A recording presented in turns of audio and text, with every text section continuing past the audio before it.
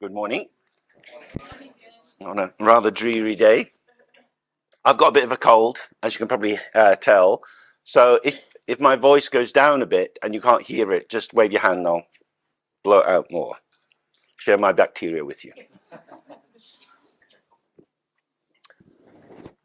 Okay, so the focus that we have is clearing the clutter, finding different ways of attending to all the flotsam and jetsam that moves around inside us and can get in the way of having a more direct and immediate sense of who we are and how the world is. So perhaps we could just begin by allowing ourselves to arrive and settle, just sitting quietly, sit in a way that allows your skeleton, your spine to support you so that your muscles can relax. And you can take an external focus like a mark on the floor or the back of someone's head and just let your gaze rest there, or let the attention focus gently on the breath as it goes in and out of the nostrils. And with that as the focus for your attention, just very gently stay with it. And if you find your mind wandering off hither and thither, just very gently bring it back. It's not a very complex task, but somehow it seems a rather difficult one. Okay, so we do that for a while.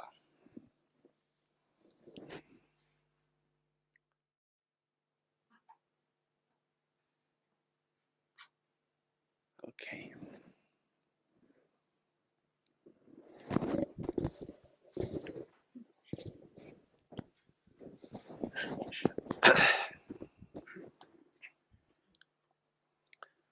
Buddhism is a very ancient system and it has many different aspects to it. And in the time we've got available, I'll try to outline certain aspects in terms of particular ways of viewing the world with their associated meditations and looking at the kind of behavior that would go with them, and also the result that might arise from that. The purpose of all of these practices and ways of understanding the world is to make life easier. There is, I think, very little benefit in becoming a Buddhist, because it's just another thing. Most people are already members of lots of clubs and associations and have places of identity. Buddhist practice is designed to help us open up or deconstruct many of the encapsulating identities that we already have. It's a way of putting into question some of the identifications which are both reassuring and limiting, so that one can have, as it were, a different kind of reassurance that's free of limitation. So when people begin by taking refuge in the Buddha and the teachings and the sangha, or the grouping of people who follow, this is not a way of joining in a particular set of belongings, a particular belief system. It's an invitation to engage in patterns of inquiry and to use that inquiry as a path of freedom. Whatever can free you can also imprison you. So it's very important to have a clear sense of what your motivation is. Dogmatic tendencies are very pervasive. We human beings can believe all sorts of things very easily. We invest our energy in them, whether these are political views, economic views, alliance to a particular golf club. It can be anything. And that very energy of identification means that situations which are naturally open and flowing like a river rapidly turn into a swamp.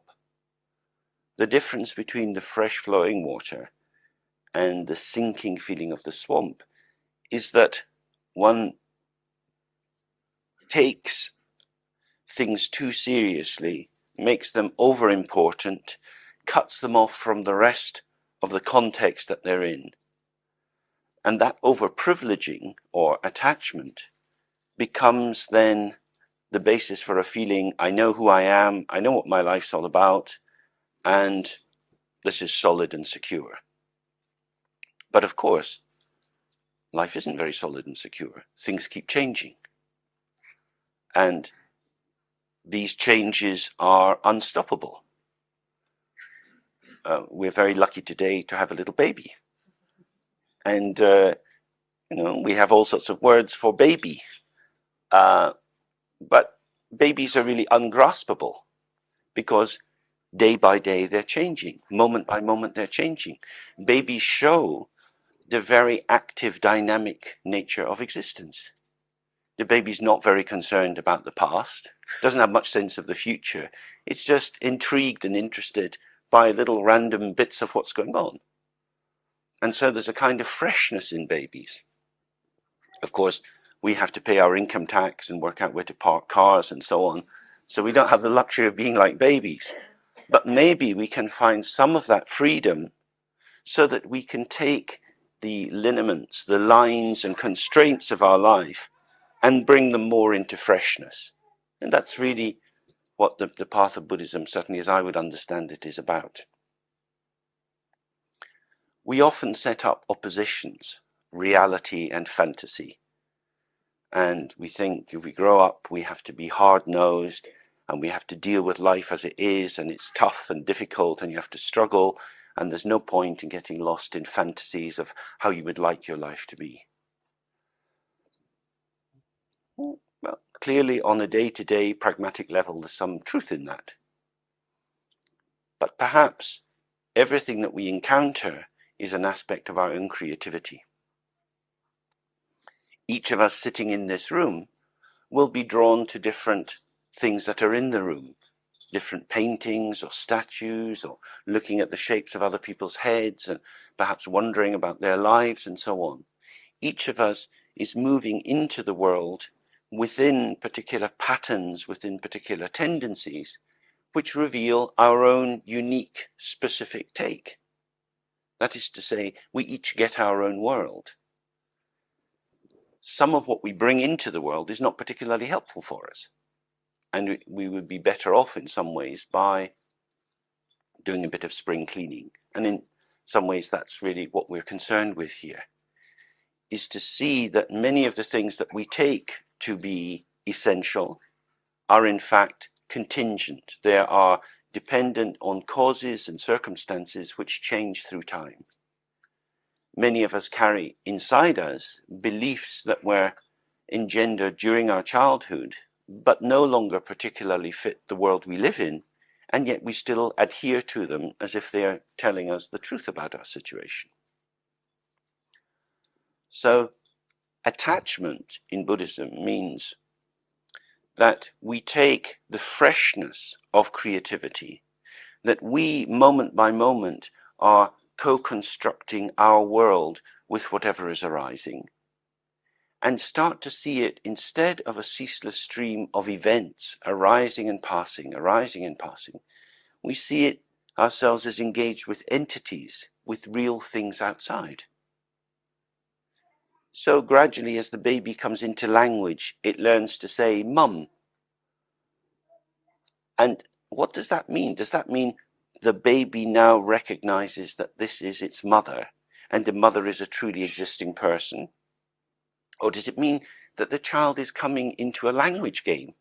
That if it says mum, then mum feels dead chuffed and smiles at the baby, and the baby likes being smiled at, so the baby says mum again. And then everybody laughs. And so there's a reinforcement, but it's an enforcement of particular kinds of activity. That we participate in the world by moving in it, by finding particular scripts and lines which activate and bind us into other evolving factors. It's one of the basic points of Buddhism, as taught by Buddha Shakyamuni in his first teaching, that there are no entities. There are no truly self-existing phenomena. All that we see is being dynamically created in the moment that we perceive it. Now, this may seem a very strange notion. Some of you have been in this building before, and therefore it looks familiar. But of course, it will have changed since the last time you were here. The familiarity of the building is based on the kind of distracted mental construal that allows us to ignore the things that don't fit in with our memory and reaffirm for us the certainty, yes, I've been here before. I know where the toilets are. I know where the kitchen is. But when you go into the kitchen, there's probably different plates laid out. There's different cups laid out. Maybe there's some marks on the wall. Maybe there's little pools of water. These weren't there last time. Oh, these are incidental things. The real basic building is the same. Underneath it, let's take away what we see, and then we'll know for sure on the basis of a construction in our own head. The most reliable things we have are our own thoughts. That is to say, everything changes, moment by moment. The phenomenology, the lived direct quality of our experience is changing. Just as a baby's moving around, checking things out. We're a bit more discreet and sophisticated. We sort of don't look too much, because that would be rude. But we maintain a sense of who we are in relation to other people. We've learned the particular choreography of interaction.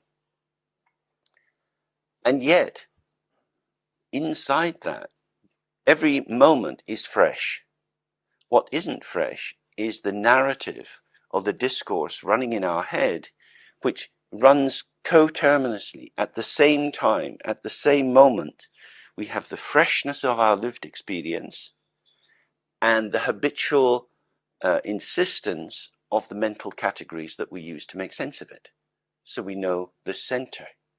And it looks the same. The walls look pretty much the same. The lighting looks pretty much the same.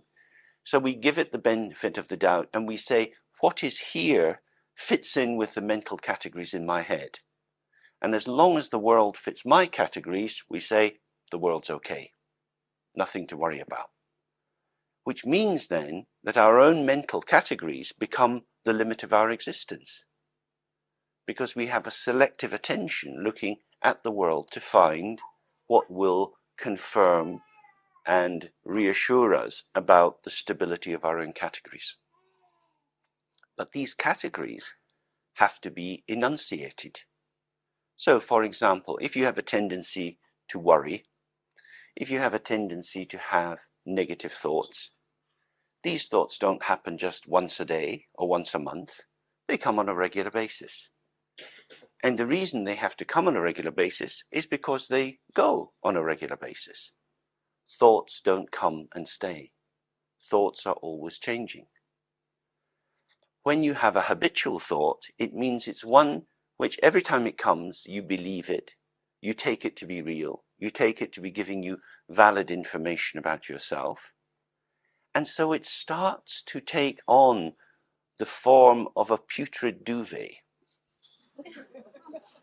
It's like the little suck rags that babies can get into. They're like chomping on a bit of cloth, which after a while, as the saliva and the dried milk and so on starts to get a bit rancid, you want to wash. But it's very reassuring for the child because it's living in a world of heightened sensitivity to smell and to taste. It's not having a cognition. But we're the same. We may have a thought of self-hatred. We may think nobody likes us. We may think we're too fat, or we're not intelligent enough, or that we smoke cigarettes and we should give them up. And these thoughts can go round again and again and again, creating a sense of who we are. These repeated thoughts become the building blocks of our experience. Why do we believe them? Because we want to believe something.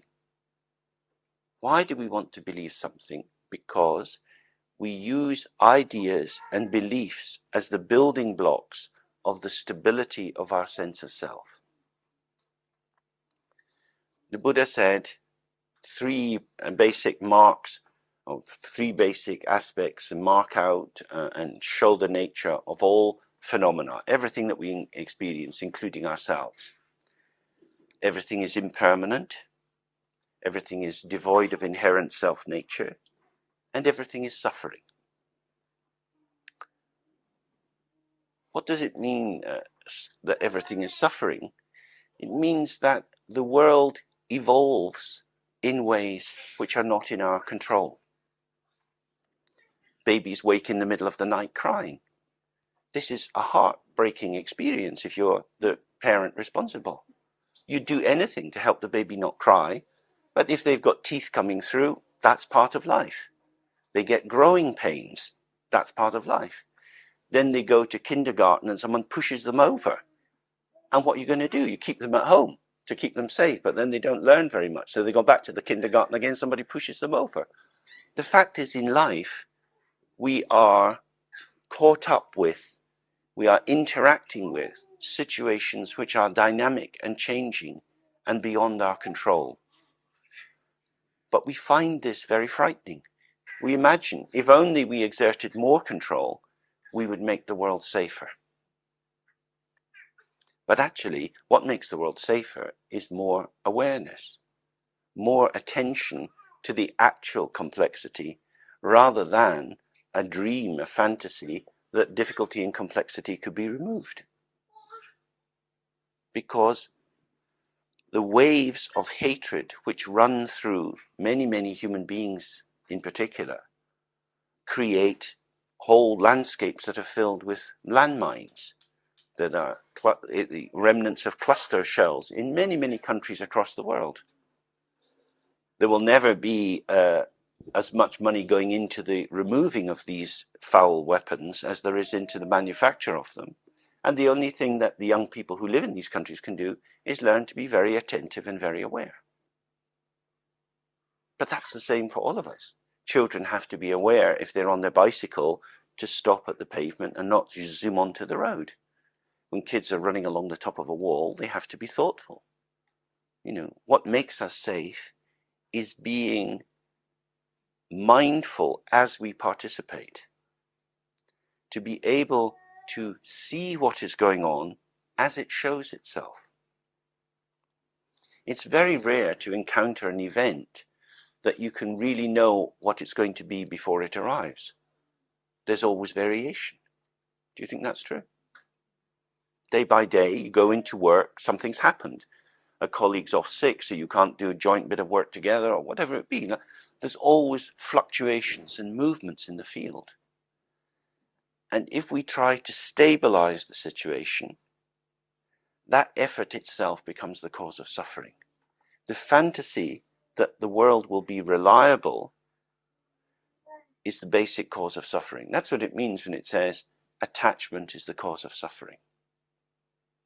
We become attached to an idea of stability when in fact everything is dynamic. The way to get free of a great deal of suffering is to accept that the world is indeed dynamic and not to be shocked and surprised that weird shit happens, because it's always going to happen. Disturbing things are always going to arrive. That is how it is. When we are at school and we read about history, we read about cataclysm after cataclysm.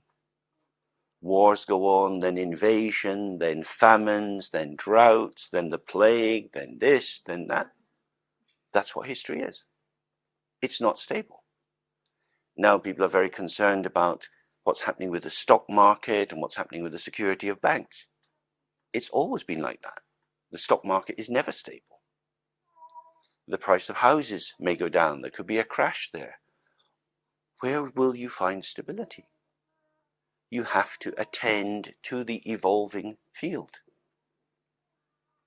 Because if you put your money in the post office and you put it in an account which isn't linked with inflation, then big turns in inflation can eat up all your money. That is to say, you can't fall asleep and think you'll be safe. And that's really the heart of the Buddhist teaching. It says, you better wake up. Because being asleep and cozy under the duvet is not really the best place to be. All you're doing is enjoying a pseudo-stability that will last for a while, and then some wind of fate will blow across you, and it will be gone. And if you've got so used to a situation of stability, if you're so adapted and you think that you know how things will be, then it's very shocking, very alarming when things suddenly change. When you find yourself being sick, for example, you might suddenly find yourself being made unemployed. So the central question is, what ground or what basis can I build my life on if inner thoughts and feelings and sensations and outer objects and situations are all impermanent and unreliable? What will I place the burden of my existence on? Well, before we look for something to support the weight of our existence, maybe we have to ask, why is our existence so heavy? Why are we looking for comfort and reassurance and security? What is it that makes just breathing in and breathing out so difficult? What makes freshness impossible? What is this construction of who we are based on habitual thoughts that gives us a sense of being strongly enmeshed in particular identities which don't have much flexibility to them? We want someone to make the world safe for us. And in Buddhism, on a general level, we take refuge in the Buddha, Dharma and Sangha, and we believe that that will make our life better. But the way it makes life better is by saying, don't trust anything. What a terrible world if you didn't trust anything. Well, what does it mean to trust something? I don't have to look because I know where it is. I trust that how things were yesterday indicates how they'll be today. Now, in terms of knowing where the corner shop is, that's necessary. It would be a rather psychotic experience to be unclear on Tuesday where the shops were that you went in on Monday. But the shops may well be closed. If it's run by one person, they might be sick. They might have gone on holiday. We don't know. On the general abstract idea, we can have a sense that it might be the case, but we won't definitely know. We only know things when we're present with them. To imagine that they're there according to our mental construction when we're not there is a kind of omnipotence. This is why worry is such a waste of time. Because when we worry, we tend to worry about situations that aren't here. Because if a problematic situation is in front of your nose, you can act on it, and most situations either will quickly resolve themselves or kill you. So, what are you going to do? Worry, the preoccupation in maybe, perhaps, and should I, and how is it going to be, and all that sort of speculation is a way of filling the mental space, filling the experiential and existential space with stuff which is not really helpful. Because we actually have to see. It's the same with a small baby. You have to be with the baby. You can't just leave a baby and think it'll be fine. Babies need to be attended to because they are always moving. But that's the same with people. The thing about us as adults is that we've taken so much fear into us. We're so frightened of our own spontaneity. We're so neurotically entrapped that we lack the wide range of lived experience that's there as our potential, and we become reliably ourselves. So the people who know us can just know who we are, and we know who we are. I know what I like what I know. It's lovely. Well, it is lovely. But that's like a kid that only wants to eat fish fingers. You know, there are a lot more things in the world to eat. There are a lot more experiences. And in particular, there are many, many people who we encounter who we would be able to make real contact with if we allowed ourselves to be different. But as long as we have a very fixed sense of who we are and the range of our characteristics, that becomes an impediment to the possibility of compassionate, empathic engagement with others. So the clutter is the internal preoccupation with knowledge and information that seems to tell us how the world is, and in fact blinds us to the immediacy of being in the world with others. Which is why when we do the kind of meditation that we were doing at the beginning there, we experience many thoughts and feelings and sensations arising. Just because we want to calm the mind doesn't mean that it becomes calm. Why isn't the mind calm? Because we're alive. Your mind will never be calm. It's a bit of an illusion that you could be calm because stuff's always going on. If you live in the world with others, things will always be happening to them. You know, your mum will get sick, or your kids will get crazy, or, you know, something will happen. There's always something going on. Anybody have a life free of stuff? So stuff is what we get. Therefore, turbulence is not something to be solved and got rid of. Turbulence is how life is. So a calm mind is a mind that can engage with turbulence without itself becoming turbulent. That's not the same as becoming dissociated or cut off. It's not that we have a buffer zone between ourselves and phenomena, but that we are very precisely connected with all these movements, but not investing the movements as having a strong sense of inherent self-nature. That is to say, we can start by thinking, I don't know who I am, and I don't have to know who I am, because the situation will show me who I am. You know, very often before people have children, they think, oh my God, what kind of mother am I going to be? Well, you won't know till you have a kid. And what kind of mother you'll be will change according to the age of the kid. Some people find very small babies very easy. Some find them difficult. Some people find 4-year-olds very difficult. Some people find them easy. And so your life will reveal itself to you. You can't know in advance. So if you can't know in advance, the only place really to be is just in the moment. In that moment, with as many resources as you can have, as many kinds of possibilities of relaxation, of focus, of playfulness, but which can be mobilized and let go of. Which is why in Buddhism there is a lot of teaching of different kinds of meditation techniques, with peaceful deities, with wrathful deities, meditation without form, with different kinds of form, offerings, prostrations, and so on. These are all methods. None of these things are true in themselves.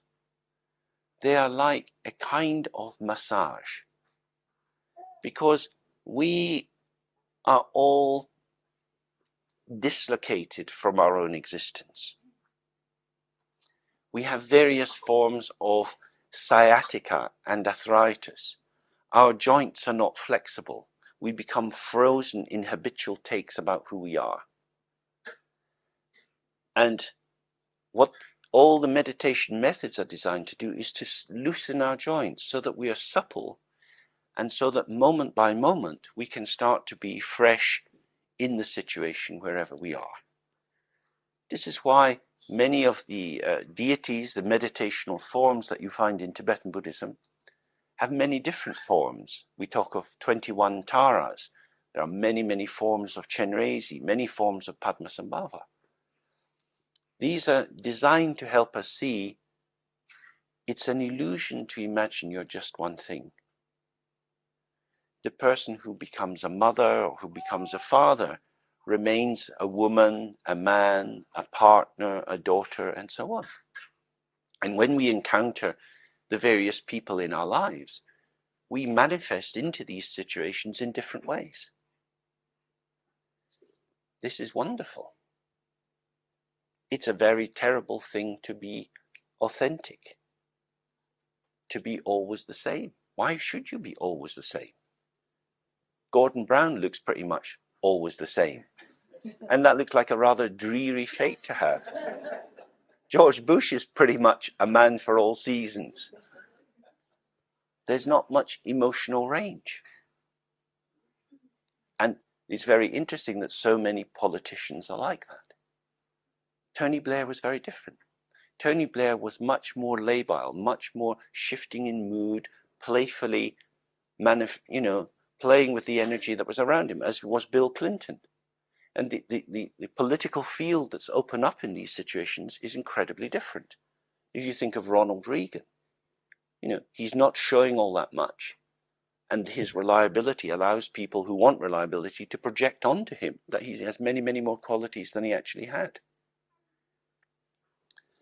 But in terms of being alive, the question is always, who will I be today? How will I be? What is the determinant of how I manifest into the world? Traditionally in Buddhism, this is discussed in terms of karma. Karma means activity which creates patterns which then become strongly influential, if not determinant, of future situations. So our habits and tendencies mean that we move towards new situations in the shapes that have been developed in prior situations. We bring staleness and repetition into the moment of freshness. That's really all that karma means. That instead of seeing the immediacy, the shimmering, joyful openness of the situation and finding a flexible way to move with that, we import standard patterns and procedures from ourselves, and through our selective attention try to find a niche where we can resurrect or reconstruct that particular pattern. Does that seem familiar to you? And of course, it's always a double move. Everything in our world is paradoxical. There is a reassurance in it. There is a reassurance in knowing day by day, well, I know who I am. I know what kind of things I like. I know the food I like. I know the books I like. I know the things on television I like. There's nothing wrong with that if we can see that as a pattern. And if in the moment of the arising of the pattern, you have the sense, I freely give myself into that pattern. I choose today to be like this. If you go into a business meeting, you have to speak in a particular way. If you're playing golf with someone, you speak in another way. If you're sitting in a cafe having a chat with someone, you're speaking in a different way. In each of these, that can be a conscious gesture towards optimal contact with the other, and with that immediate shimmering sense of the evanescence, the arising and passing of everything that's occurring. So it becomes dynamic and radiant. This is the meaning of the word mandala. A mandala is a lived experience of the infinite perfection of each moment as it occurs. Everything is in its proper place. So in the Tibetan tradition, when you see paintings of mandalas, they're very regular. You know where exactly everything is, and yet it's without essence. It's without any inherent self-nature. Just as the baby is without inherent self-nature, the baby is forming itself according to the context. Now, how can we do that? What is it that gets in the way of our freshness? Well, traditionally, according to the Dharma, this is due to attachment, and attachment forms on the basis of ignorance. Ignorance means not being present in the moment when everything is occurring and occurring and occurring. So if we are not present, then we're absent. And if we're absent, we are making mental constructs about a situation, which is not the same as openly participating in it. Just as if you're thinking about someone, that's very different from just being with them. When you're being with someone, it's very fresh. It may not be all that comfortable, but it's a bit naked, it's immediate. If you're thinking about someone, you can wrap them in all sorts of constructs in your own head, and you can make them for you rather different, rather at odds with what they actually are for themselves or for other people. So ignorance means not seeing what's there. By the door there's the Tibetan Wheel of Life painted in the frame. You can see it when you go out in the break. And in that, it starts with, there are 12 patterns going round the circle.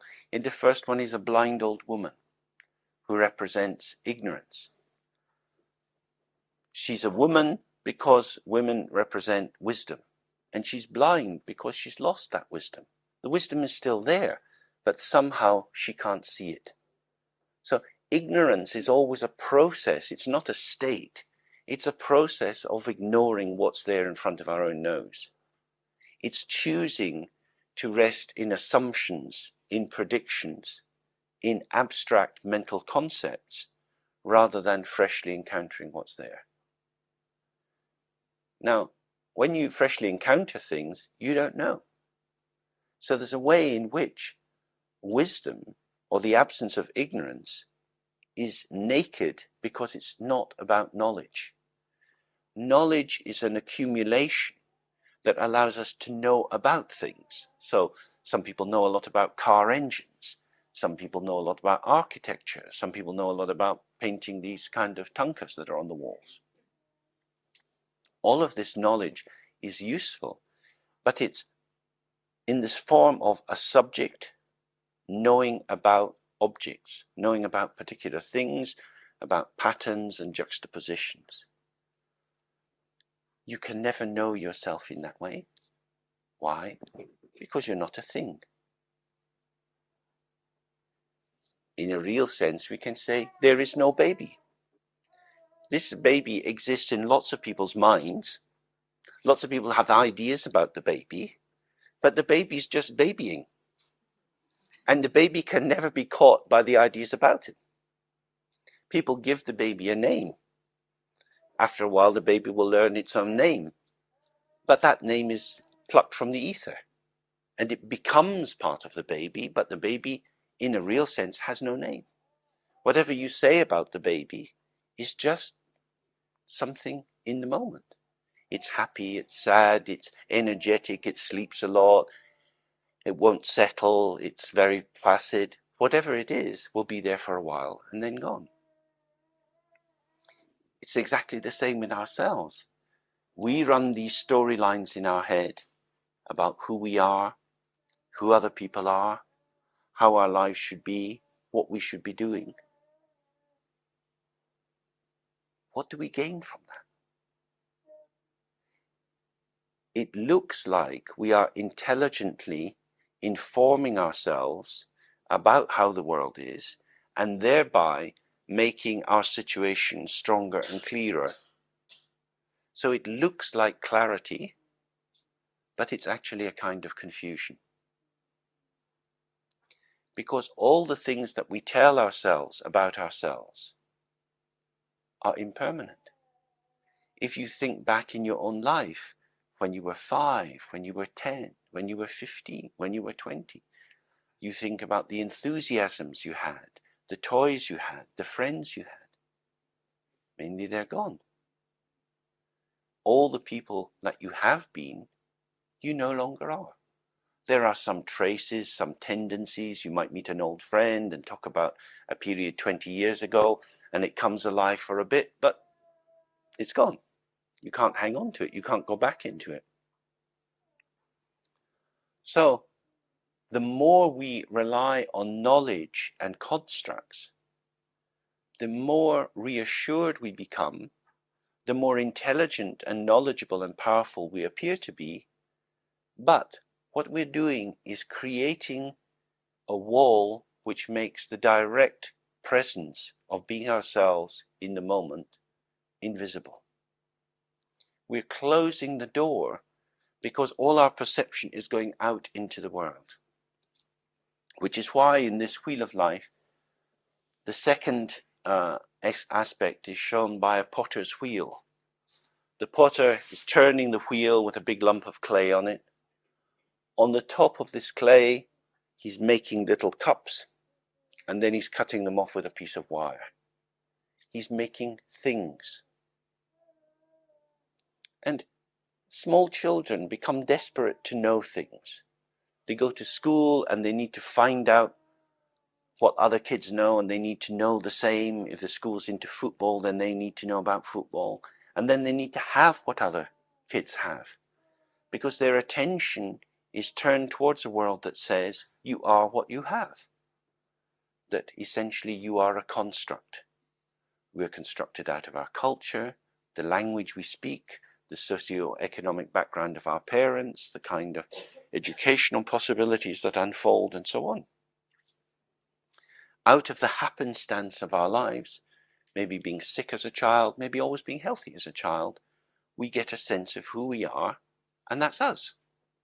And somebody says, tell me about yourself. And we say, oh, I was born in da-da-da, and we give them a little potted history, because we're telling them about ourselves.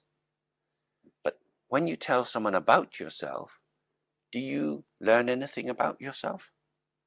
Do they really learn anything about you? They are being inducted into a narrative that you're selling. You're saying, please see me in this way. Don't see me in any other way, because I am a second-hand car salesman. And I can assure you that this has only had one owner, a very careful owner. It's an excellent vehicle. And if you were to hitch your wagon to it, you'd be doing fine. And in that way, the more we tell the truth about ourselves, the more we're lying and cheating to ourselves. I don't know if that makes sense. It means that the immediate freshness of an awareness in which we're just here, it's very open, naked, fresh, spontaneous, is covered over by our intoxication with these stories. So a great deal of Buddhist practice is designed to free us from these stories. Not so that we can never tell them, but when we tell them, we can start to experience them as rippling, shimmering flows of energy, which move through the world and are beautifully connective with other people's stories, but don't establish anything in truth. They are simply communicative games, moves of the endless circulation of getting close, going apart, the pulsations of the universe, being connected, not being connected. So, for example, in the Tibetan tantric system, very often we visualize rays of light spreading out from our heart out to all the Buddhas. Then the Buddhas send light down to us. Then we send light down into the beings in the hell realms and in the other realms. These are all gestures of communication to give us the sense that there are no fixed entities. There are no Buddhas. Buddhas are sites of responsiveness. We ourselves are sites of responsiveness. What limits our responsiveness is having a sense of who we are. Because then we say, oh, I couldn't do that. No, I don't do that. Why not? But I don't. I wouldn't like to. I wouldn't be me if I did that. Who would you be? I don't know. I don't want to find out. I'm just me. In that way, the range of possibilities of ourselves is greatly diminished. And, that's why babies are very wonderful in all sorts of ways, because the baby calls the mother into being other than she was before. The woman can't be the same as she was before because she's got to become something else. And it's a wonderful thing in life if we so open from our hearts to other people that we're ceaselessly being called upon to become someone else. This is why wisdom and compassion are inseparable. Compassion means seeing the actual lived situation of the other and then finding a way of responding. And if the other determines how we're going to be, then the other becomes the door to liberation from ourselves. The one who holds the key to the prison of ourselves is the other person. As soon as you forget yourself and make a gesture towards the other, you suddenly find that you're different. Maybe a friend's not well, and you go with them to the hospital, and you sit with them as they go through unpleasant procedures. And it awakens all sorts of thoughts about your own mortality and the fragility of life.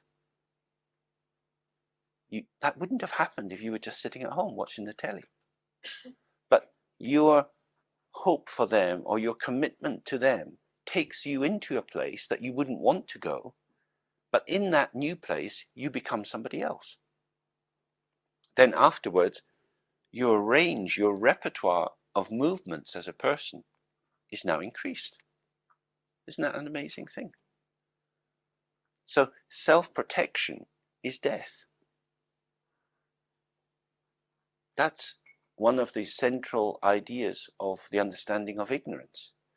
That when we try not just to ignore the ground of our own being, to ignore who we really are, but we ignore the actual situations around us and we protect ourselves and keep ourselves safe, our world becomes shrunken, diminished, maybe very predictable, but without much real clear movement. Now, as soon as we start to meditate, we see that our minds are changing and moving all the time.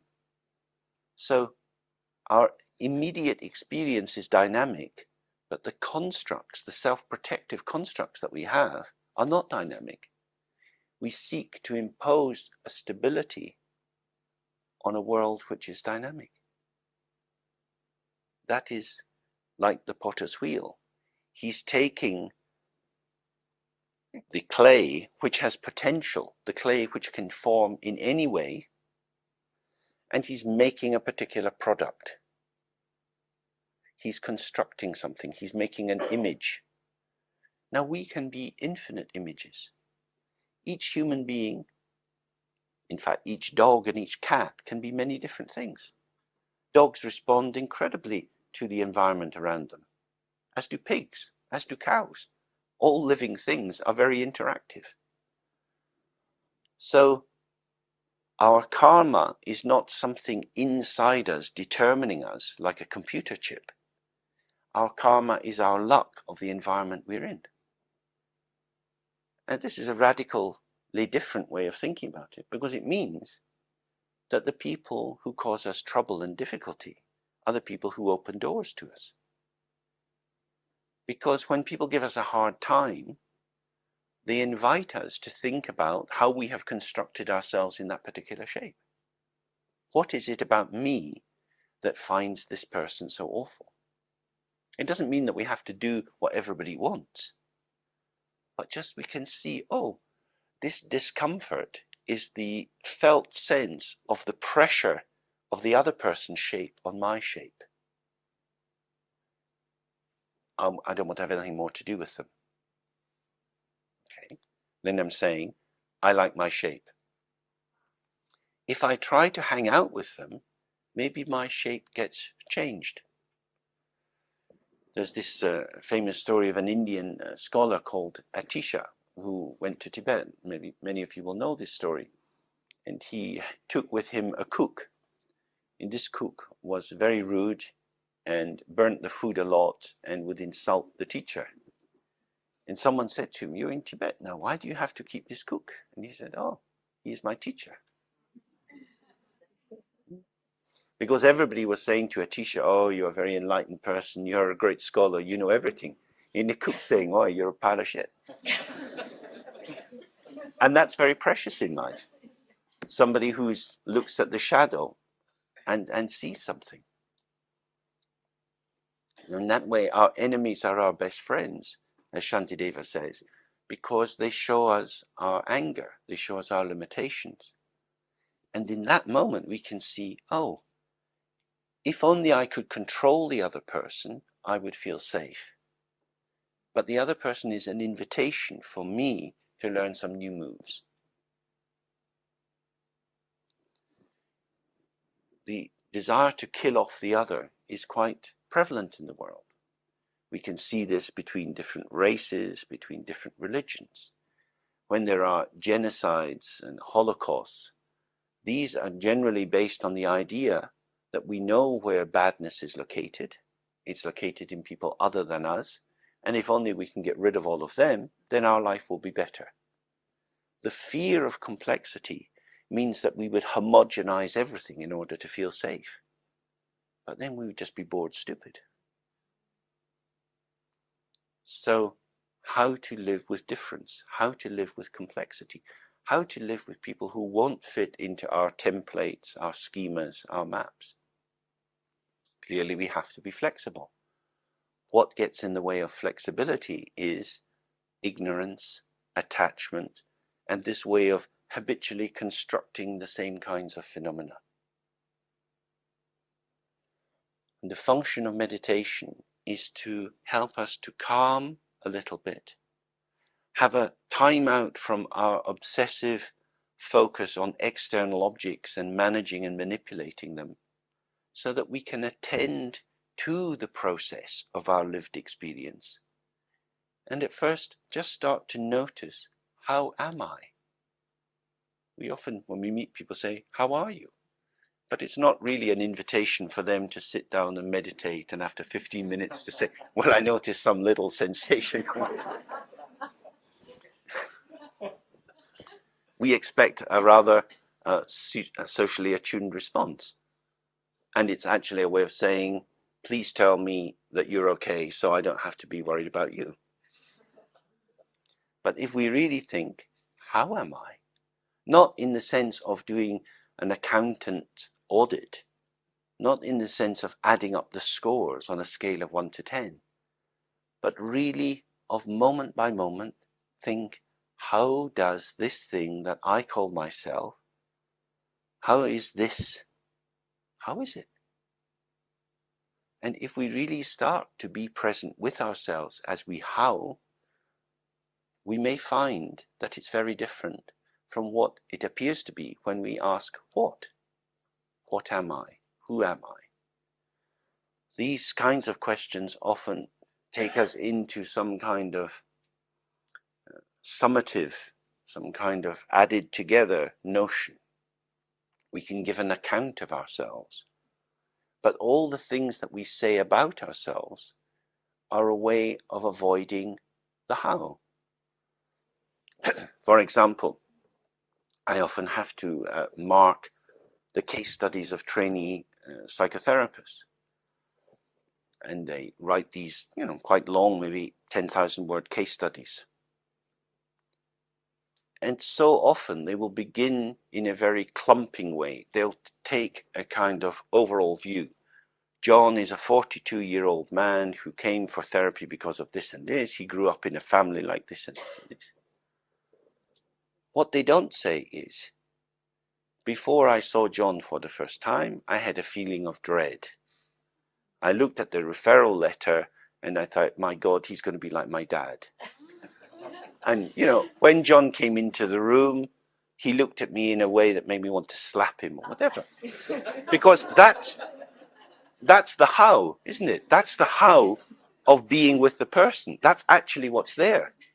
Once you make the storyline, you've lost that. It's all made very nice and pretty. But real engagement with real people is very strange, isn't it? It's very unsettling. We have all sorts of fantasies, hateful fantasies, erotic fantasies. We get bored, we cut off, but then we want to present it as if we're always there, giving this perfectly balanced attention, and we're really interested in the person. We might be sitting there thinking about our meal in the evening. Do I want the chicken? I'm not sure. That's what really happens, but it's very rare for people to be honest. It's the same in meditation. What actually happens? Now, if we have a fantasy that our mind should be calm and clear, that we should be free of enmeshment with thoughts, we're very likely to be pumping that story forward and then either cheating ourselves because we're riding into battle under this banner, or we're going to beat ourselves up because we haven't achieved the goal that we imagined was the case, but we haven't actually checked out if anyone else can do it. Everyone else is happy. Oh, I better be happy too. How are you? I'm fine. But maybe nobody's fine. Why should they be fine? But we want to be fine. So lying to ourselves, cheating ourselves, lying to others, cheating others, is part of the glue of what in Buddhism is called samsara. And people are not doing this lying and cheating because they have a fundamentally bad intention, but because they bought into the notion life is stable, life is predictable, I have to be able to give a coherent account of who I am because everybody else is coherent. Everybody else knows who they are. I better not be the only one that feels weird all the time. But we feel weird in our bodies, don't they? You wake up. I woke up this morning, I had all this phlegm. Wow, what's this? I'm full of this weird, slimy green stuff. Isn't that amazing? That's me. Very interesting. So I'm not who I think I am. And in the same way in meditation, you can realize that your mind is full of weird green stuff as well. All sorts of slimy thoughts, lazinesses, angers, and hatreds. Is that interesting or not? We can't be interested in it if we think it shouldn't be there. So for beginning meditation, it's very, very important to allow ourselves just to be curious in the way a baby is curious. The baby will touch anything as it starts to move around, smelling things, putting it in its mouth when it's in that phase. In a sense, we need to be the same, trying to approach the world without judgment, without knowledge, but with a deep, profound welcome and acceptance and curiosity. And then we start to experience directly just how dynamic everything is. That there is no stability. And that when we look around and we see people out doing their Christmas shopping and wanting things to be very nice, we can feel some compassion for them. Because their lives are going by searching for money to make nice things for other people, to make other people happy. But it doesn't really make us happy. Because having more objects doesn't really do the business. We live as subjects. We live as an awareness, as a presence. And if we are convoluted into our thoughts, if we are enveloped by habitual patterns, then it doesn't matter if you get a very nice Christmas present, because you won't be there to receive it. How often in our life, when we've had a moment when we should be doing that, maybe on a birthday, we're not really there. We're caught up in our doubts or worries. Our habitual preoccupations mean that we can't just be naked and present.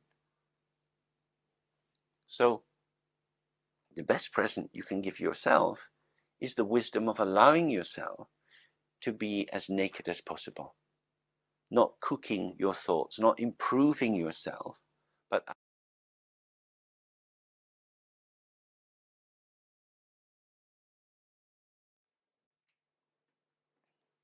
okay, so we look a little bit more at the nature of emptiness and how that relates to the experience of moment-by-moment existence.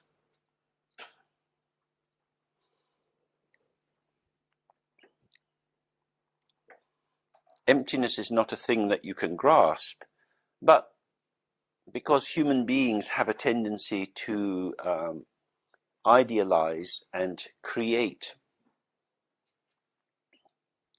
things which they want to place on top of their heads.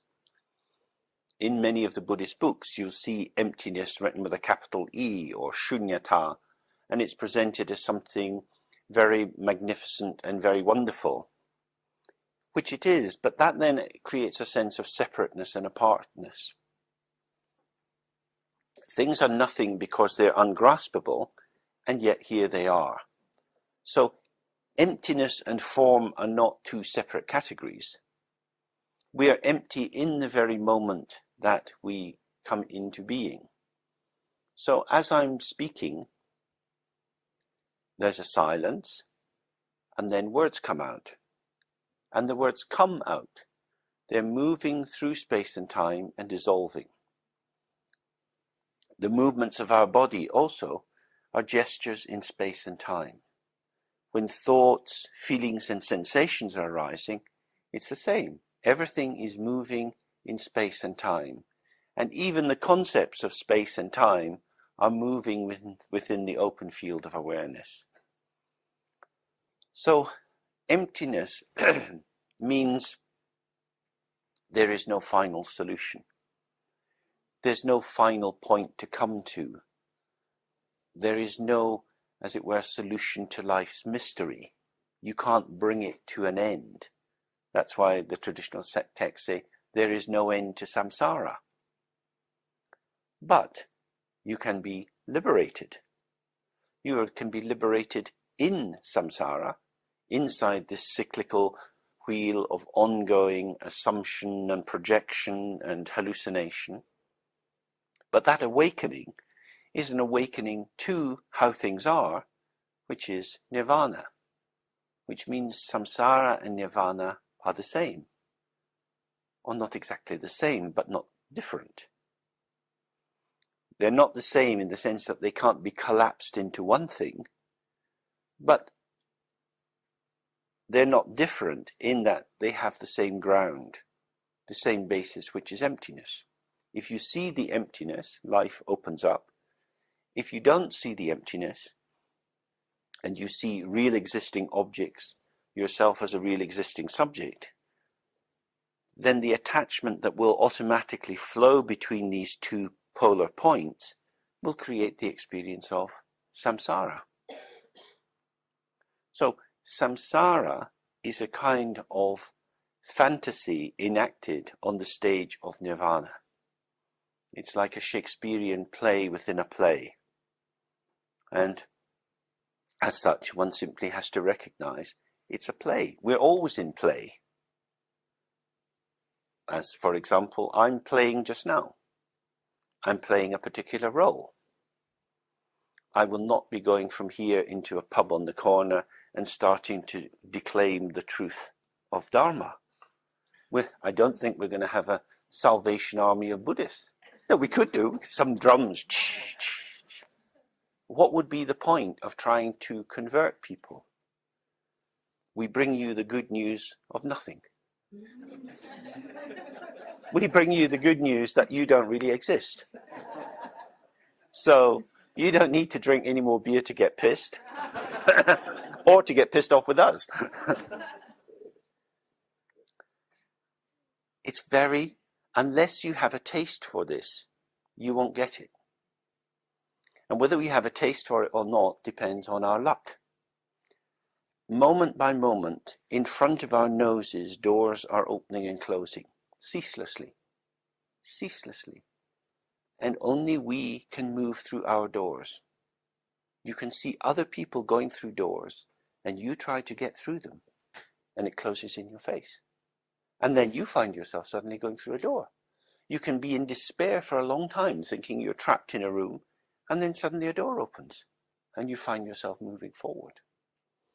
Because our world is a revelation. It's not a site of mastery. So how to align ourselves with the optimal possibility of the opening of dharma doors? There are infinite dharma doors. Each moment, as it vanishes, is a dharma door. Each thing that occurs for you, whether it's good or bad, whether it makes you happy or sad, is a dharma door. It's not a door in what it shows you. It's a door in how it leaves you. The fact that you feel oppressed or you feel elevated, energized, inspired by something, and then it's gone. What does that mean? I'm tilting around. The thing that tilted me is gone, and my tilt is now gone. That's the dharma door. How did I get here? Where is here? And then another thing kicks us, and then another thing. But each time something goes, there's nothing. We're just here. What are we doing here? Then we're back into something, and then it's gone again. All the time it's like that, isn't it? if you're lucky enough to have a coal or a wood fire, you sit by it, and then after a while it starts to get a bit cold because the fuel's running out and you have to put more fuel on the fire. If you don't put more fuel on the fire, it will go out. The fire is the process of the consumption of the fuel. Each moment of your life, the fuel which feeds this moment is exhausting itself. These little incandescent things which come in conversations, in a smile, in a glance, in a joke, in a tear, they're burning themselves up. The world is on fire. It's just coming and going, shimmering and vanishing. So with that, if we stay present, as phenomena depart, we become opened. Ceaselessly opened by phenomena, even if they're hellish. Misery, when it leaves us empty. Happiness, when it leaves us empty. When it was here, we were also empty. It is only an illusion that we appear to be filled up. When you go to the cinema, the curtain opens and there's a white screen. And then the trailer starts and then the movie starts. And you're seeing this movie and you're caught up in the movie. And then the movie comes to an end and they play the credits and then they put the lights on and there's a white screen and the curtain closes. So where was the movie? There was always a white screen. We forgot there was a white screen. We forgot there was movement of light in a movie theater. We were in the film. We suddenly realized, oh, that was a film. It's exactly the same. Just as if you see a frightening film, you feel horripilation, you feel anxiety. If you see a charming comedy film, you feel lighter and more exuberant in your existence. And then it's gone. It's the same. Moment by moment, things are vanishing and leaving us emptied. This is the real dharma door that's available. But we feel, I have a lack, something's missing in me, I want to be completed, so I want to find good things to add to me. I need more clutter.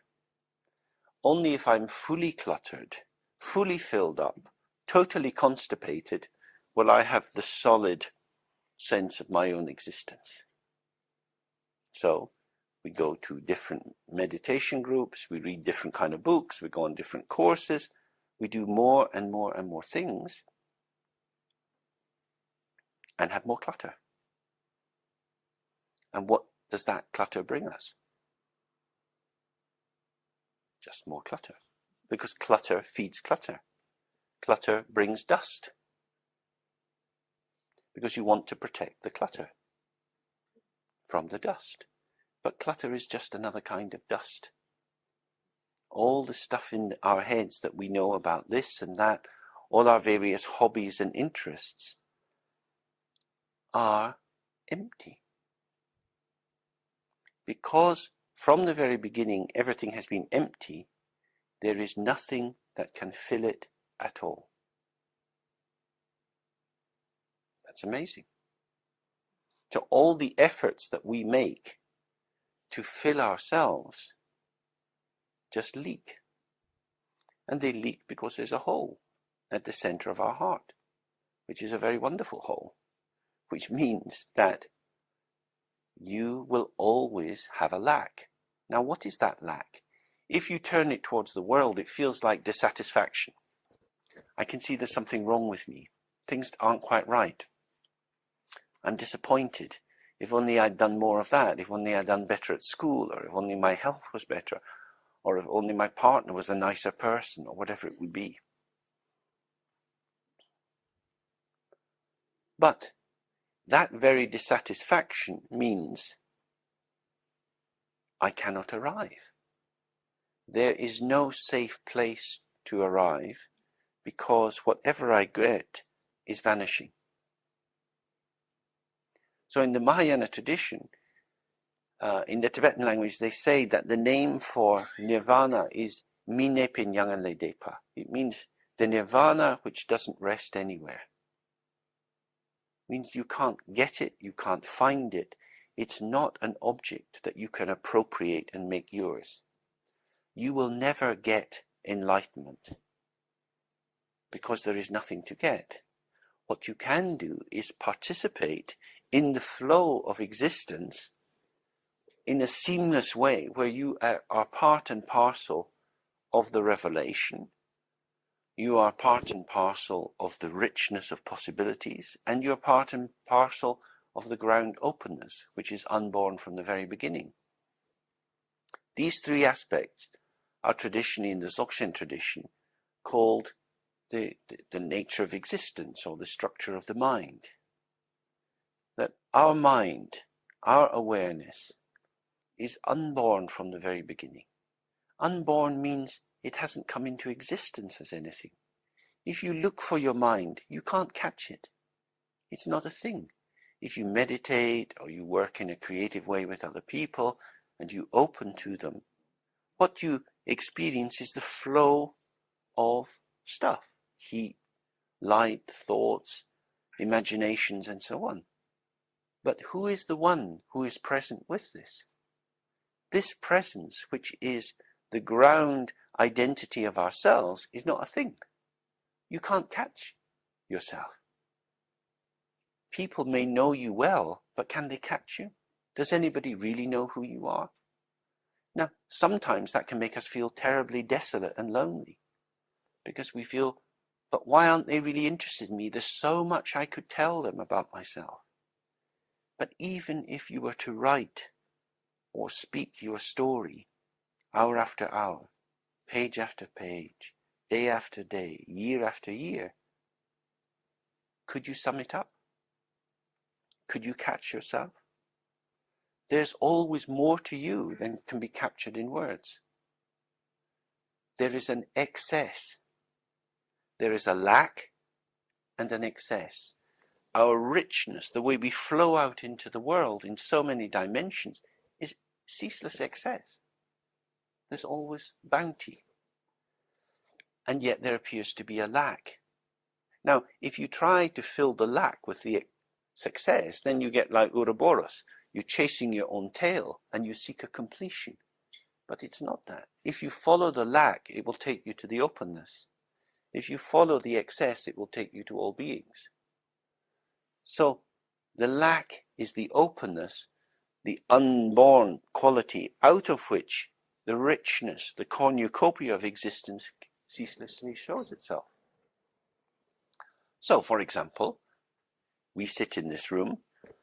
We can experience ourselves inside this skin bag as ourselves, or we can experience the world, this room, all the people in it, as the inhabitants of our mind. That this room is us. Everyone in this room is part of your experience. If you look around and you see other people, they are you.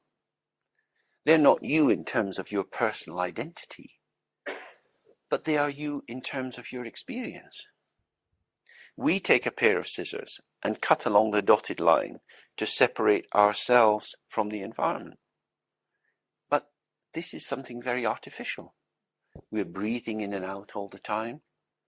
Our sweat glands opening up through the pores. We're in a continuous chemical interexchange with the world. Sounds are coming in our ears, light's coming in through our eyes. Our body's affected by the changes in temperature in the room so that we sweat more or less.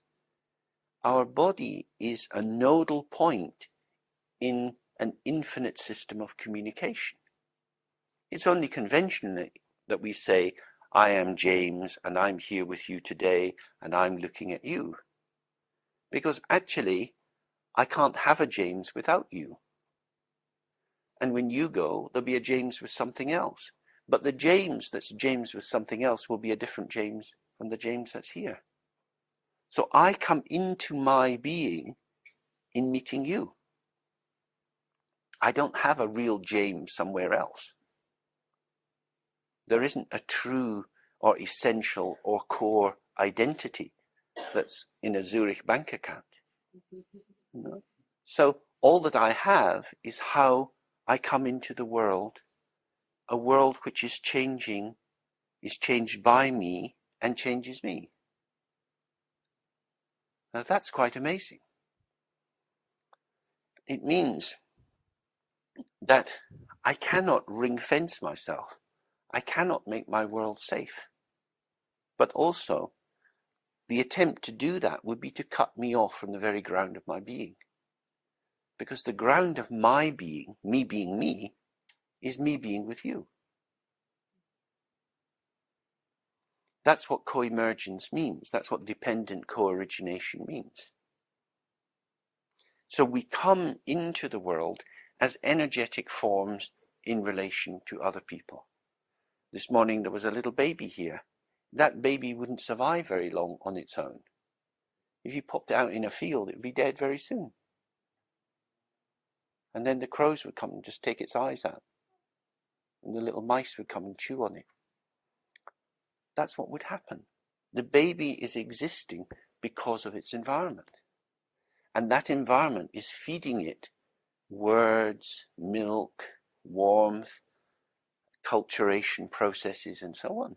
And the baby is coming to be itself through incorporation of social phenomena and relation to social phenomena. We as adults carry all our history with us, and we continue to exist with the environment. So from the point of view of Dzogchen, this is the meaning of compassion. It is, there is nowhere else to go. You cannot live alone. You are always in relation to others. This is in Tibetan called Tugje. Tugje normally means compassion, but here I think a better translation is participation. Our energy and the energy of the world is always arising together.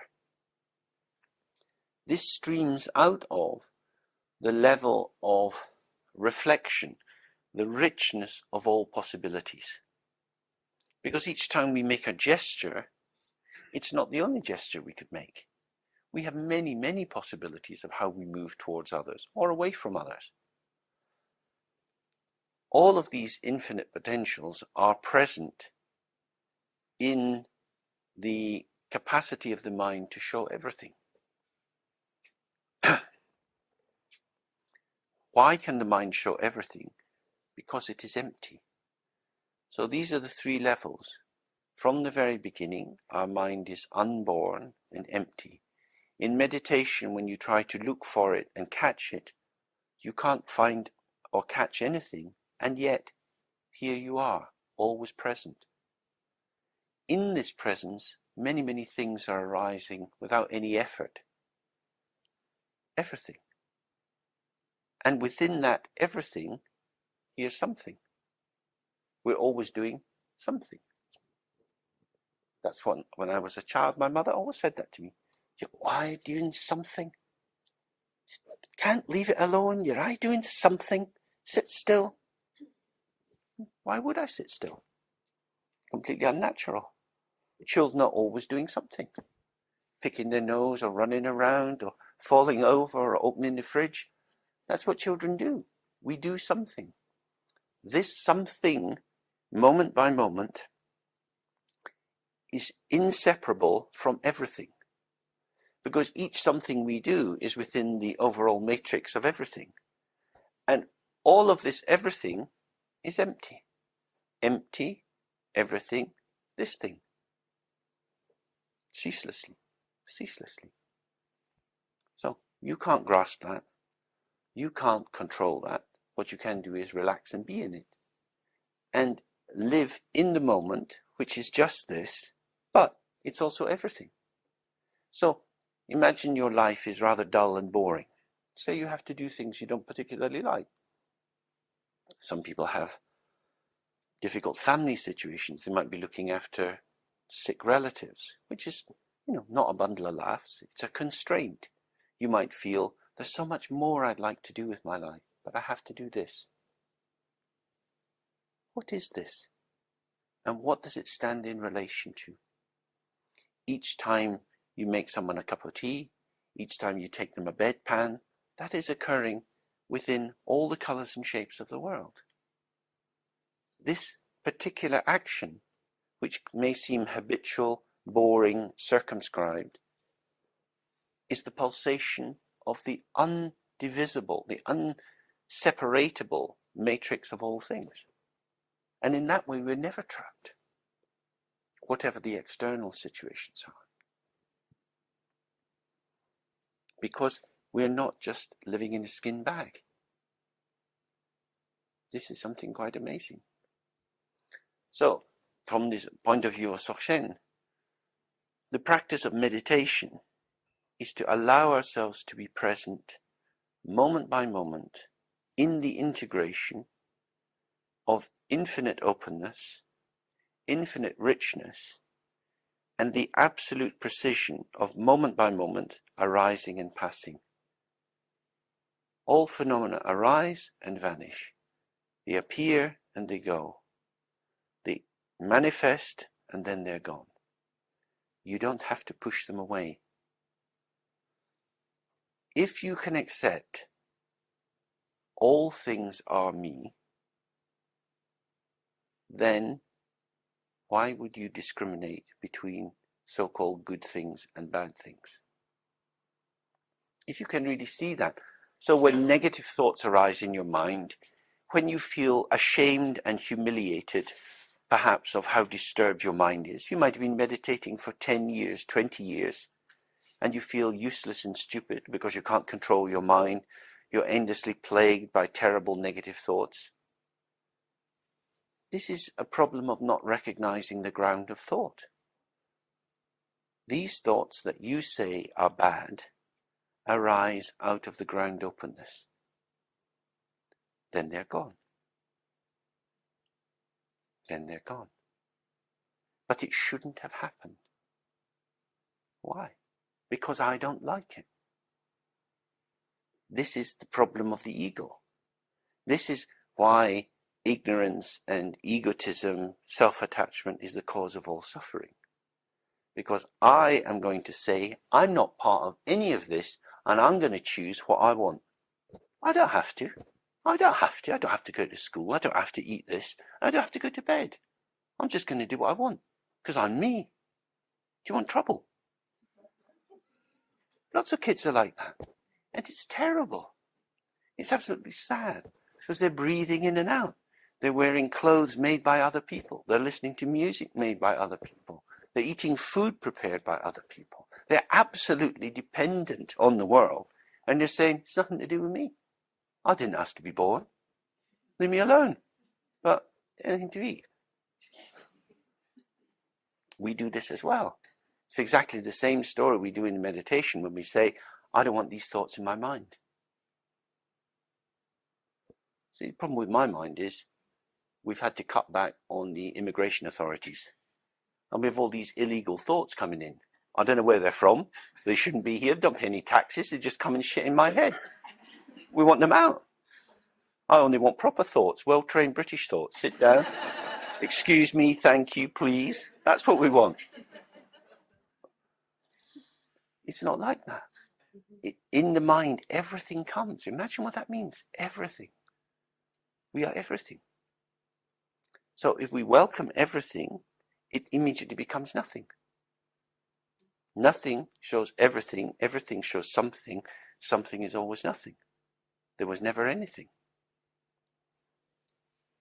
That's what the meditation is for, to keep these three moving round and round and round. Then you're very light in yourself. Because, of course, many different things will arise. Sometimes we go into periods of depression. Sometimes we're suddenly prone to anxious thoughts. We're not quite sure why, but a little whirlwind runs through us. We find ourselves preoccupied and upset. I'm okay. I am an unhealthy person. Now what? Oh, it's gone. That is the most important thing. If you can accept what arrives, it will go. If you try to resist what's arriving, it's more likely to stay. And it will mark you as a limited person. In your role as openness, infinite unborn openness, you are the manager of Samsara Towers Hotel. We welcome all people, millionaires, DHS claimants, we don't mind. Actually, we don't. We like a better class of person, don't we? People who won't smear their feces on the walls. People who won't touch up the chambermaid. We want proper people. That's what it's like, isn't it? We have a narrow welcome to ourselves, and then that little gesture is returned to us because the world is not very welcoming to us. We've already decided there's a lot of crap around here.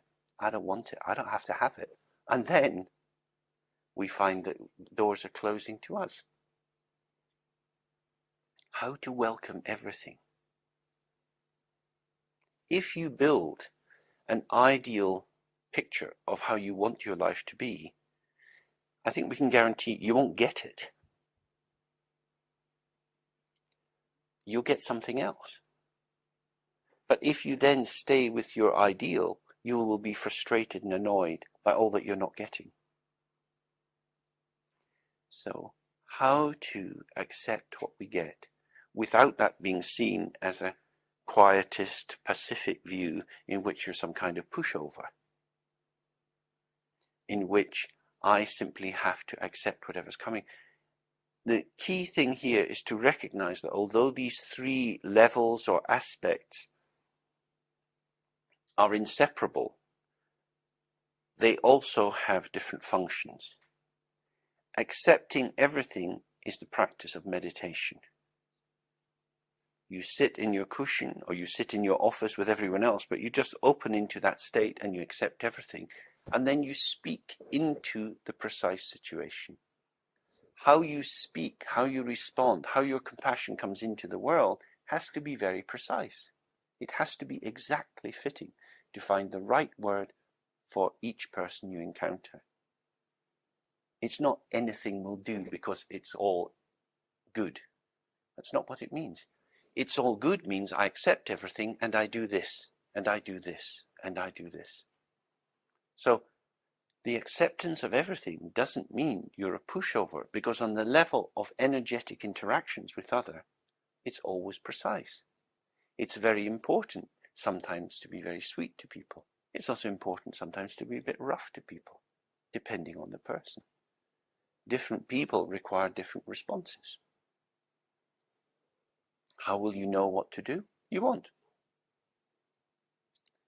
Because you are not apart from the situation. You're not like a sad teenager stuck up in your bedroom wondering what you're going to do with the rest of your life. You don't have to think it through. If you're there, it will be okay.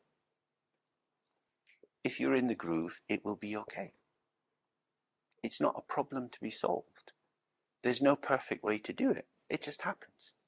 If you trust it, it just happens. It's the quality of presence that immediately perfectly selects the correct thing. So maybe have a little thought about that, see if that relates to your life, and see if you have any questions. Maybe take a few minutes talking with someone next to you, see if this illuminates anything about your own experience of life.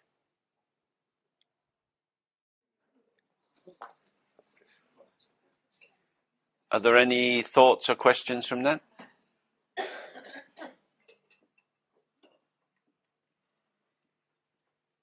One thing that I find comes up a lot is you were talking about acceptance of things as they come into awareness.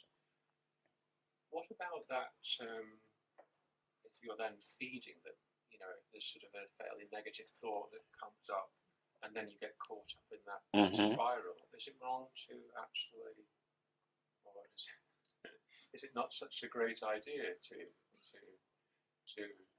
actually just fall back into the awareness rather than feeding that thought? You know, that thin line between allowing it to be and feeding it up so it sort of spins itself up. But of course, as soon as you feed one thing, you're not paying attention to other things. You're closing down possibilities. So if you imagine you were a school teacher and you go up the aisle to give extra attention to one pupil, then all the other pupils are being deprived of your attention. So there's something about how to be with the specific while maintaining the panoramic vision, so that you don't fall into the particular situation.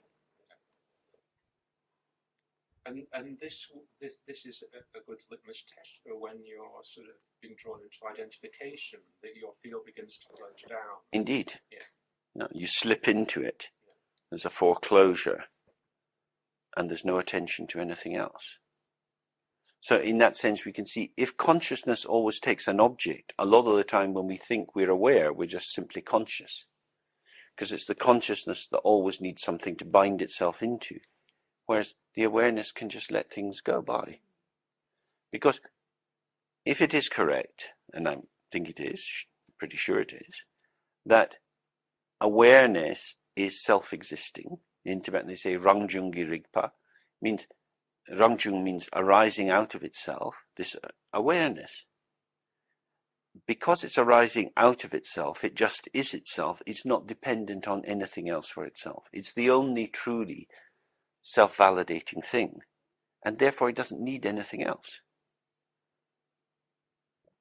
Everything here that we can see needs something. Plants need water, clocks need batteries, rooms need cleaning, lamp bulbs need electricity. Everything's dependent on something else. And when a thought comes in our mind, for that thought to really show itself, we have to give ourselves to it. So the thought needs our attention to become real. So how can we give attention without getting lost in the object? That's the main thing about relaxing. And knowing that whatever we give our attention to will go.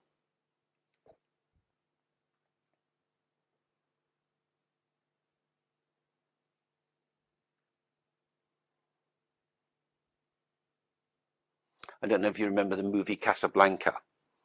And in it, this young girl comes to Rick and says, if a person who loved another person and really, really loved that other person was to do a very bad thing to make them happy, would that be a good thing?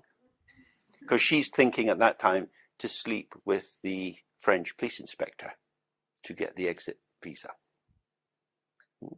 And there's something about, well, is it okay? And of course, Rick pays off the bill. Let's him, the partner, win it, gambling. But it's a very interesting question. Can you, if you allow something bad to happen, if you invest energy in something, can it be a path of freedom? Because she's very much in love with him, he's very in love with her, they're young lovers, and she's going to have sex with someone else. Now, this is then going to be a secret that she would carry all through the marriage. Would that spoil the marriage? Because she would never be fully open-hearted to him. It's a very wonderful film. It's full of these little ethical dilemmas. So it's the same question. A thought arises in our mind. Why are we giving ourselves to this thought? What do we think this thought will do for us? If we have sex with this thought in our head, if we really get into something with this thought, what's it going to give us? Maybe a sexually transmitted disease? Some kind of neurotic obsession that's going to keep us turning for a very long time? Maybe it's going to give us a momentary pleasure and then gone. Then we're a bit heartbroken because we can't find that thought again. So why are we giving ourselves to this thought? And in that moment of giving yourself, you're coming into form. So you're no longer spacious. But if you sit and you don't do anything, the thought will go by. You missed your chance. She was really nice. Why didn't you speak to her? You'll never see her again. Oh. It's like that, isn't it? There's that anxiety. If I don't get involved in this, maybe I've missed something really important. Which is why it's very important when we do the meditation practice to let everything go. Not to keep notes, not to write things up, not to hang on to a special thought, a moment of insight. Let it all go. Because the most important thing is not the semantic content of the thought, but the awakening to the fact that it always goes. So if it always goes, why am I getting so excited? I'm getting excited because I think it might stay. Well, Heartbreak Hotel.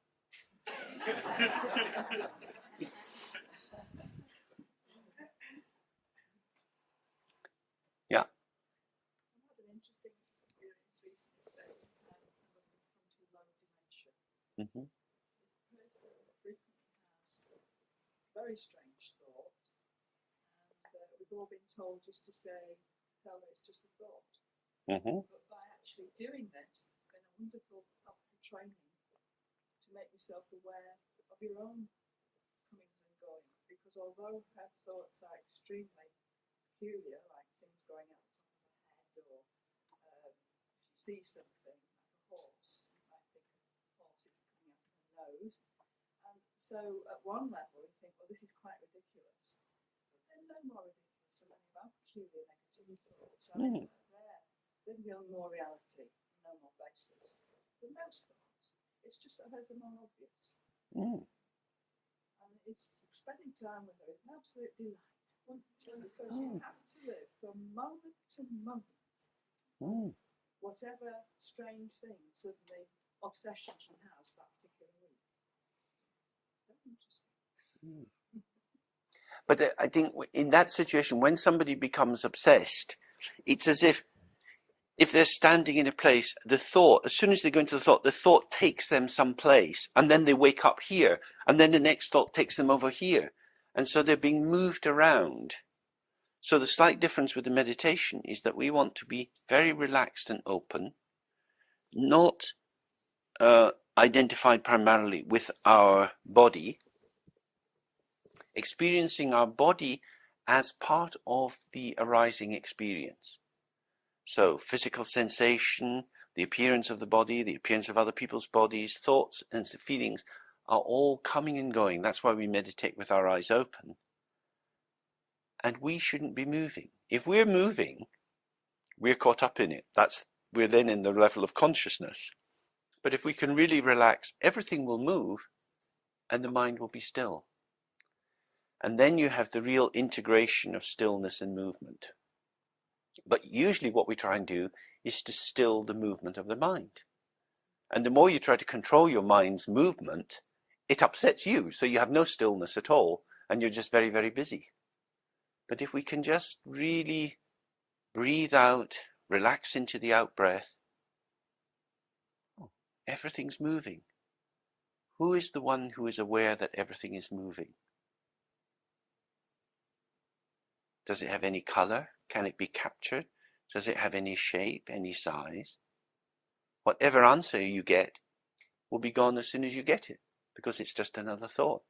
And one just stays with that again and again, again and again, so that all the points that you might land on, you might fix your identity on, self-liberate, and you have more and more spaciousness. Then life gets more easy. Sounds a very interesting kind of work. It's a beautiful day. It's extremely tiring because her thoughts leap from one thing to the next all the time. But very obviously so. She was a very intelligent woman with a university degree, and she's now totally obsessed with Bob Marley. Lives, breathes Bob Marley. What a good way to go. In some ways, there's a beautiful purity about her because she's been stripped of all this. She doesn't have clutter, mind clutter anymore. She gets fresh clutter every moment. But because we have to keep saying to her constantly, but it's just a thought, but it's just a thought, and it has actually spoken into my own practice all the time now, because it is just a thought. And such, you can't give power to her thoughts about. She'll come up very seriously to you and say, have I got some plants coming out of the back of my neck? And she's serious. She cannot distinguish whether or not there are plants. I say, no. Is that what you believe? Well, not really. So it's just a thought. And the whole day, from moment to moment, is like this constantly, which is a little tiring sometimes at the end. And it's very challenging for one's patience. So quite a, but it has been a wonderful reminder that these are, all of these just thoughts. Super.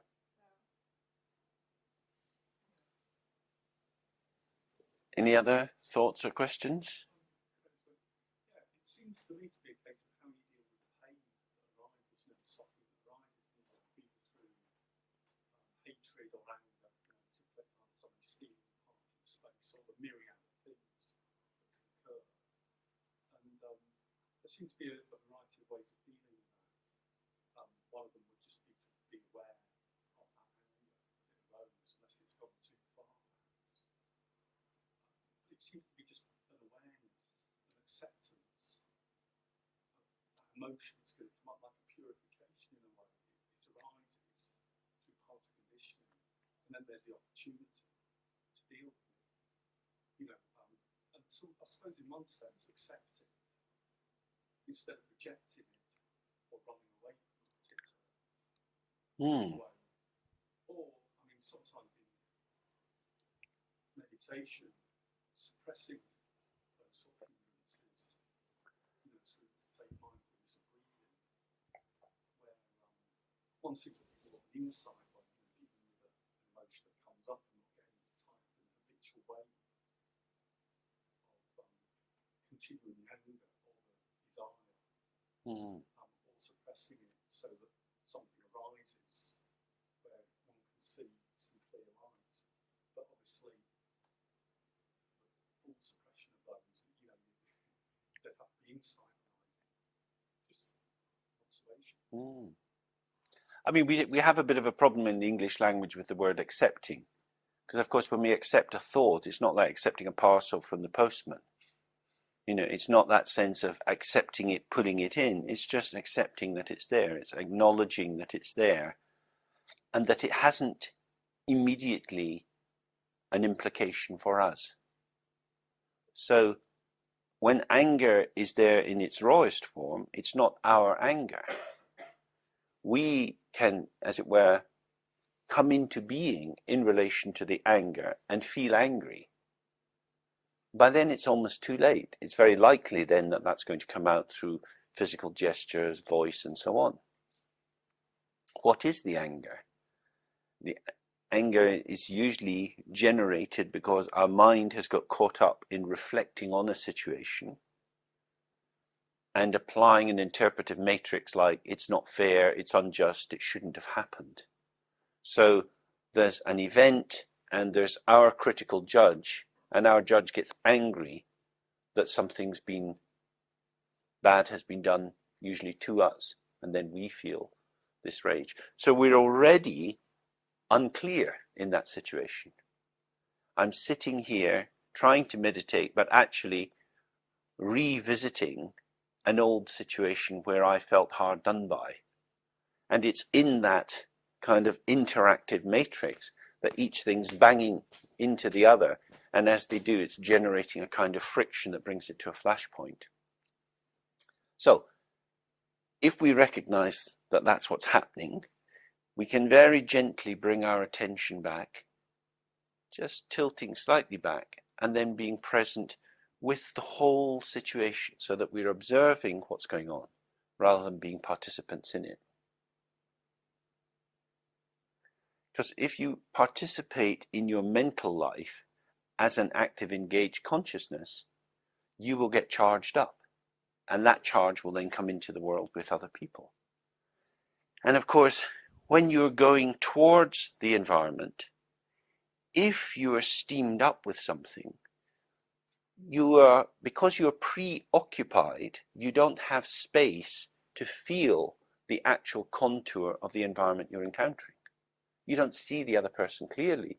You see them through the veils of your own heated upness. And that's why we get into fights and arguments with people. Because we're not able to attend to the arising and passing of them as a phenomena. We started from the point of view that we're pissed off with them. That is to say, they exist, what they've done is wrong, and I'm in the right.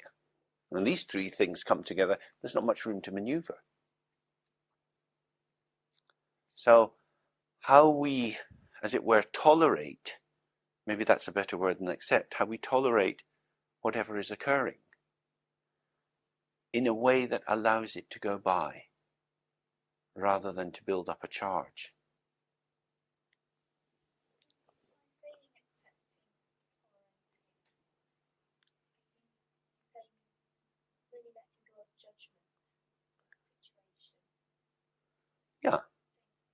Yeah. Because judgment's a sort of dialogical interaction, isn't it? Like there are two parties. Something's happened and I'm going to say something about what's happened. I'm going to add an opinion. It's not right. There are some situations where you're asked to make judgments. Right. And if by practicing this non-judgmentalism, Well, again, the sphere of meditation is not the sphere of activity. These, if you imagine three balls that interacting together, one is the sphere or the domain of open emptiness, just nothing, just open. Then there's the sphere of everything, in which one's tolerating whatever's arising. And then there's the sphere of participation, in which indeed you do have to say something. You may have to give a judgment. So I make lots of judgments about who's going to get free therapy on the NHS and how long they'll have that therapy for. That's done with an awareness that the system that it operates in is unhealthy, and also with a sense that it's an illusion. And I fully accept that in this world, everything is unfair. So I'm not martyring myself on the basis of equal provision to all people. This will never be achieved anywhere. It is impossible. The story from Tibet about this is of the first king who became a Buddhist. Some of you will know this story, Songtsen Gampo. And he was a great warrior, and he extended the empire to China and into Nepal. And he was offered by kings of these countries daughters. So he married a Nepalese princess and a Chinese princess, and they each brought Buddha statues and texts, and he became gradually Buddhist. And he thought, it's terrible that in the kingdom, where all beings have Buddha nature, some are very rich and some are very poor. Some are very healthy and some are not healthy. So he gathered in all the wealth and he distributed it equally. But then by the end of the year, he found, again, some people are very rich, some people are very poor. So he gathered it all in again. And he did this 3 times. And then he realized, oh, something else is at play here. The world isn't flat. It's not equal opportunity. People have very different kinds of luck. So, how do we live with that? If we imagine that it's our job to homogenize everything in the world and give everyone the same size of slice of cake, it will be very hard because people don't want the same size of cake. So fairness is children's logic, and it is very, very disturbing. That doesn't mean that we should exploit other people or take advantage of them or use notions like karma as an excuse for not intervening to help people. But any kind of intervention that we do is likely to be problematic. When they were building the big dams in China in order to help stop flooding and also provide irrigation water, very difficult to calculate the amount of silt. You get a build-up, the dams are not working very well, and there's an increased likelihood of flooding. And we've seen these dams in Africa and in India as well. How are you going to help people? It's often very, very hard to know. I was just reading about the statistics of flu jabs for the over 65s. It seems that actually a very small percentage of the population are really benefited by these jabs. So, you know, we have a fantasy. We can make the world a nice place and we'll be very kind. But because of the particularity of our existence, we will always come into just this little bit of the world that's ours. And we'll find ways of speaking to just the people that we can speak to. And we won't be able to do things for other people. You know, when the Mormons go chapping on people's doors and want to give an equal opportunity to the good news, or the people from the Seventh-day Adventists, that's very nice. But a lot of the time people say, oi, go. Is that the most effective way?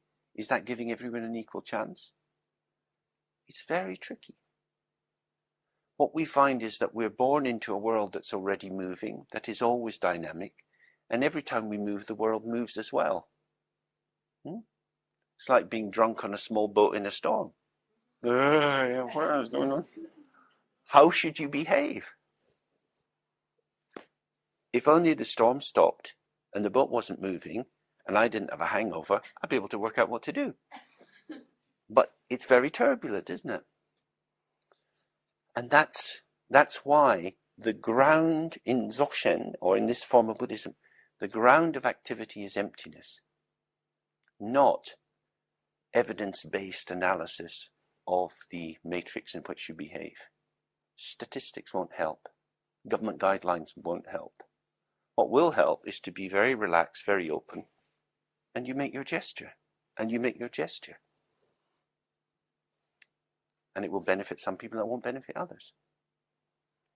By being empty, judgments one way or another, you're transcending the yin and the yang, the good and the bad, and the right and the wrong, the black and the white. You're transcending all of that, you're accepting all. That's right. You're not taking up a position prior to the moment. You're finding yourself in the moment with all the field factors of the moment. When it's not something we prepared earlier. So by doing that, you're not then subjected to the... That's right. The world isn't coming at us, going to overwhelm us, and we aren't going towards the world, going to dominate and control it. We're just participants. We're just moving with the flow. We're in it. We're of it. So it's non-dual. We're not cut off and separate and apart. And yet there's an enormous freedom in that.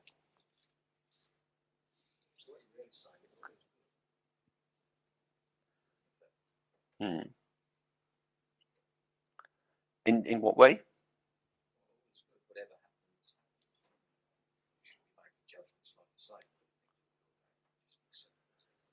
Well, it depends on what we mean by good. All is good in the sense that it comes from the ground, just as this Buddha over here, the blue chap, he's called Kuntuzangpo, which means always good. And he represents the primordial nature of everything being perfect, without fault. But it doesn't mean that to stab a baby in the eye would be a good thing to do. That would be ridiculous. He's standing on a little person out under you. I noticed that earlier. Which one? Over there? Yeah. Yeah. Oh, that's a girly whirly. Girls often do that. Stand on the bloke.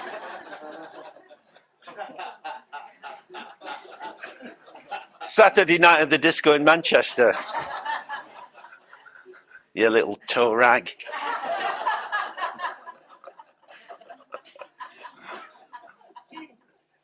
Times at least you've spoken about luck. Yeah. And you spoke about karma.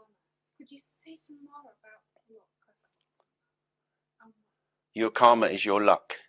Is it But luck generally in our culture means something random.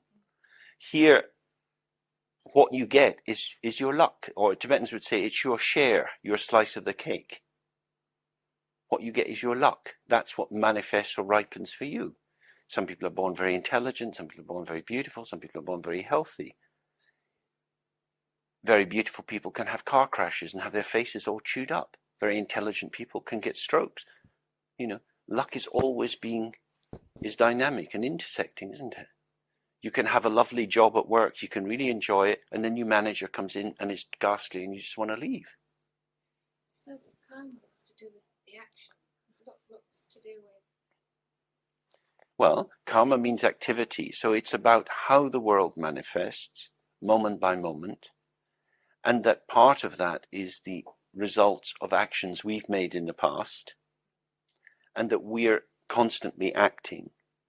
But the field in which we act is not something in our control. So in that sense, our karma is like our luck. If you get parents who treat you very nicely, that's one kind of luck. If you inherit a lot of money, that's another kind of luck. Or you might have parents who treat you very, very badly and leave you nothing. That's another kind of luck. And that will influence what you can do in this world. It will influence whether you trust people or not. It will influence whether you believe in yourself or not. Now, from the point of view of karma, that has all been created by things in the past, but we don't know what they were in the past. So we can believe that there is a moral or an ethical basis to our luck. But whatever our luck is always going to be changing as well. Look at King Lear. Lucky. Huh? Big kingdom, 3 lovely daughters, powerful, still healthy, decides to take a little bit of early retirement, and then it all goes wrong. Not so lucky now. So it's, but you're saying luck. You're not saying good. You're not saying good luck or bad luck. It's just luck. Luck in the sense of the givenness of what arrives. We don't know what will arrive. At the beginning of King Lear, when he's checking with his daughters about what they feel for him, and Cordelia says these beautiful words about, "You're my dad, for God's sake. I'm hoping I'm going to get a bloke. I don't want to marry you." That's what she says to him, isn't it? Now, he can't hear that because he needs to be the center of attention. So her luck is to have a narcissistic dad. And his luck is to have a daughter who speaks the truth, which he can't hear at that time.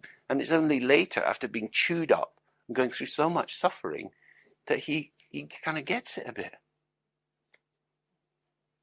That's his luck, her luck. And the thing about Shakespearean tragedy is it's full on, isn't it? There's no room to maneuver. It's scene after scene after scene. And that's what life can be like when we're full of attachment. We're all kind of overwhelmed and we're just reacting to events.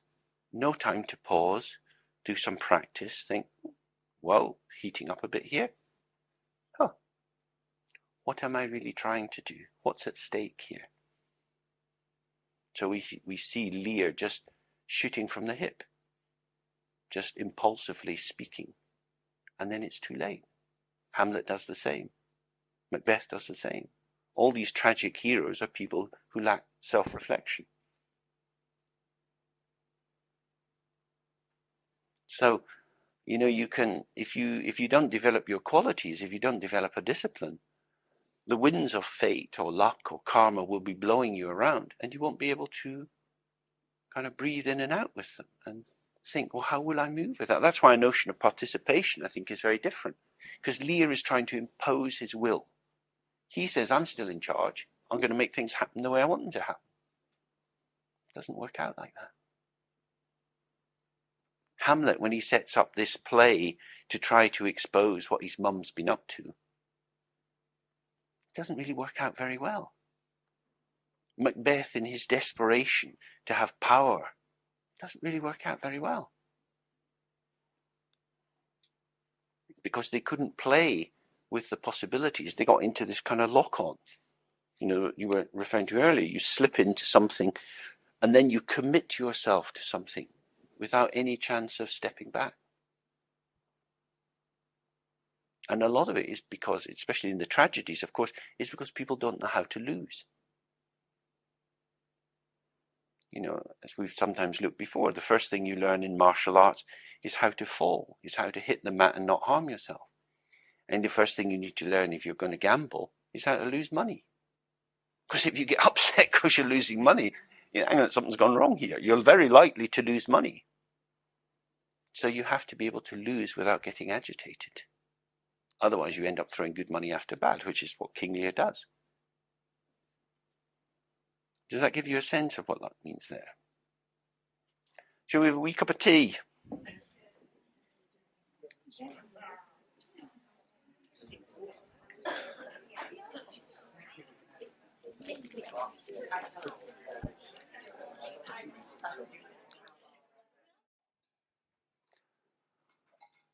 Okay, so if we do some more meditation practice now,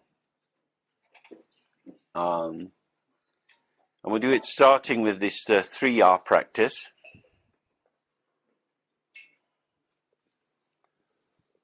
But then we want to focus on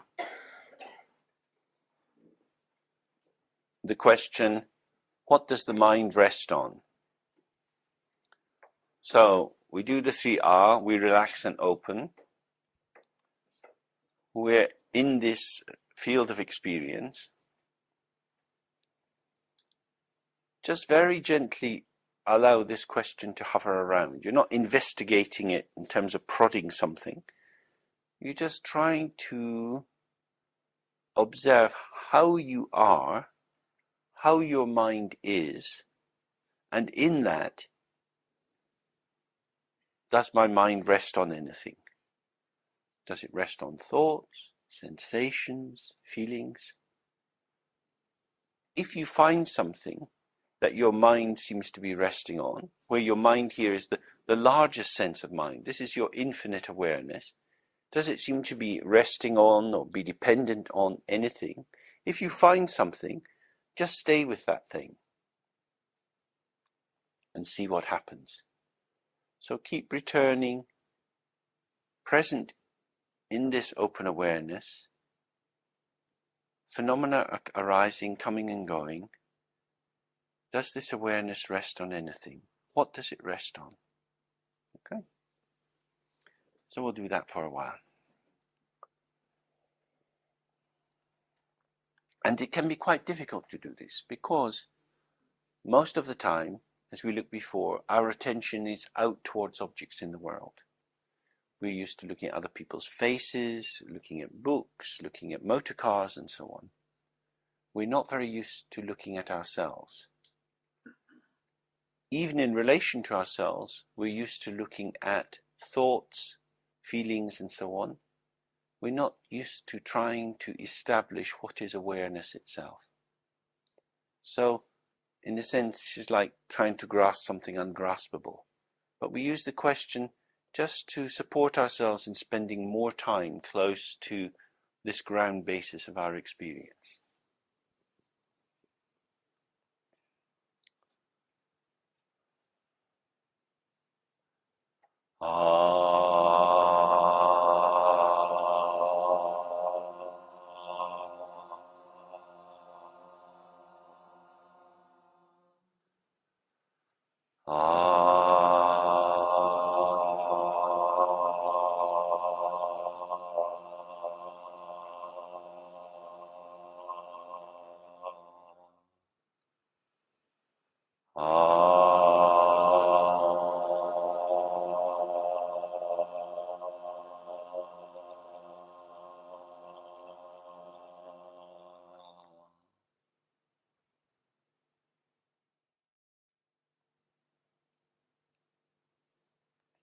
Okay. So just take a moment to reflect on that experience and then try to give some kind of account of it to excuse me, the person sitting next to you.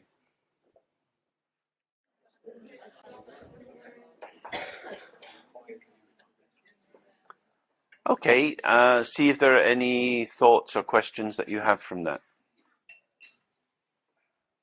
And I'll try and explain. We were just talking about this, and I said I'll try and explain what happened, and I don't know if I can say it in the right words. But when I tried doing the meditation, initially there were a few thoughts that came up, and my mind just kind of seemed to just, like a bus fly, go onto them and then onto the next one. And then after a while, it just seemed to just go. I don't know whether it's because I was in the afternoon and I'm tired, but it just seemed to go dull,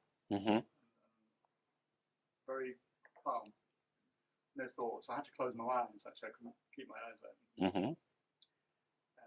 And that stayed for quite a long time. And then at the end, I just opened my eyes and I felt really calm. So, but I didn't see anywhere where my mind, the question about my mind resting, I could keep that, I think, in sort of in the view. But it wasn't resting on anything. It didn't seem to rest on anything. It seemed to move like a butterfly, say, initially on the thoughts, and then it just seemed to stop. Do anything. But in that state where it stopped and seemed not to be doing anything, you were feeling tired. Yeah. And your eyes were closing. You were tired. That's your mind resting on the thought, I am tired, the sensation, I'm tired. So I'm confident. Yeah. And then it goes. The thought goes. The thought goes.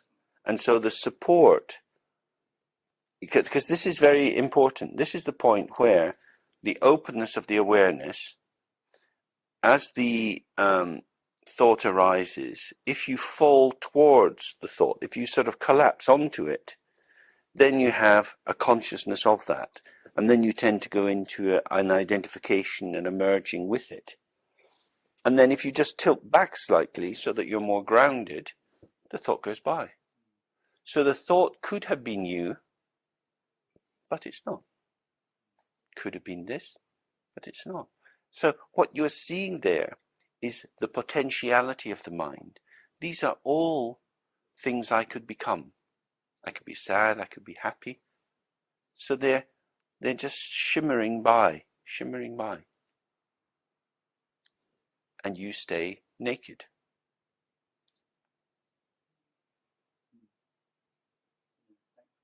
Very much a sense of not getting caught up. Yeah.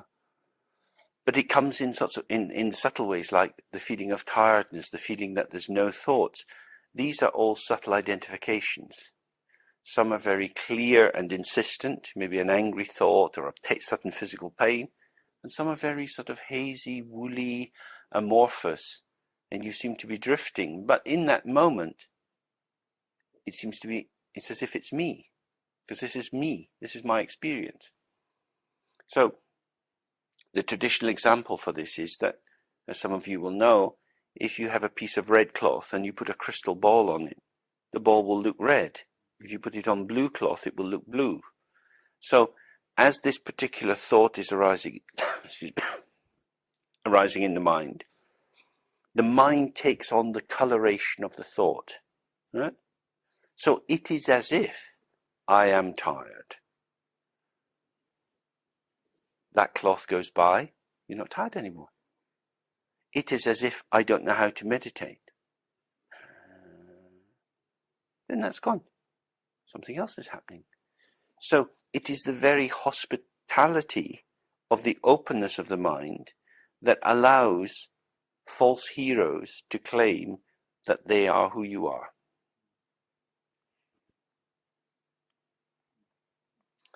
It's like a kind of identity fraud.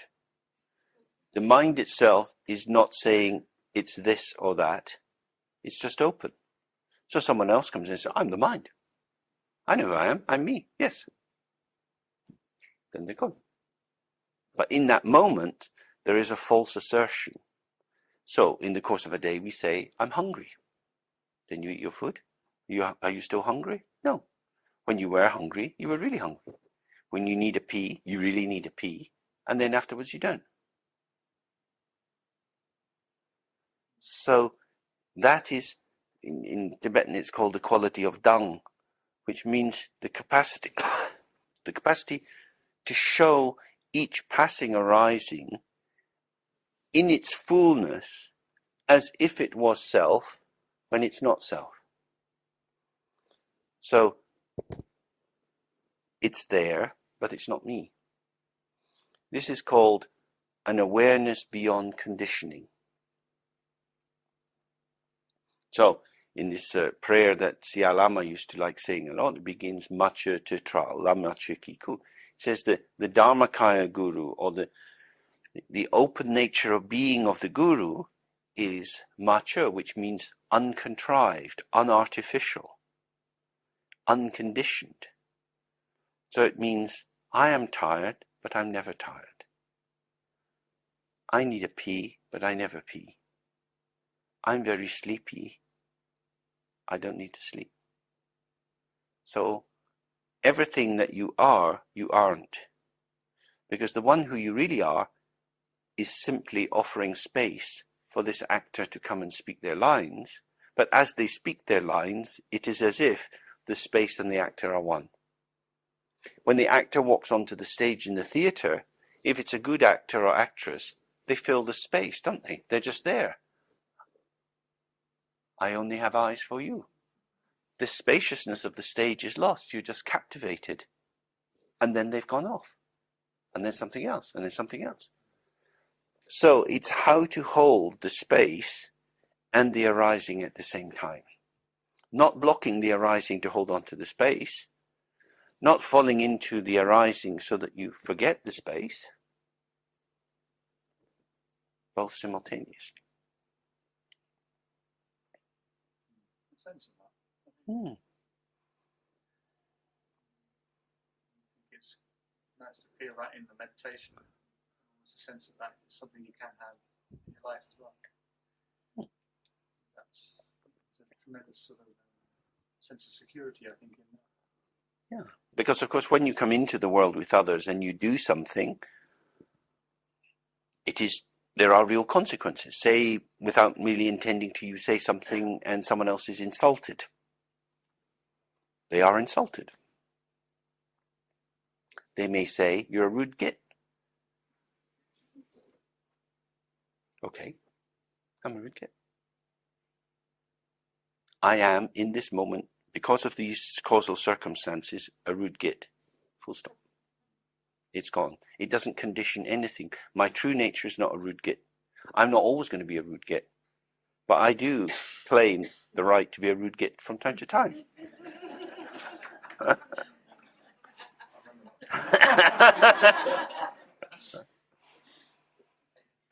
Because that's the terror that we have. You know, as I mentioned, when I was a kid, people used to say, watch your face, because if the wind turns, you'll be stuck with it. Remember that idea? And it's the same thing. That's the terror that we have. Oh my God, I'm going to be like this forever.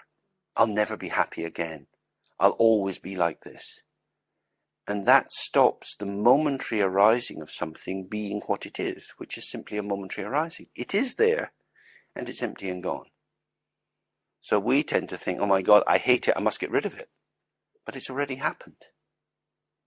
And so an awful lot of energy is based on trying to improve our mind to stop these things coming into the mind. Though as soon as they come in, they go out again. But we don't want them there at all, because we feel that who we are has been sullied or contaminated.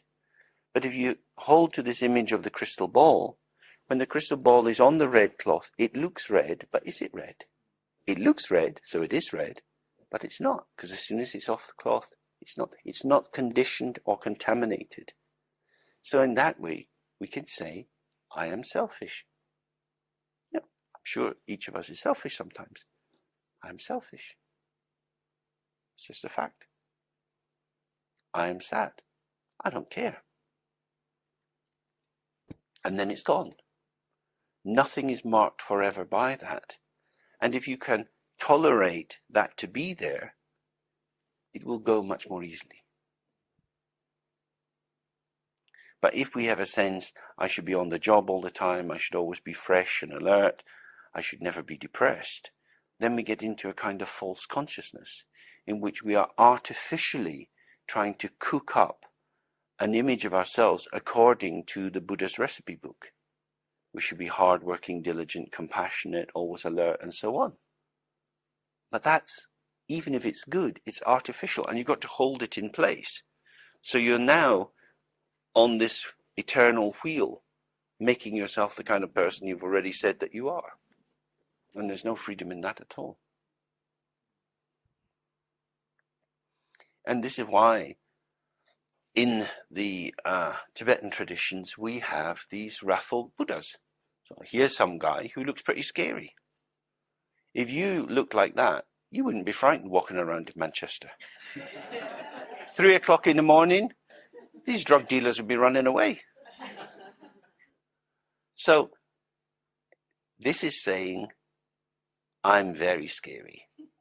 I'm really deadly. I don't care about you. I'll kill you. I'll kill you. I'm a killer. Now imagine what that's like, to really know I'm a killer. Oh, okay, that's pretty good. But it doesn't mean I'm a bad person, I'm always going to kill. But there is a part of the psyche that says, I will kill ignorance, I will kill attachment, I will kill many kinds of entrammling thoughts. I'll just stab them and I'll kill them. I'm not going to spend time analyzing, investigating, doing any of that. I'll just kill it. So it's a very, very powerful weapon to have. A capacity to say, enough's enough, I'm out of here. And that then means that the full energy of rage, of hatred, of murder, the thing that says this object must die, this person must die, is now being applied on the level of meditation to all the impediments, all the limitations, all the core negative thoughts. So if somebody has a thought, I hate myself, I'm stupid, I'm unlovable, these kind of thoughts need to meet this bloke. He's dead good. He's the rodent catcher. This is rent-a-kill. Because if you stay with these thoughts, they will kill you. They pretend they're telling the truth about who you are, but all they're doing is conditioning you into a narrow view of yourself, which makes you hopeless, lost, and unable to be present and available. Whereas if you can kill these thoughts, suddenly you're fresh. And what's being killed? Nothing.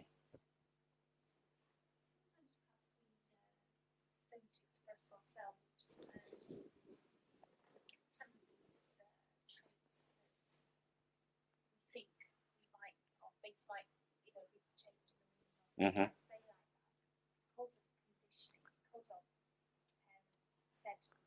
Yeah. To us, and also because if we do display that at any time in our life, they come back and bite us by those, how we label, and they hold. That's right. You're always like that because they've seen you like that once before. So That's right. it's dealing with other people's responses and reactions to you when you're being authentic. Deal with. If you think other people are truly real, they will catch you. That's the essential thing, isn't it? Just behind you on the wall is a big painting of this wheel of life. And in the center, they got the snake and the pig and the cockerel, representing the 3 root poisons, chasing each other round and round. And then you've got the 6 realms of possible rebirth. The hell realm, which is based on pride. Sorry, the heaven realm, which is based on pride. The jealous god realm, which is based on jealousy. The human realm, which is based on pride and ignorance together. The animal realm, which is based on stupidity, the hungry ghost realm, which is based on envy, and the hell realm, which is based on anger. And according to the tradition, we get reborn in these different realms when we fall under the power of one of these poisons in a very powerful way. It affects the vision that we have of circumstances we're in. Now, the best way out of it is to know I am angry. Because if you're in touch with your anger, you can work with your anger.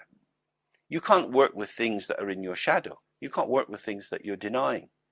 So if you know you're envious, if you know you can be stupid and lazy, and you say it to yourself, then when maybe parents say, oh, you never understand these things. Yeah, correct. I don't understand these things. Now what? They haven't caught you. It's the Velcro effect, isn't it? If you've got these little hooks and they've got these little hooks, when they join together, it's very powerful.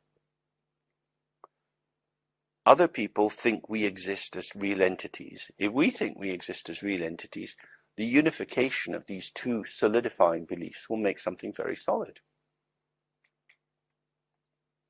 You know, kids get affected in that way very strongly. In the kindergarten, someone says to the other, "You're stupid." The kid bursts into tears. I'm not stupid, I'm not stupid. Because the force of being named and labeled in that way is so awful.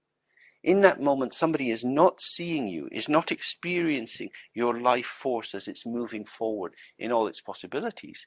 You've been whacked into a little box, and it feels like death.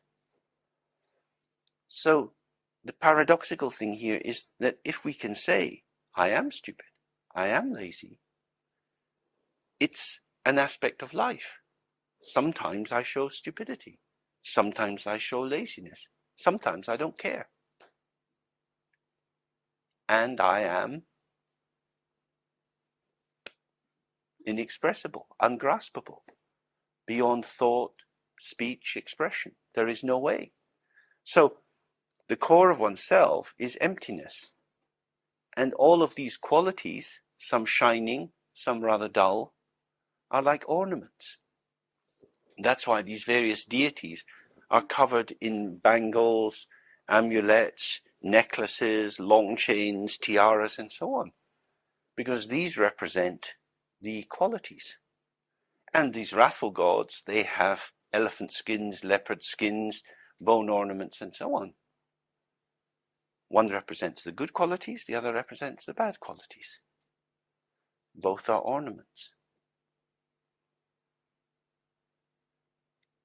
Imagine what that would be like, to be able to put on your nasty bastard earrings.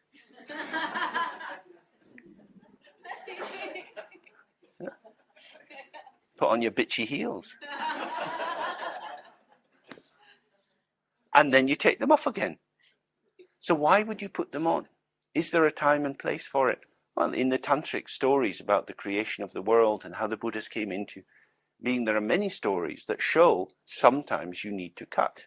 Sometimes you need to cut the crap, stop the nonsense. Not always, but if you don't have that in your repertoire, then you're trying to be nice when only nasty will do. And that doesn't help. That doesn't help. Many children are betrayed because the parents give in to them too much.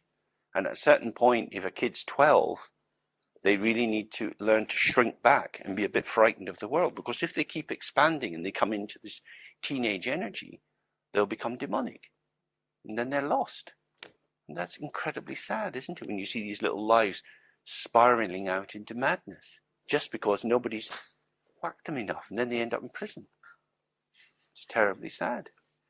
So a proper whack at the right time is not bad.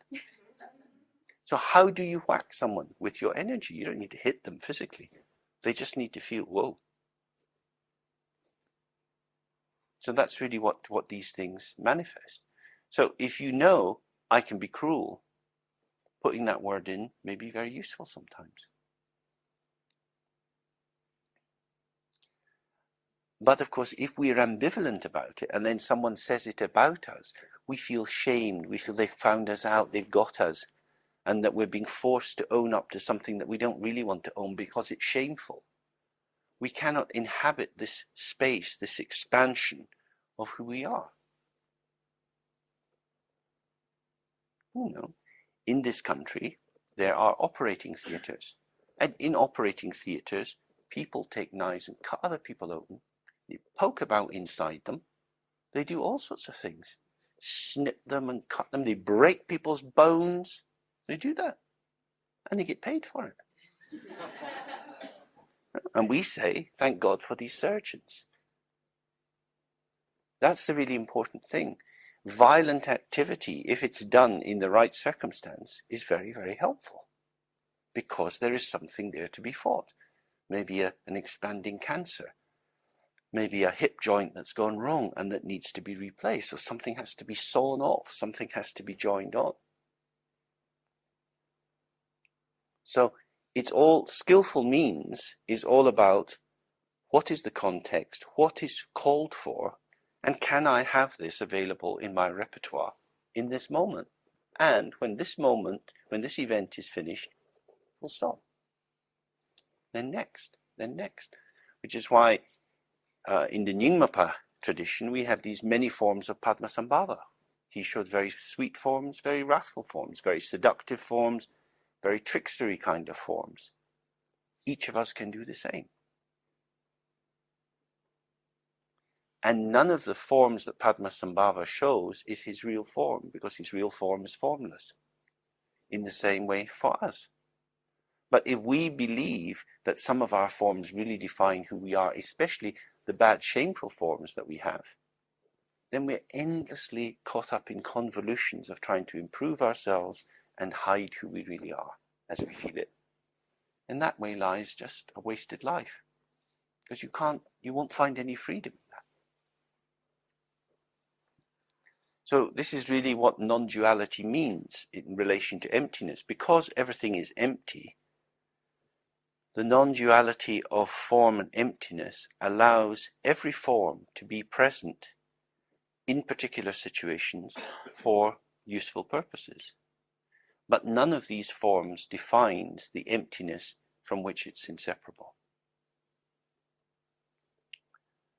Okay, so we just sit a little bit quietly as we come to excuse me, the end of our time today. And then as we're sitting, we can imagine that if there's any merit or virtue generated from the work we've done, that it spreads out like rays of light from our body to all sentient beings.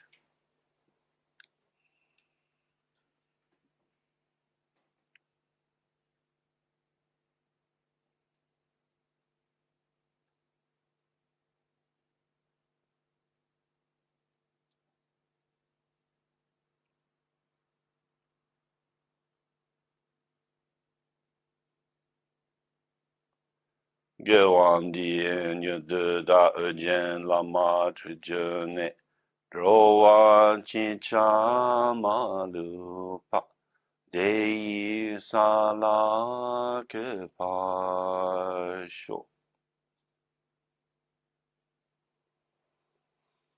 Okay, and we start again at 10 in the morning.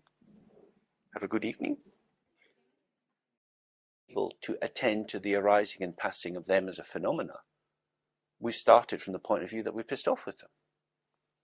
That is to say, they exist, what they've done is wrong, and I'm in the right. When these three things come together, there's not much room to maneuver. So how we, as it were, tolerate, maybe that's a better word than accept, how we tolerate whatever is occurring in a way that allows it to go by, rather than to build up a charge.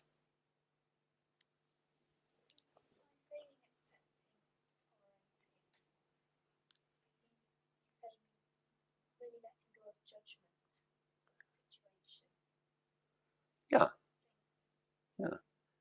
Because judgment's a sort of dialogical interaction, isn't it? Like there are two parties.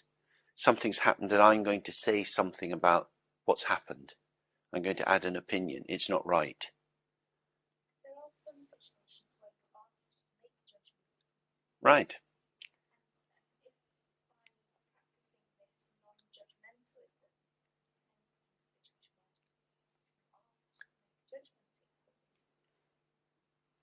Well, again, the sphere of meditation is not the sphere of activity. These, if you imagine three balls that are interacting together, one is the sphere or the domain of open emptiness, just nothing, just open. Then there's the sphere of everything, in which one's tolerating whatever's arising. And then there's the sphere of participation, in which indeed you do have to say something. You may have to give a judgment. So I make lots of judgments about who's going to get free therapy on the NHS and how long they'll have that therapy for. That's done with an awareness that the system that it operates in is unhealthy, and also with a sense that it's an illusion. And I fully accept that in this world everything is unfair. So I'm not martyring myself on the basis of equal provision to all people. This will never be achieved anywhere. It is impossible. The story from Tibet about this is of the first king who became a Buddhist. Some of you will know this story, Songtsen Gampo. And he was a great warrior, and he extended the empire to China and into Nepal. And he was offered by kings of these countries daughters. So he married a Nepalese princess and a Chinese princess, and they each brought Buddha statues and texts, and he became gradually Buddhist. And he thought, it's terrible that in the kingdom, where all beings have Buddha nature, some are very rich and some are very poor. Some are very healthy and some are not healthy. So he gathered in all the wealth and he distributed it equally. But then by the end of the year, he found, again, some people are very rich, some people are very poor. So he gathered it all in again. And he did this 3 times. And then he realized, oh, something else is at play here. The world isn't flat. It's not equal opportunity. People have very different kinds of luck. So how do we live with that? If we imagine that it's our job to homogenize everything in the world and give everyone the same size of slice of cake, it will be very hard because people don't want the same size of cake. So fairness is children's logic, and it is very, very disturbing. That doesn't mean that we should exploit other people or take advantage of them or use notions like karma as an excuse for not intervening to help people. But any kind of intervention that we do is likely to be problematic. When they were building the big dams in China in order to help stop flooding and also provide irrigation water, very difficult to calculate the amount of silt. You get a build-up, the dams are not working very well, and there's an increased likelihood of flooding. And we've seen these dams in Africa and in India as well. How are you going to help people? It's often very, very hard to know. I was just reading about the statistics of flu jabs for the over 65s. It seems that actually a very small percentage of the population are really benefited by these jabs. So, we have a fantasy. We can make the world a nice place and we'll be very kind. But because of the particularity of our existence, we will always come into just this little bit of the world that's ours. And we'll find ways of speaking to just the people that we can speak to. And we won't be able to do things for other people. When the Mormons go chapping on people's doors and want to give an equal opportunity to the good news, or the people from the Seventh-day Adventists, that's very nice. But a lot of the time people say, oi, go. Is that the most effective way? Is that giving everyone an equal chance? It's very tricky. What we find is that we're born into a world that's already moving, that is always dynamic, and every time we move, the world moves as well. It's like being drunk on a small boat in a storm. What is going on? How should you behave? If only the storm stopped and the boat wasn't moving and I didn't have a hangover, I'd be able to work out what to do. But it's very turbulent, isn't it? And that's why the ground in Dzogchen, or in this form of Buddhism, the ground of activity is emptiness, not evidence-based analysis of the matrix in which you behave. Statistics won't help. Government guidelines won't help. What will help is to be very relaxed, very open, and you make your gesture, and you make your gesture. And it will benefit some people and it won't benefit others.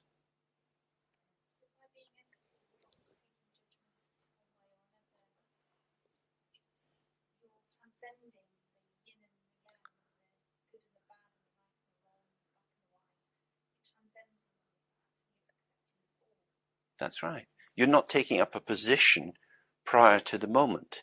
You're finding yourself in the moment with all the field factors of the moment. When it's not something we prepared earlier. So by doing that, you're not then subjected to the That's right. The world isn't coming at us, going to overwhelm us, and we aren't going towards the world, going to dominate and control it. We're just participants. We're just moving with the flow. We're in it. We're of it. So it's non-dual. We're not cut off and separate and apart. And yet there's an enormous freedom in that.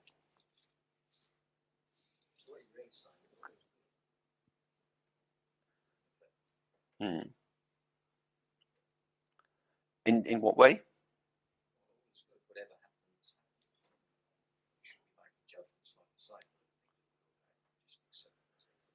Well, it depends on what we mean by good. All is good in the sense that it comes from the ground, just as this Buddha over here, the blue chap, he's called Kuntuzangpo, which means always good. And he represents the primordial nature of everything being perfect, without fault. But it doesn't mean that to stab a baby in the eye would be a good thing to do. That would be ridiculous. He's standing on a little person under you. I noticed that earlier. Which one? Over there? Yeah. Yeah. Oh, that's a girly whirly. Girls often do that. Stand on the bloke.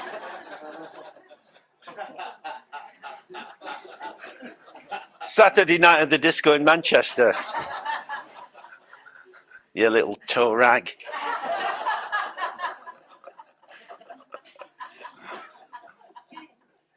At least you've spoken about luck.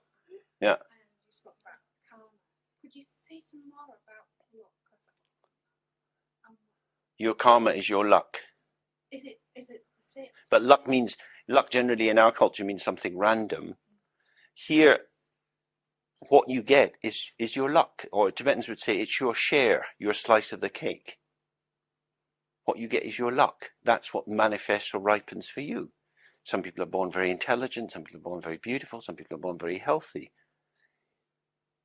Very beautiful people can have car crashes and have their faces all chewed up. Very intelligent people can get strokes. You know, luck is always is dynamic and intersecting, isn't it? You can have a lovely job at work, you can really enjoy it, and then your manager comes in and is ghastly and you just want to leave. So karma was to do with the action. Luck's to do with... Well, karma means activity, so it's about how the world manifests, moment by moment, and that part of that is the results of actions we've made in the past, and that we're constantly acting. But the field in which we act is not something in our control. So in that sense, our karma is like our luck. You know, if you get parents who treat you very nicely, that's one kind of luck. If you inherit a lot of money, that's another kind of luck. Or you might have parents who treat you very, very badly and leave you nothing. That's another kind of luck. And that will influence what you can do in this world. It will influence whether you trust people or not. It will influence whether you believe in yourself or not. Now, from the point of view of karma, that has all been created by things in the past, but we don't know what they were in the past. So we can believe that there is a moral or an ethical basis to our luck. But whatever our luck is always going to be changing as well. Look at King Lear. Lucky. Huh? Big kingdom, 3 lovely daughters, powerful, still healthy, decides to take a little bit of early retirement, and then it all goes wrong. Not so lucky now. So it's when you're saying luck, you're not saying good. You're not saying good luck or bad luck. It's just luck. Luck in the sense of the givenness of what arrives. We don't know what will arrive. You know, at the beginning of King Lear, when he's checking with his daughters about what they feel for him, and Cordelia says these beautiful words about, "You're my dad, for God's sake, you know. I'm hoping I'm going to get a bloke. I don't want to marry you." That's what she says to him, isn't it? Now, he can't hear that because he needs to be the center of attention. So her luck is to have a narcissistic dad. And his luck is to have a daughter who speaks the truth, which he can't hear at that time. And it's only later, after being chewed up and going through so much suffering, that he kind of gets it a bit. That's his luck, her luck. And the thing about Shakespearean tragedy is it's full on, isn't it? There's no room to maneuver. It's scene after scene after scene. And that's what life can be like when we're full of attachment. We're all kind of overwhelmed and we're just reacting to events. No time to pause, do some practice, think, whoa, heating up a bit here. Huh. What am I really trying to do? What's at stake here? So we see Lear just shooting from the hip, just impulsively speaking, and then it's too late. Hamlet does the same. Macbeth does the same. All these tragic heroes are people who lack self-reflection. So, you know, you can, if you don't develop your qualities, if you don't develop a discipline, the winds of fate or luck or karma will be blowing you around, and you won't be able to kind of breathe in and out with them and think, well, how will I move with that? That's why a notion of participation, I think, is very different. Because Lear is trying to impose his will. He says, I'm still in charge. I'm going to make things happen the way I want them to happen. It doesn't work out like that. Hamlet, when he sets up this play to try to expose what his mum's been up to, it doesn't really work out very well. Macbeth, in his desperation to have power, doesn't really work out very well. Because they couldn't play with the possibilities. They got into this kind of lock-on.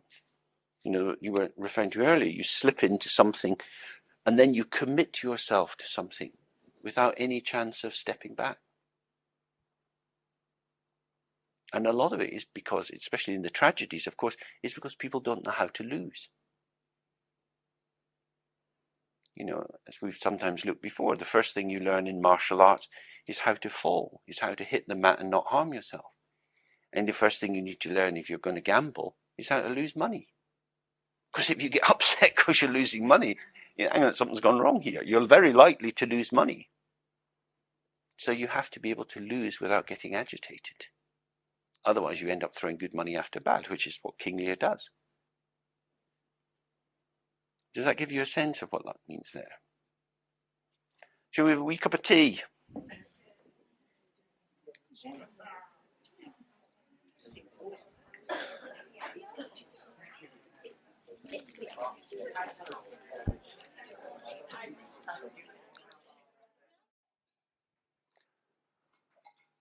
Okay, so if we do some more meditation practice now.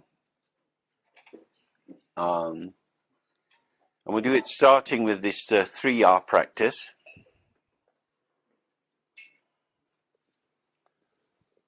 But then we want to focus on the question, what does the mind rest on? So we do the 3R, we relax and open. We're in this field of experience. Just very gently allow this question to hover around. You're not investigating it in terms of prodding something. You're just trying to observe how you are, how your mind is, and in that, does my mind rest on anything? Does it rest on thoughts, sensations, feelings?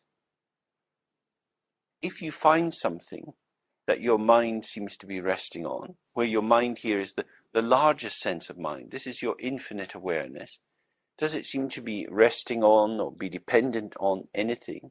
If you find something, just stay with that thing and see what happens. So keep returning, present in this open awareness, phenomena arising, coming and going. Does this awareness rest on anything? What does it rest on? Okay. So we'll do that for a while.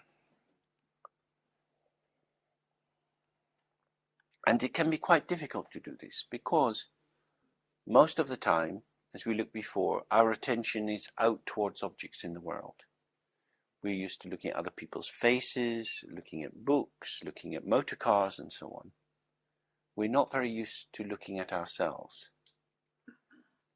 Even in relation to ourselves, we're used to looking at thoughts, feelings and so on. We're not used to trying to establish what is awareness itself. So, in a sense, it's like trying to grasp something ungraspable. But we use the question just to support ourselves in spending more time close to this ground basis of our experience.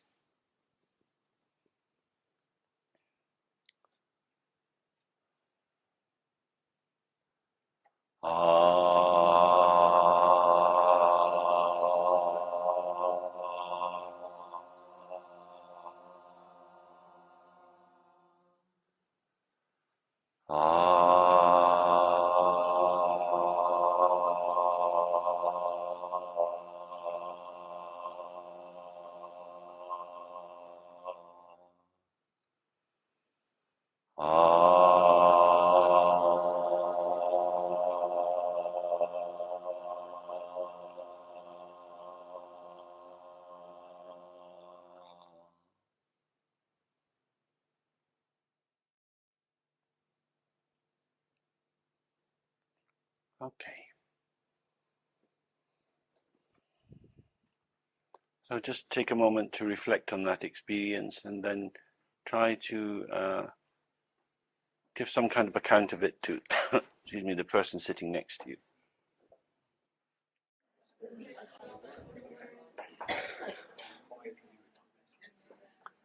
Okay, see if there are any thoughts or questions that you have from that. Then I'll try and explain. We were just talking about this, and I said I'll try and explain what happened, and I don't know if I can say it in the right words. But when I tried doing the meditation, initially there were a few thoughts that came up, and my mind just kind of seemed to just, like a butterfly, go onto them and then onto the next one. And then after a while, it just seemed to just go. I don't know whether it's because I was in the afternoon and I'm tired, but it just seemed to go dull, very calm. No thoughts. I had to close my eyes. Actually, I couldn't keep my eyes open. And that stayed for quite a long time. And then at the end, I just opened my eyes and I felt really calm. So, but I didn't see anywhere where my mind. The question about my mind resting, I could keep that. I think in sort of in the view, but it wasn't resting on anything. It didn't seem to rest on anything. It seemed to move like a butterfly, say initially on the thoughts, and then it just seemed to stop. Do anything. But in that state where it stopped and seemed not to be doing anything, you were feeling tired. Yeah. And your eyes were closing. You were tired. That's your mind resting on the thought, I am tired. The sensation, I am tired. Yeah. And then it goes. The thought goes. The thought goes. And so the support, because this is very important. This is the point where the openness of the awareness, as the thought arises, if you fall towards the thought, if you sort of collapse onto it, then you have a consciousness of that. And then you tend to go into an identification and a merging with it. And then if you just tilt back slightly so that you're more grounded, the thought goes by. So the thought could have been you, but it's not. Could have been this, but it's not. So what you're seeing there is the potentiality of the mind. These are all things I could become. I could be sad, I could be happy. So they're just shimmering by. And you stay naked.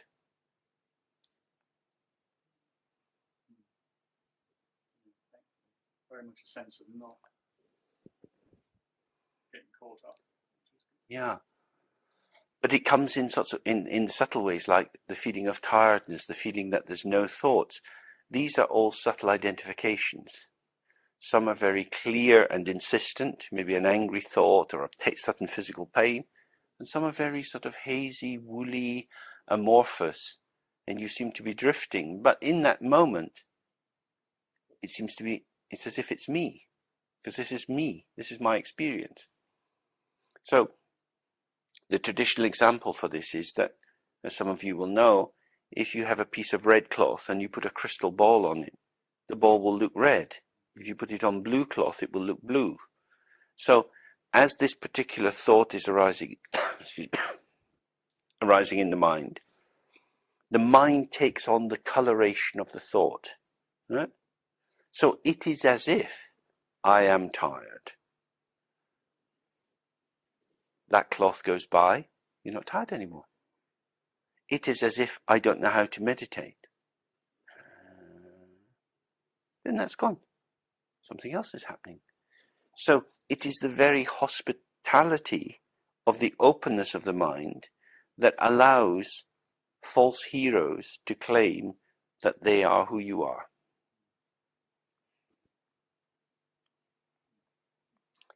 It's like a kind of identity fraud. The mind itself is not saying it's this or that. It's just open. So someone else comes in and says, I'm the mind. I know who I am. I'm me. Yes. Then they're gone. But in that moment, there is a false assertion. So in the course of a day, we say, I'm hungry. Then you eat your food. Are you still hungry? No. When you were hungry, you were really hungry. When you need a pee, you really need a pee. And then afterwards, you don't. So that is, in Tibetan, it's called the quality of dung, which means the capacity to show each passing arising in its fullness as if it was self when it's not self. So it's there, but it's not me. This is called an awareness beyond conditioning.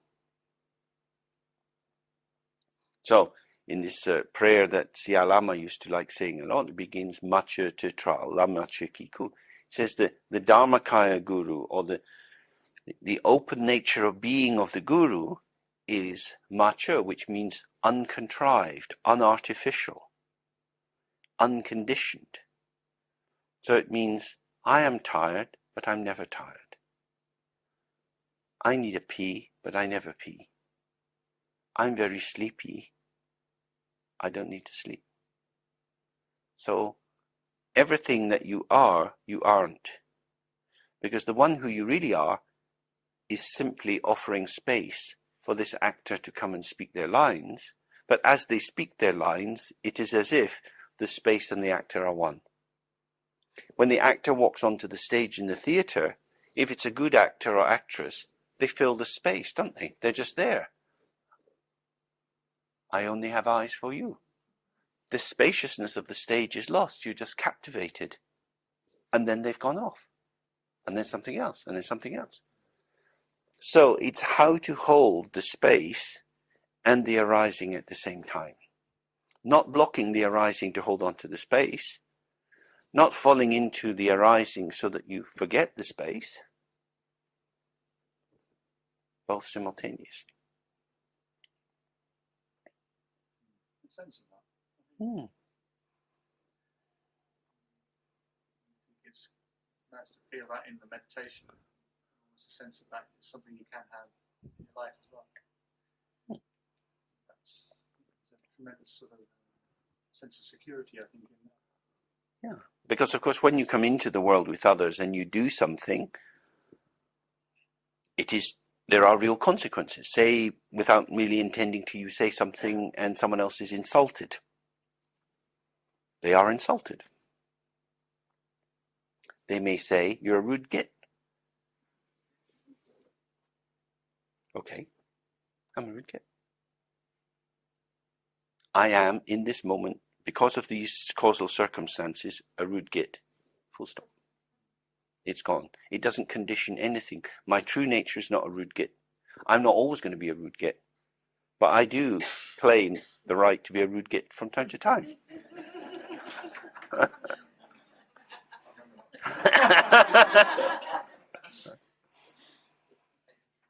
Because that's the terror that we have. As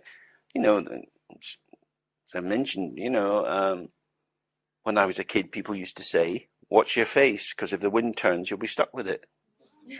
Remember that idea? And it's the same thing. That's the terror that we have. Oh my God, I'm going to be like this forever. I'll never be happy again. I'll always be like this. And that stops the momentary arising of something being what it is, which is simply a momentary arising. It is there, and it's empty and gone. So we tend to think, oh my God, I hate it, I must get rid of it. But it's already happened.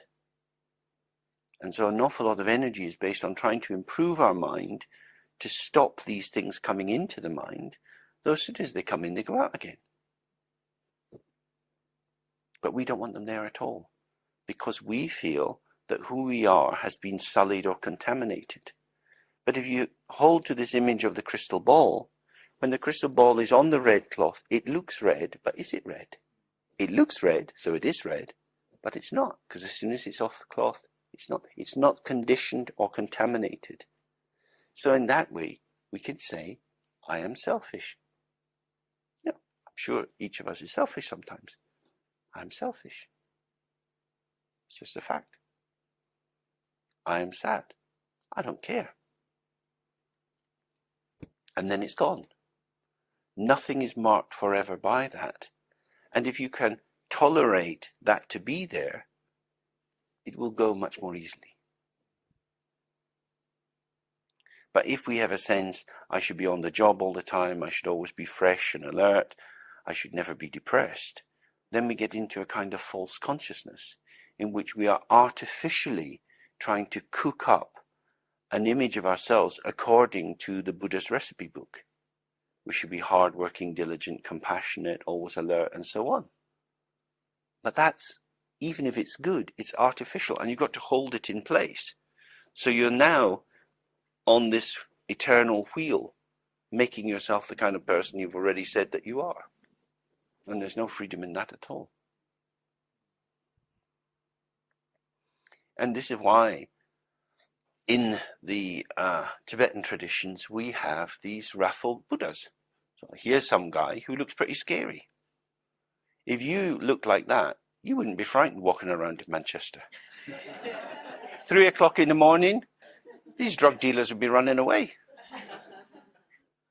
So this is saying, I'm very scary.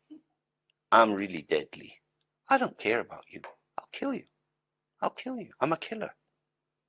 Now imagine what that's like, to really know I'm a killer. Oh, okay, that's pretty good. But it doesn't mean I'm a bad person, I'm always going to kill. But there is a part of the psyche that says, I will kill ignorance, I will kill attachment, I will kill many kinds of entrammling thoughts. I'll just stab them and I'll kill them. I'm not going to spend time analyzing, investigating, doing any of that. I'll just kill it. So it's a very, very powerful weapon to have. A capacity to say, enough's enough, I'm out of here. And that then means that the full energy of rage, of hatred, of murder, the thing that says this object must die, this person must die, is now being applied on the level of meditation to all the impediments, all the limitations, all the core negative thoughts. So if somebody has a thought, I hate myself, I'm stupid, I'm unlovable, these kind of thoughts need to meet this bloke. He's dead good. He's the rodent catcher. This is rent-a-kill. Because if you stay with these thoughts, they will kill you. They pretend they're telling the truth about who you are, but all they're doing is conditioning you into a narrow view of yourself, which makes you hopeless, lost, and unable to be present and available. Whereas if you can kill these thoughts, suddenly you're fresh. And what's being killed? Nothing.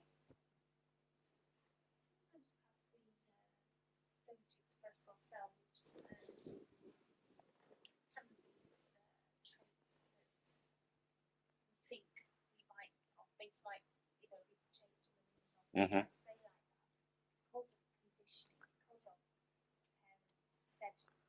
Yeah. To us, and also because if we do display that at any time in our life, we bite us with by those, you know, family and they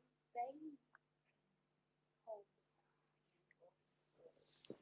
That's right. that you're always like that because they've seen you like that once before. So That's right. it's dealing with other people's responses and reactions to you when you're being authentic. How to deal with. If you think other people are truly real, they will catch you. That's the essential thing, isn't it? Just behind you on the wall is a big painting of this wheel of life. And in the center, they got the snake and the pig and the cockerel, representing the 3 root poisons, chasing each other round and round. And then you've got the 6 realms of possible rebirth. The hell realm, which is based on pride. Sorry, the heaven realm, which is based on pride. The jealous god realm, which is based on jealousy. The human realm, which is based on pride and ignorance together. The animal realm, which is based on stupidity. The hungry ghost realm, which is based on envy. And the hell realm, which is based on anger. And according to the tradition, we get reborn in these different realms when we fall under the power of one of these poisons in a very powerful way. It affects the vision that we have of circumstances we're in. Now, the best way out of it is to know I am angry. Because if you're in touch with your anger, you can work with your anger. You can't work with things that are in your shadow. You can't work with things that you're denying. So if you know you're envious, if you know you can be stupid and lazy, and you say it to yourself, then when maybe parents say, oh, you never understand these things. Yeah, correct. I don't understand these things. Now what? They haven't caught you. It's the Velcro effect, isn't it? If you've got these little hooks and they've got these little hooks, when they join together, it's very powerful. Other people think we exist as real entities. If we think we exist as real entities, the unification of these 2 solidifying beliefs will make something very solid. You know, kids get affected in that way very strongly. In the kindergarten, someone says to the other, you're stupid. The kid bursts into tears. I'm not stupid, I'm not stupid. Because the force of being named and labeled in that way is so awful. In that moment, somebody is not seeing you, is not experiencing your life force as it's moving forward in all its possibilities. You've been whacked into a little box, and it feels like death. So the paradoxical thing here is that if we can say, I am stupid, I am lazy, it's an aspect of life. Sometimes I show stupidity. Sometimes I show laziness. Sometimes I don't care. And I am inexpressible, ungraspable, beyond thought, speech, expression. There is no way. So the core of oneself is emptiness. And all of these qualities, some shining, some rather dull, are like ornaments. That's why these various deities are covered in bangles, amulets, necklaces, long chains, tiaras, and so on. Because these represent the qualities. And these wrathful gods, they have elephant skins, leopard skins, bone ornaments, and so on. One represents the good qualities, the other represents the bad qualities. Both are ornaments.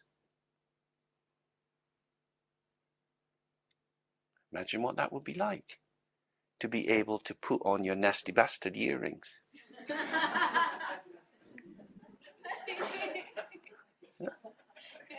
Put on your bitchy heels. And then you take them off again. So why would you put them on? Is there a time and place for it? Well, in the tantric stories about the creation of the world and how the Buddhas came into being, there are many stories that show sometimes you need to cut. Sometimes you need to cut the crap, stop the nonsense. Not always, but if you don't have that in your repertoire, then you're trying to be nice when only nasty will do. And that doesn't help. That doesn't help. Many children are betrayed because the parents give in to them too much. And at a certain point, if a kid's 12, they really need to learn to shrink back and be a bit frightened of the world. Because if they keep expanding and they come into this teenage energy, they'll become demonic. And then they're lost. And that's incredibly sad, isn't it? When you see these little lives spiraling out into madness just because nobody's whacked them enough, and then they end up in prison. It's terribly sad. So a proper whack at the right time is not bad. So how do you whack someone? With your energy. You don't need to hit them physically. They just need to feel, whoa. So that's really what these things manifest. So if you know I can be cruel, putting that word in may be very useful sometimes. But of course, if we're ambivalent about it and then someone says it about us, we feel shamed. We feel they've found us out, they've got us, and that we're being forced to own up to something that we don't really want to own because it's shameful. We cannot inhabit this space, this expansion of who we are. You know, in this country, there are operating theatres. And in operating theatres, people take knives and cut other people open. They poke about inside them. They do all sorts of things. Snip them and cut them. They break people's bones. They do that. And they get paid for it. And we say, thank God for these surgeons.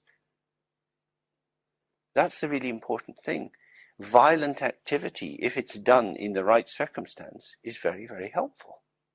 Because there is something there to be fought. Maybe an expanding cancer. Maybe a hip joint that's gone wrong and that needs to be replaced. So something has to be sawn off. Something has to be joined on.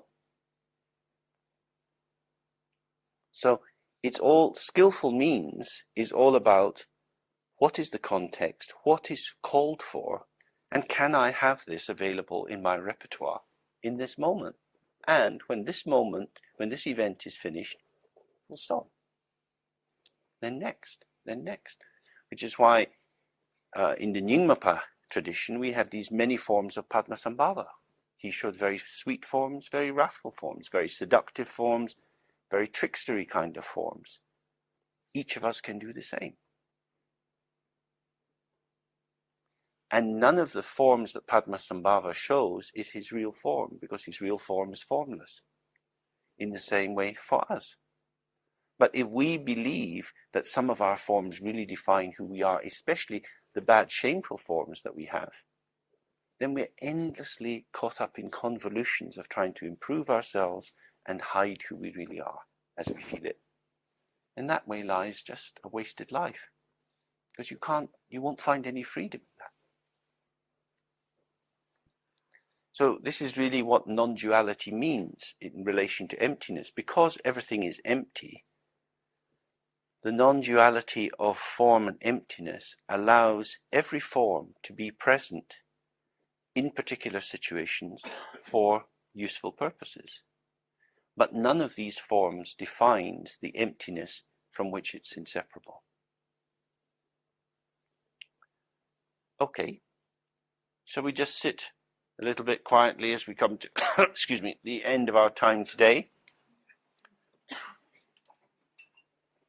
And then as we're sitting, we can imagine that if there's any merit or virtue generated from the work we've done, that it spreads out like rays of light from our body to all sentient beings.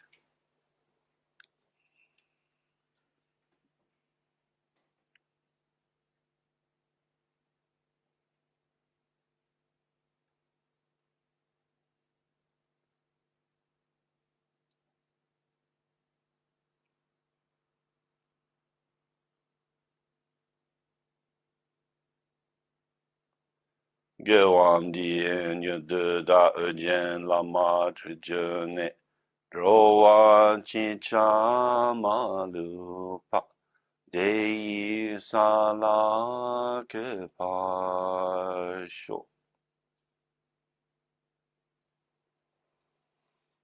Okay, and we start again at 10 in the morning. Have a good evening.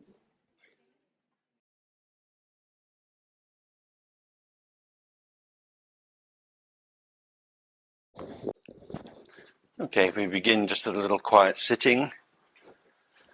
Just taking a simple focus of attention, your breath, or a simple point in front of you, and allowing the mind to relax peacefully on that.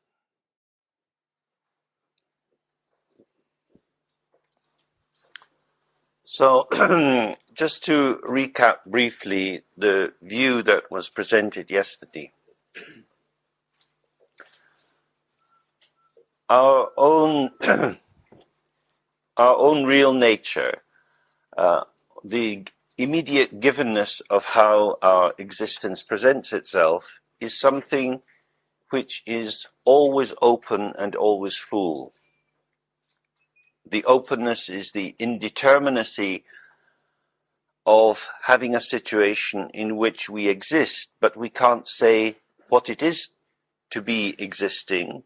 We can't say what are the final determinants of our existence, because it's always elusive. It's always slipping away. When we try to say what we are, there's always more to say. There's always more to say. We can't sum ourselves up because we are not a thing. We are beyond totalization. This quality is grounded in the Buddhist notion of emptiness, that fundamentally there is an absence of inherent self-nature or ultimate definability in everything we experience, ourselves, all the elements of the environment around us, tables, chairs, and so on. All of these are constructs which exist according to conventional uses of concepts. We glue the world together. We concretize the world according to the patterns and assumptions that we have. This description is not about metaphysics, though it can sound like that. It's actually the result of an applied phenomenology, which is the practice of meditation. But until we develop our practice, it's as if these are just abstract ideas. This openness is always full of something. There's always something going on. There's a ceaseless flow of experience. That experience is direct and immediate and ungraspable. When we try to concretize it, we lose it and we're left with an empty shell. That shell is the traces of memories, thoughts, and feelings through which we construct the narrative of our lives. According to the Buddhist tradition,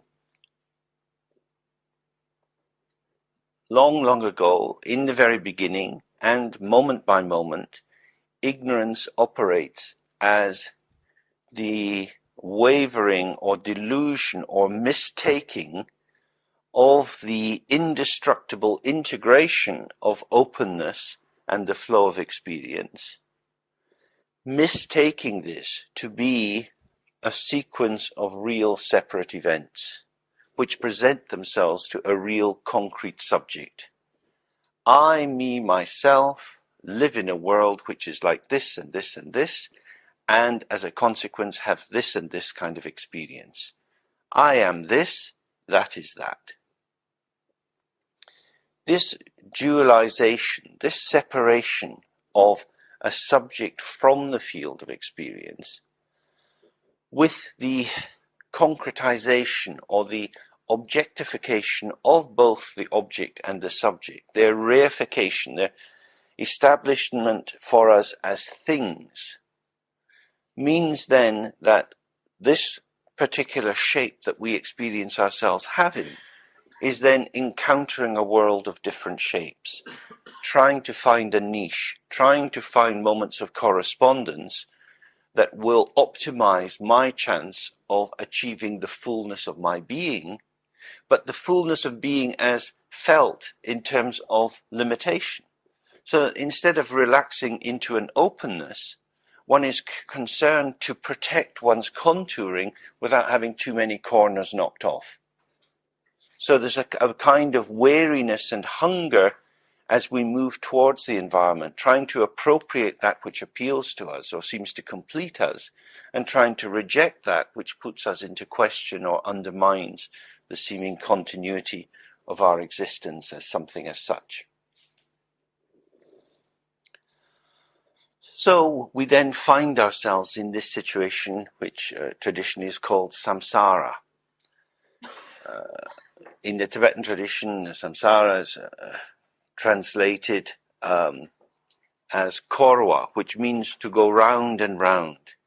It's a situation in which things are recycled again and again, and we, being somewhat enthusiastic and naive consumers, are caught up in each wave of production as if it was fresh. It's like if you were to read the back numbers of Vogue magazine for the last 20 years, you would see these cycles of mini skirts and leather and then PVC and then stilettos and flat heels, and it just goes round and round and round.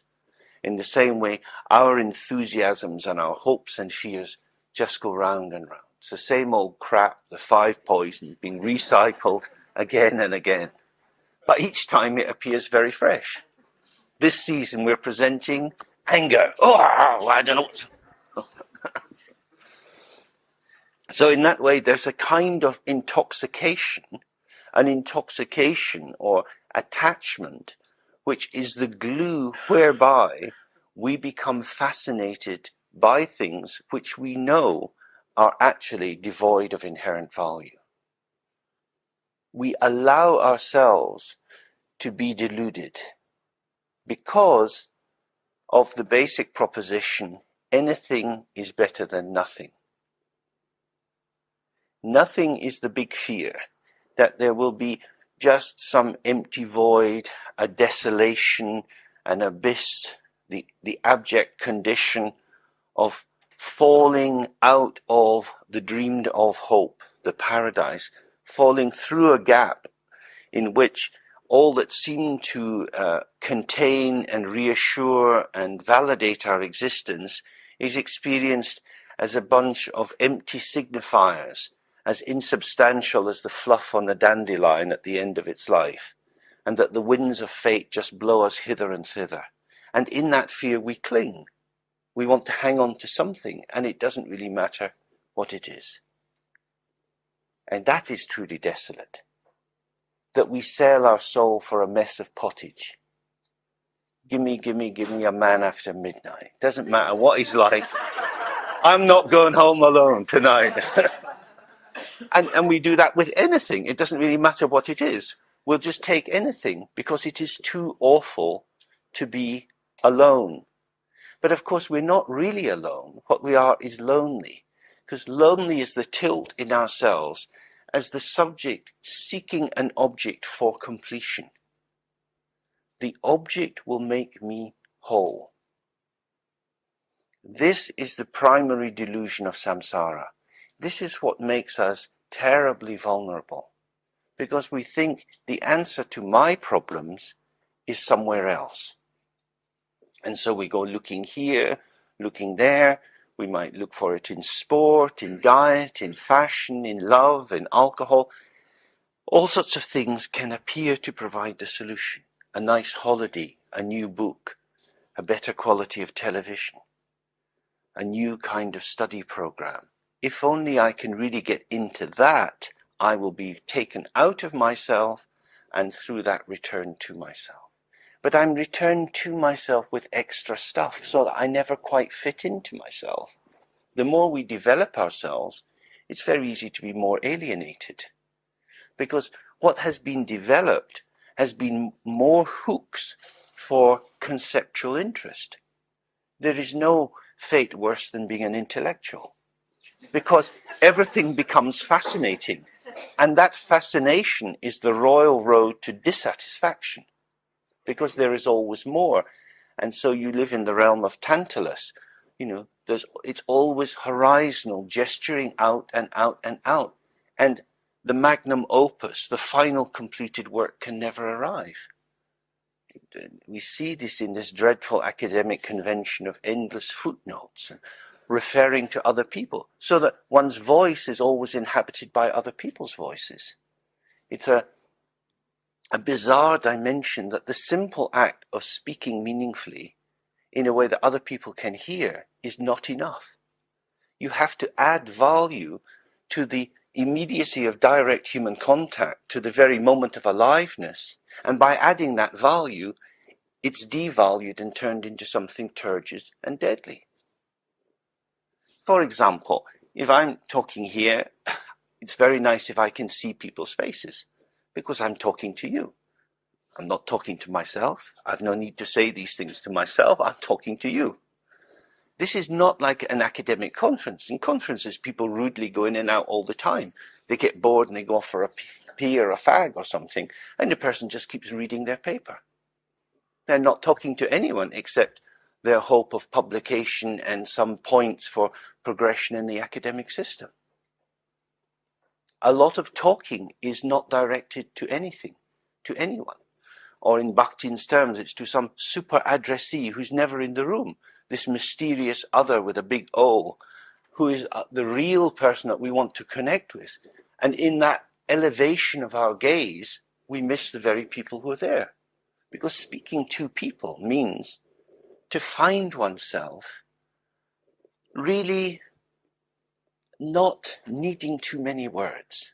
Because what is speaking but the connection of the heart? And when we connect with the heart, we don't need anything from the other, because we find that we're peaceably returned to ourselves. The other doesn't complete us if we connect with them. Actually, we have nothing to give each other. But when we connect with each other, we can find ourselves at home. What is the home of the mind? It is infinity. Our mind itself, that is to say, the basic noetic capacity with which we experience our existence, is ungraspable. When we sit in practice and we look for the mind, what color is the mind? What shape is the mind? Where does it come from? Where does it stay? Where does it go to? There is nothing to be found. What we are is something beyond thought. And yet, thoughts arise, sensations arise, movement arises. So, this mysterious, weird, strange, unheimlich kind of removal from the familiar allows us to become familiar with that which we will never be familiar with. That is to say, enlightenment or awakening is not something you can take for granted. You can't be complacent about it. It's not like having a nice book that you can enjoy and then put on your shelf. It's not like having a painting that you can hang on the wall and every time you see it, it makes you feel good. Because that's relating to an object. Awakening is about being present in a state which never vanishes, but a state which doesn't vanish because you don't have it. You don't have enlightenment. I have a watch. I can put my watch on or I can take my watch off, but even if I take my watch off and put it down, it's still my watch. I can have a thought about my childhood, or I can have a thought of what I have to do on Monday. I can allow that thought to go from my mind, and then the thought will come back into my mind. Objects come and go, and we move them around, and they seem to have roughly the same value as they come hither and thither. But awareness is not like that. Everything that we call the subject is actually an object. We are not awakened to the true nature of subjectivity because we live in the state of false substitution of momentary entities for true openness and awareness. Awareness itself is not active. It's not doing anything. Yesterday we were talking about intentionality, which is the direction of the self-subject. I as an individual, something individuated, cut off from the field of experience, tilted towards something else. In that state, there is something to be done. I have to be about something. But even in the process of being about something, there is a meta-awareness of what is going on. Unless we're very drunk or very aroused, usually the light is on. The light is often in the form of an internal dialogue. Many people live their lives with a continuous commentary about who they are and what they are.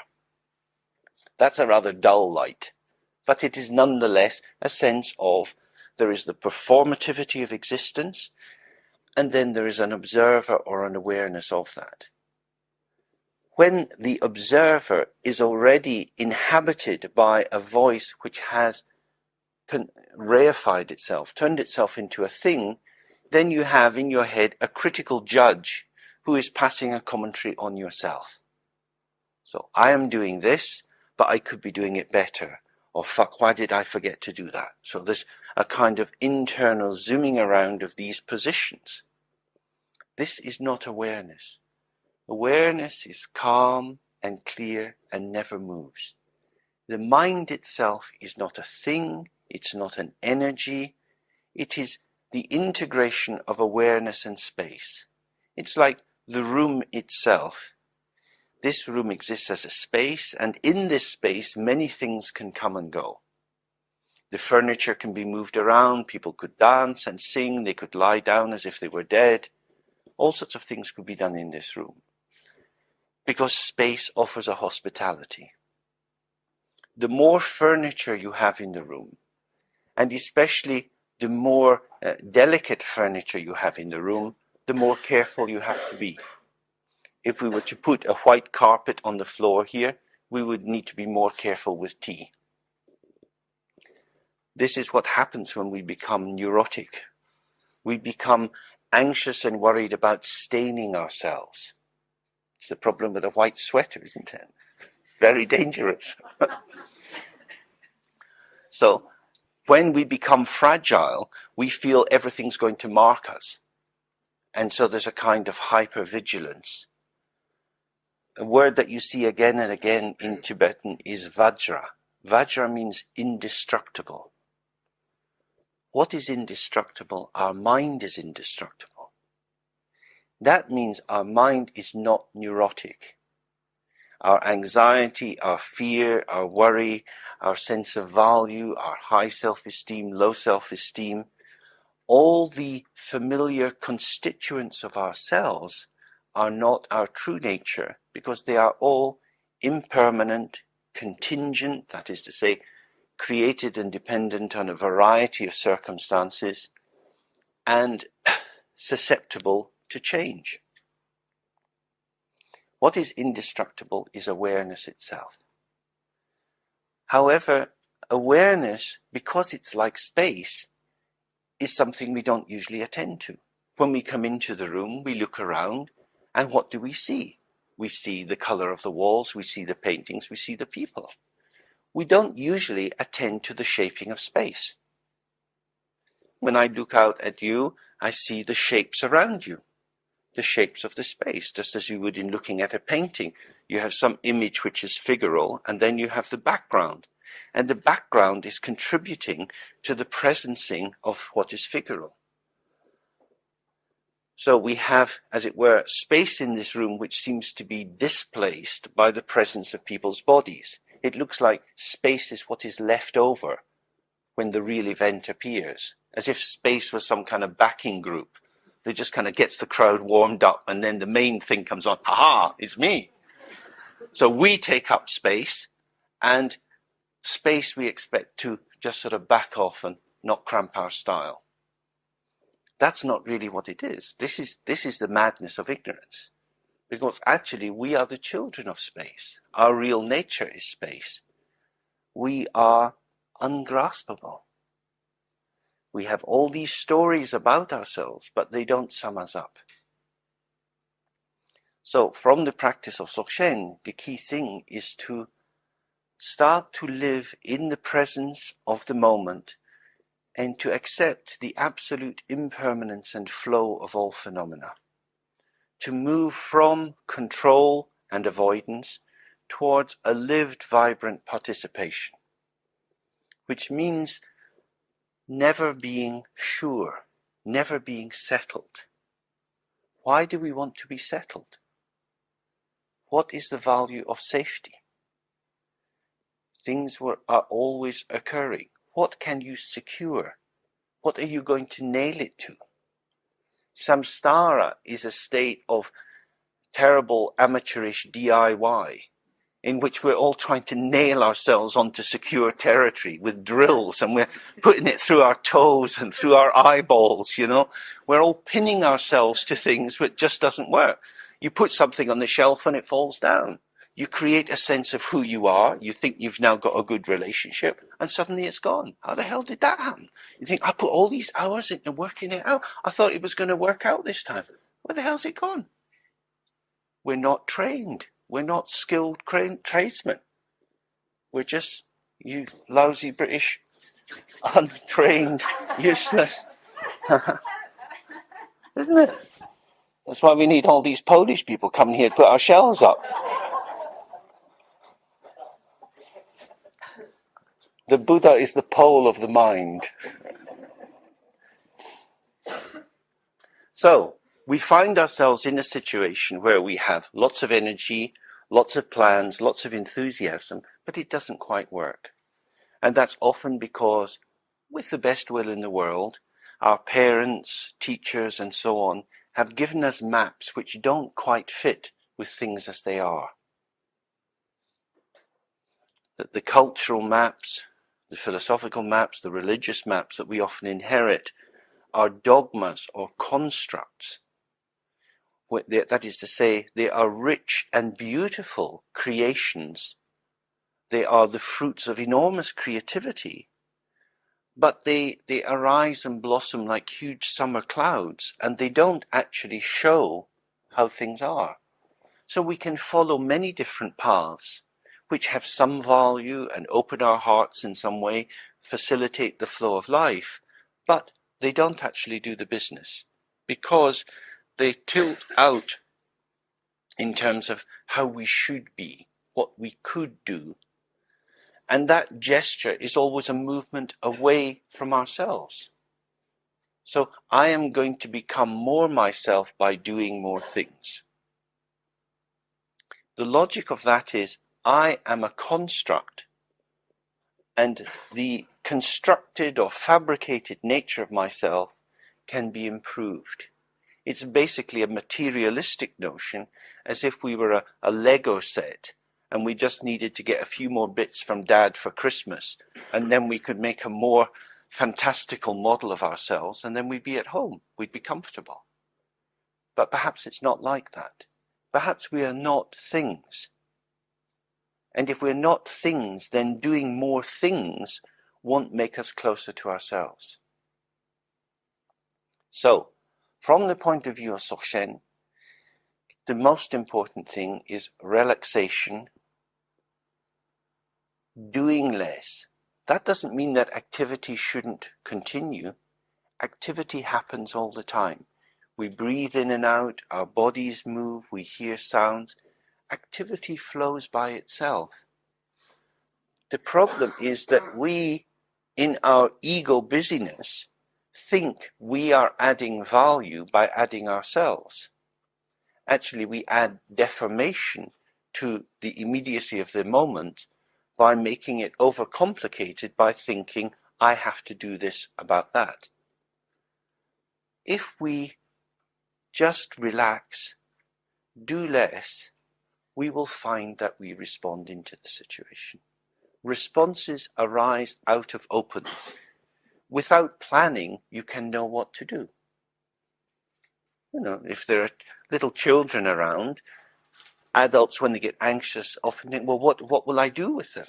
Well, all you need to do is sort of sit down at the level of the child and say, hi, what do you want to do? And they'll tell you. And then you do what they want to do. You don't have to think about playing with children. With most things in life, participation will show you the way. So expert planning, preparing, creating structures in advance of the situation acts as a violence onto the immediacy of our capacity to respond. So that instead of trusting that what we need will be to hand, that we will arise fresh into the moment, we start with an anxiety. I will be judged if I get this wrong, therefore it behoves me to practice well and get it right. Therefore preparation is the basis of security. But what am I preparing for? This event which is coming. Now, the event hasn't yet come, so you don't know what it is. So your preparation is entirely a mental fabrication based on your projections about how the situation will be. So you arrive fully formed, and then you have to deform yourself to fit the actual situation. How many people want to deform themselves? No. So we often then insist, which brings about the conflict of the situation.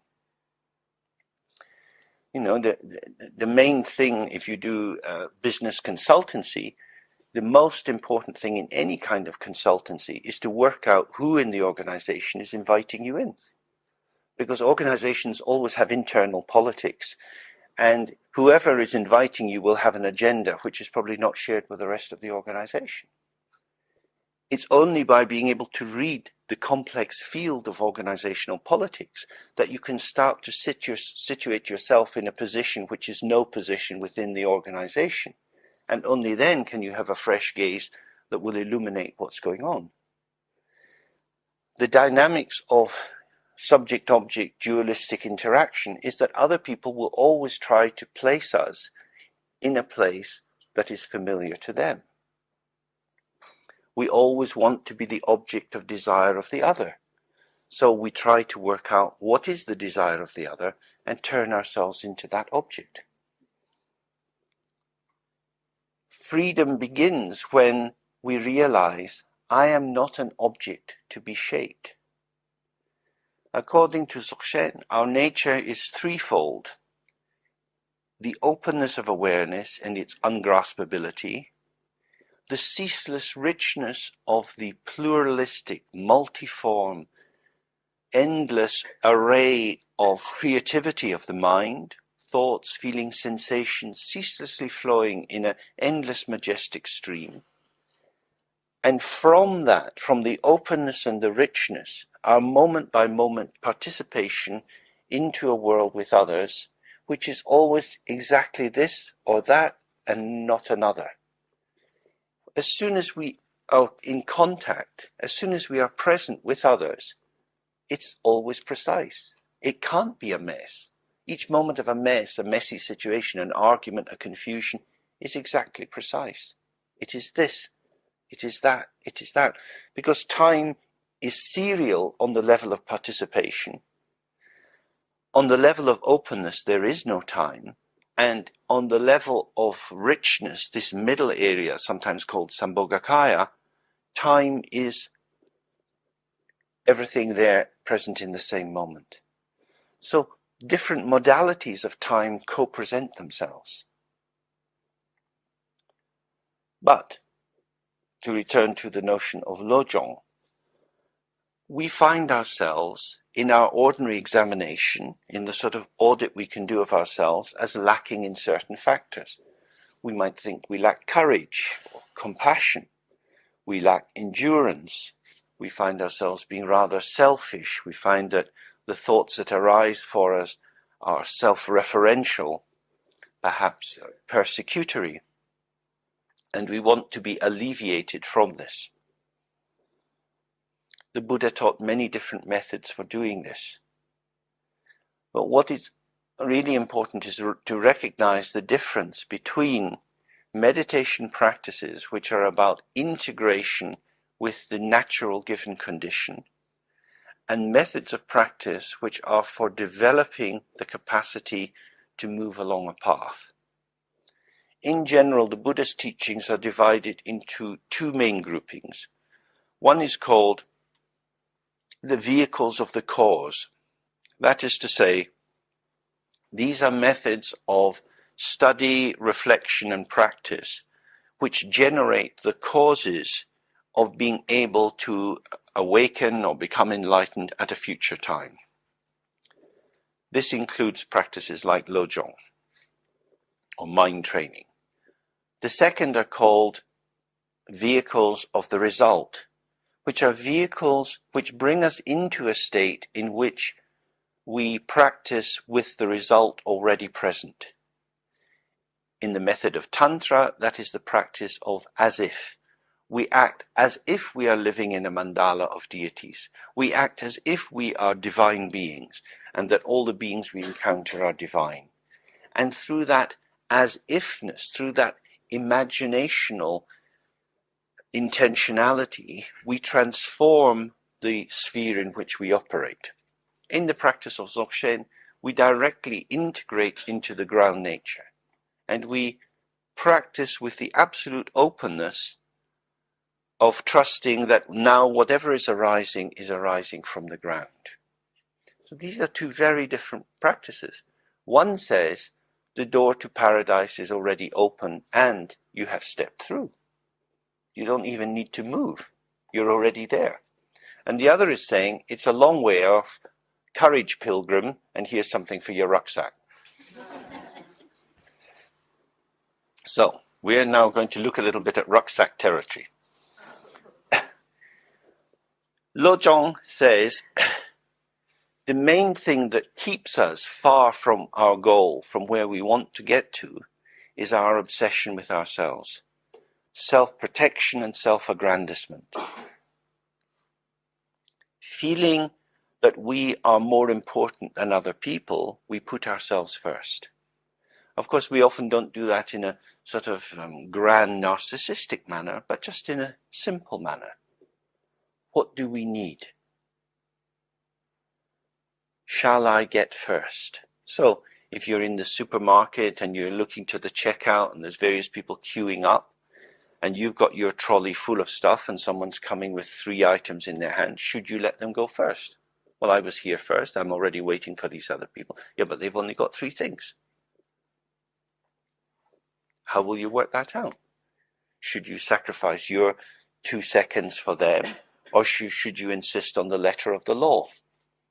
God bless the Pharisees. No. How shall one proceed? It's a big question. So all the time, if you're an ethical person, you find yourself tortured and spinning on these points. What shall I do? I want to be useful, but there's a cost. Do I want to pay the cost? In order to kind of free ourselves from this turning and turning and turning, that we have the teaching of Tonglen in Buddhism. Tongwa means to give. We give to all other beings everything which is beneficial and good. And Lenpa, to take, we take onto ourselves all the troubles and all the misery of all beings. So we don't need to ever worry about what we're going to do. We're taking the shit. What do you want? Shit. What are you giving? Gold. Life's dead simple then, isn't it? It's very simple. The function of these practices is to try to remove the anxiety and the interminable movement of how shall I behave? What shall I do? These kind of practices are a kind of military discipline for the mind, because the endless wavering and slavering around of thoughts and feelings and maybe and yes and no, endless ambivalence is hopeless. Ambivalence, like a double charge, this way and that way, this is the absolute energy of dualism. And dualism, from the point of view of Buddhism, is the enemy, because there is no real separation between subject and object. So if you're uncertain about what to do, you're shifting one on the other. It's like these little hand-powered torches. You have to keep squeezing them, and then the light comes on. And that pulsation, like the pulsation of the heart, keeps the light going, keeps us alive. In the same way, the life of samsara is exactly the pulsation of yes, no, good, bad. It's a kind of structureless, binary oppositional world in which the tension between these polarities creates an ongoing charge, discharge, I'm good, I'm bad, I'd like to, I better not, I want to, oh, but why? That swithering back and forth, every time you rock, there's a kind of exchange of energy which keeps the whole of samsara going. So you can see, hopefully, that there are two different methods here. The first method we described this morning is about integrating into space, in which you leave the centrality of the main domain of motility, of movement, of engagement, and you rest into spaciousness, seeing that all movement arises from space. And in the second kind of dharma path, you engage with movement, but with a definite intention. So instead of being uncertain what to do, you bring to the situation the certainty of your commitment with a dharma path. I will take the bodhisattva vow, I make myself available for others. So, whenever I enter a difficult situation, I will know what to do because I am prefigured. I am tilted already in a particular direction. I will be of help to others. And as we started to look yesterday, I will be of help to others not on the basis of their external qualities, not helping people because they deserve it, but I will help them because I have decided to help them. Therefore, there is nothing to think about in my helping them. You know, Gordon Brown, our soon-to-be king of the world, is a great believer in means testing. He has the mean-spirited Scottish Protestant view that I grew up with and learned to despise. Always sniffing around in people's underwear to find out what they're doing. This is the spirit of Calvin, you know, who has the glorious honor of being the person who reintroduced torture and murder after the Protestant Revolution. The thing that was anathema to Luther was reintroduced by Calvin. And it is the investigation of people. When Calvin ran Geneva, he ran it as a police state. He had people going round the streets at night, listening at the doors to see if people were playing music. And then bang, bang, bang, the door would be broken open and people would be dragged off and thrown into prison for enjoying themselves. This is Gordon Brown's vision of Britain.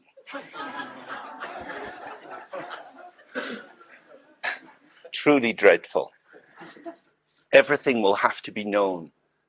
Everything will have to be revealed, not for its own sake, not for the pleasure of speculation, but in order to be weighed and called to account. But of course, you can't weigh the human soul. Human beings are beyond arithmetic. Human beings are this mystery of ceaseless revelation. And so as soon as you start judging and measuring and weighing, you miss the whole thing. You've entered into a bloody objectification, a mistaking of the very meaning of existence. And of course, we have these Gordon Browns in our head. All of us will have a judge somewhere that weighs us up, that hates ourselves, that thinks we screw up, that worries that our life isn't going right, that would like to be better but doesn't know how. And that grinding and grinding is terribly dangerous because it uses up a lot of energy, it misconstrues reality as it is, and it creates an emotional charge which operates in our belly and fills up all the energy channels of the body, floods the frontal lobes of the brain with obnoxious chemicals that keep us in hyperarousal, and makes us terribly wary of ourselves and others. We don't trust ourselves and we don't trust other people. So the bodhisattva practice is to get away from that. It's as it says in the Bible, cast your bread upon the waters. Just launch yourself into life and see what happens. Don't count. Turn off the meter. Stop judging yourself. Stop weighing yourself. And just think, I'm for the other. That's what I'm for. Decide that when you wake up in the morning. Decide that when you go to sleep at night. When you walk down the street, every person you meet, you can greet them in your heart or with your voice. Welcome, welcome. I'm for you. I'm for you. I'm for the rich person, which means I don't envy them. I'm for the poor person, which means I don't pity them. What is it about these people that we're for? It's for their awakening. That is to say, our belief and our joy for others is not that they have long, happy lives. They can have that as well. But in a sense, that's just the dross. That's not the real thing. That's not the icing on the cake. That's the dross. The real thing is that people should be fresh. They should be in their eyes, in their senses, alive and connected. What is it that causes us to glaze over? It's preoccupation. It's sinking into anxiety, the foreclosures of memory traces, worrying about the past, being anxious about the future, which tear us out of the fullness of our presence towards mental realms. We're rolling around as if we're in a science fiction movie. So the practice of Tonlen that says basically, I give all my happiness to others, I take all their pain and suffering, is a very, very present activity. All their suffering is coming towards me. What am I going to do with it? Where am I going to keep it? If you said, okay, this is a very nice Buddhist center, I think we should have a kind of fete to raise some money for it. We're going to see if people have got any old clothes and stuff that they would like to bring, and then we're going to have a little market in here. If you were lucky, people would send lots and lots of stuff. They might send mountains of stuff. But then you've got to have a space to deal with this stuff. Where are you going to put it? In a similar way, if you invite everyone to give you all their sorrow, all their misery, all their suffering, where are you going to put it? If you took a whole load of junk for your flea market, you have to have a hole. Well, we've got a hole, that's fine. But is your ego big enough to hold the suffering of all beings? Is your heart big enough? You need an extension. Luckily, we have some Polish builders. So we are going to build out more and more rooms so that we can accommodate the suffering of all sentient beings. How do we get such a big room in our heart? Emptiness. Wisdom and compassion have to go together.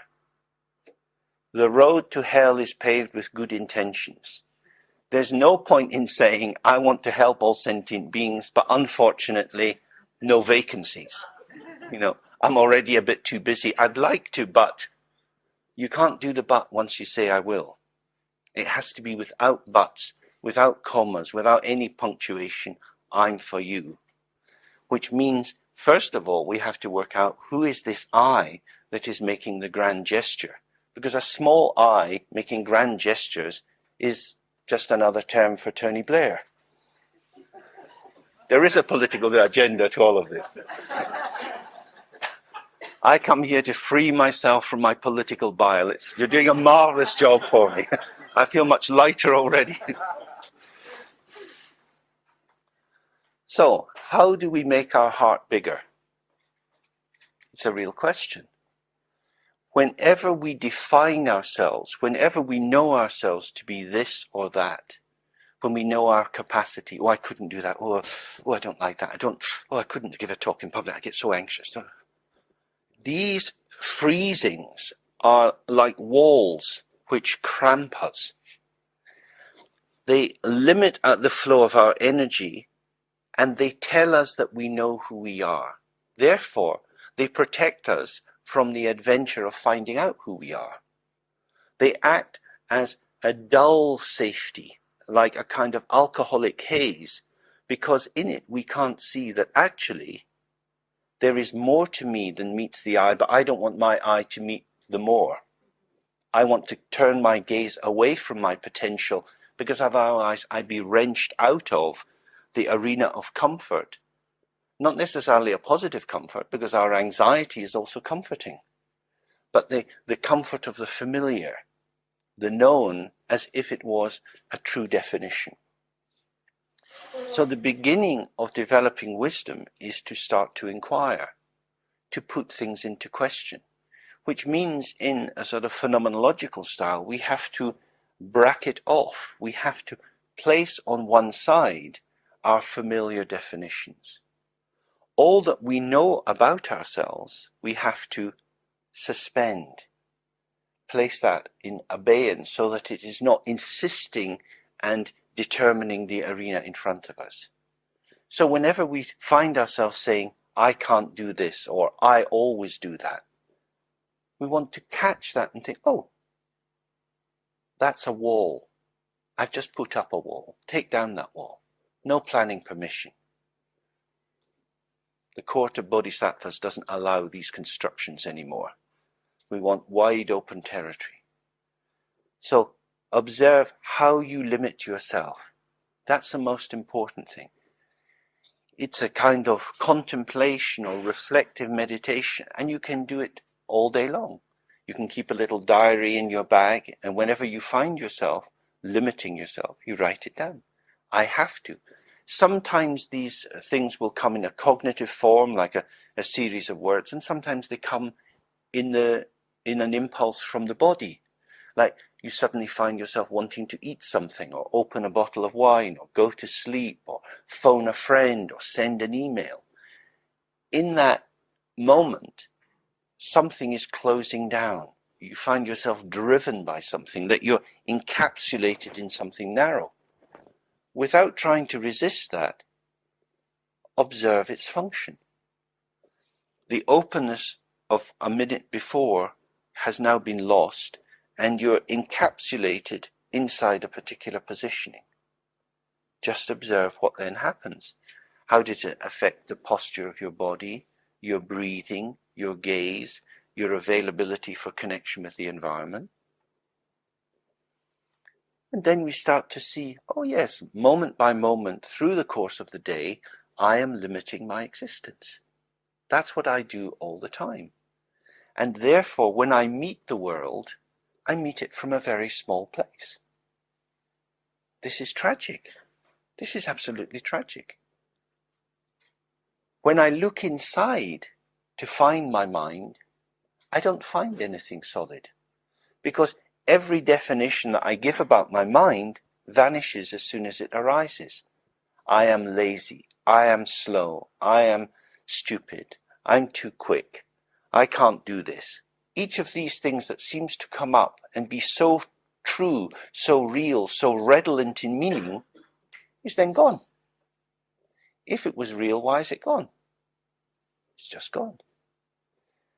The endless intoxication with these beliefs as they arise and pulse keeps us on this journey across a long, long river. Each one of these thoughts is like a stepping stone. We're always treading on these ideas as if these ideas were defining the true nature of the situation. But each is ephemeral. How can an ephemeral moment be telling us the true and enduring truth about ourselves? Not possible. That's the lie. So once we start to see, I lie to myself all the time, I cheat myself by believing that the impermanent is permanent, we can start to relax. That's what I'm doing. I don't need to do that, because it is a doing. If you don't do a doing, it will be okay. Things stop when you stop doing them. You don't have to do anything to stop them. You just have to not do them. Not doing is not energetic. It doesn't do any damage to you. It won't drain you. It won't exhaust you. You just stop doing it. And of course, there's the impulse is there. These thoughts, these nexes, these nodal points of condensed meaning and habit, are enormously tempting. They're like pads of Velcro. They seem to just lock you on. They're like a kind of super glue. But what is that glue? That's what we have to look at. Why is this idea, which I can see is ridiculous, why is it so tempting to me? That's where we really encounter the raw face of attachment.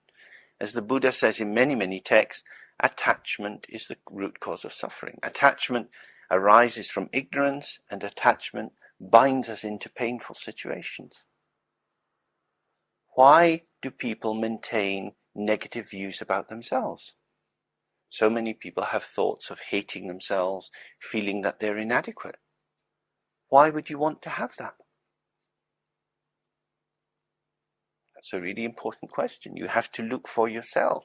What is the function of keeping this stuff? Is it sentimental? Is it sentimental? Do we really see the thing as it is? You can do that just you go into a big shop. Look at all the stuff they're trying to sell. Would you want to buy it? No. Look in an antique shop. You think somebody's owned this crap. I wouldn't want it in my house. Other people like stuff that we don't like, and we like stuff that other people don't like. This is a really central thing to realize. I make choices. That is to say, I put my life, my energy, my libido, my associations into this object, and that's what makes it shine. It's not shining of itself. I am the shiner of the shining object. The light of the object is the light of the mind. No object is shiny in and of itself. That's an amazing thing to see. Because if we see that, then we realize that we are being cheated by our own brilliance. We're not being cheated because we're daft or stupid, but it is the very light of our mind, our own creativity, the wonderful energy that can make anything shine. We delude ourselves by believing now the shine is out there. It's in the other. But it is we who do that. So as soon as you recognize, oh, I'm the shiny one, everything just becomes a little more transparent, a little more translucent, and you start to see that the light of your mind is passing through phenomena, that the world is made of these shimmering crystal objects, and as your light passes through them, they glow and they're not. They glow and they're not. How wonderful. And then you look at yourself, and it's the same thing. All that you are, all that you take yourself to be, is glowing because of how you position your light in relation to it. If you focus your light on your faults and your limitations, that's what will glow for you. If you focus your light on your good qualities, that's what will glow for you. Neither are real. Your good qualities are good and yet empty, devoid of inherent self-nature, and your bad qualities are real or presenting, but without an inherent reality. And what gives them their energy is the light of your own mind. When you start to do that, you see that the mind itself, which is open and empty, is effulgent. The radiance of the world is the radiance of the mind. The world is a mental phenomena. The more we are centered in ourselves and connected out, the whole world starts to shine for us. And then we're never bored. Boredom is not an option. But we're also not so excited. Everything has the same taste. You still have discrimination. It's not put through a blender. It's not homogenized. Everything is just as it is. But we don't get so manic or so depressed. Because what is the nature of phenomena? Radiant translucence. Light shining empty forms. These paintings that we see of these gods, the images that are presented make them look a bit solid and substantial. But actually, the descriptions are that they are shimmering and transparent. So that when we visualize these deities, we imagine them made out of gossamer or glass. So they have the form, the shape, and the coloration, but you can see right through them. They have no solidity inside them. And when we do tantric practice and we visualize the deity in front of us, we imagine rays of light coming from the deity, merging into us, and our body becoming made of light. And then rays of light going out from our body to all beings. And in that way we start to see that the whole world is the shimmering surface of light. This is the lived experience of emptiness. Everything is there just as it is. It doesn't suddenly vanish. And yet you see for the first time that it's light, moving, dynamic, and not solid and clumping. So you're no longer bashing into the world, but in this wonderful, directly, spontaneously unchoreographed, integrated movement. From that, there's spaciousness everywhere. And that's the ground spaciousness through which you can say, I take on the sufferings of all beings. Because now your house is very big. If your house is very small, the danger is you end up with a grinding, dutiful, hard-working, po-faced kind of culture. We already have enough of that. You know, my teacher always said to me, make it as easy as possible. Do it the quick way. Very helpful. It doesn't have to be hard. We have a notion that work is laborious. Just think of that. Laborious. Oh my God. It's burdenful. And you become inured to it. You knuckle down. You just get on with it. You put up with it. You thole it. There's a sense of trudging. But actually, work is simply the flow of energy. Since energy is always flowing and we are always flowing, the essence of work is to almost like finding the ley line of it, to get in the movement of it, and then you're carried by the flow of the energy of the world. Work is difficult when we can't find the rhythm. So the purpose of all the wisdom teachings in Buddhism, the teachings focused on emptiness, is to loosen the heaviness, the concretizing function of our mind, so that we become light and delicate and can start to feel the possibilities of movement. From that, compassion rings out, because compassion is the capacity to be with people and to reach them and make a connection with them in as many ways as possible, according to the situation. Shall we have a wee cup of tea and then do some?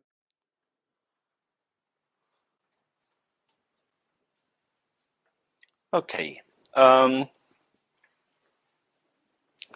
So I'll say a little bit more about emptiness, because I think it's a very important idea.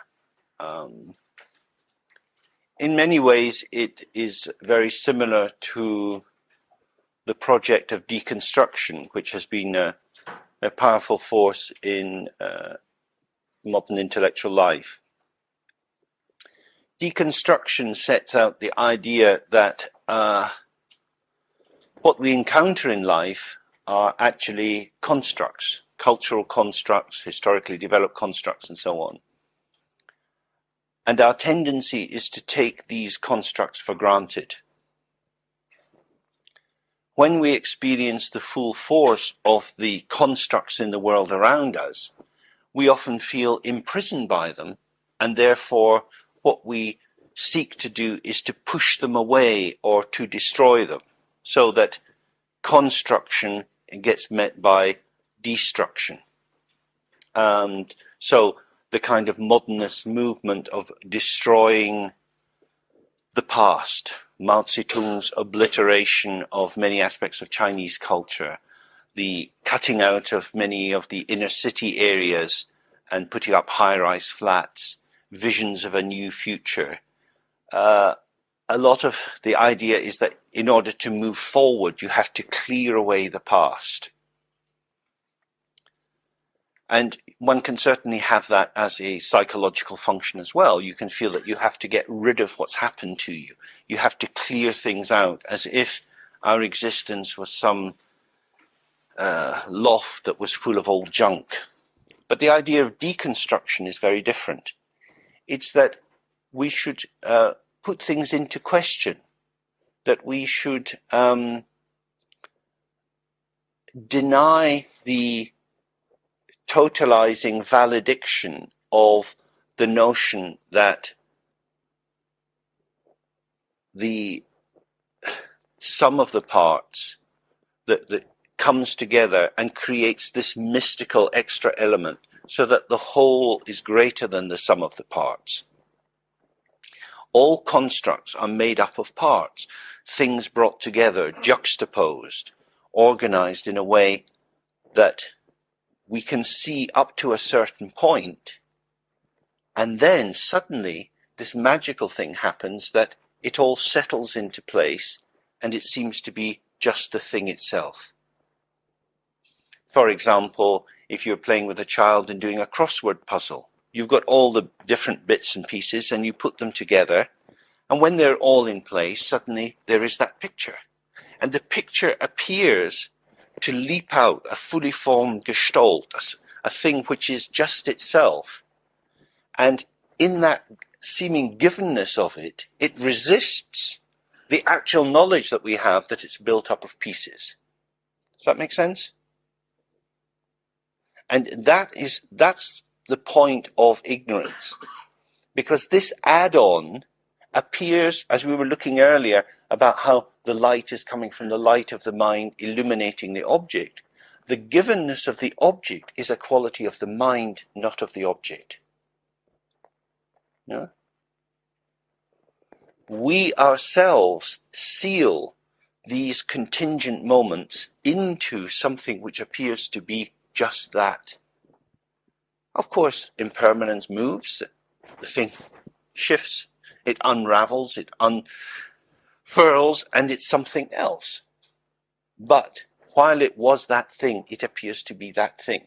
For example, here we are in this Buddha center. A while ago, this was a very different sort of building. Then builders came in, it's painted, and now it's taken on a life of its own. It appears to be something. So every time you come here, you come to Kandroli, you come to this Buddhist center. The fact that this building has been used for other purposes in the past is swept away. It's as if it has never been anything other than what it is.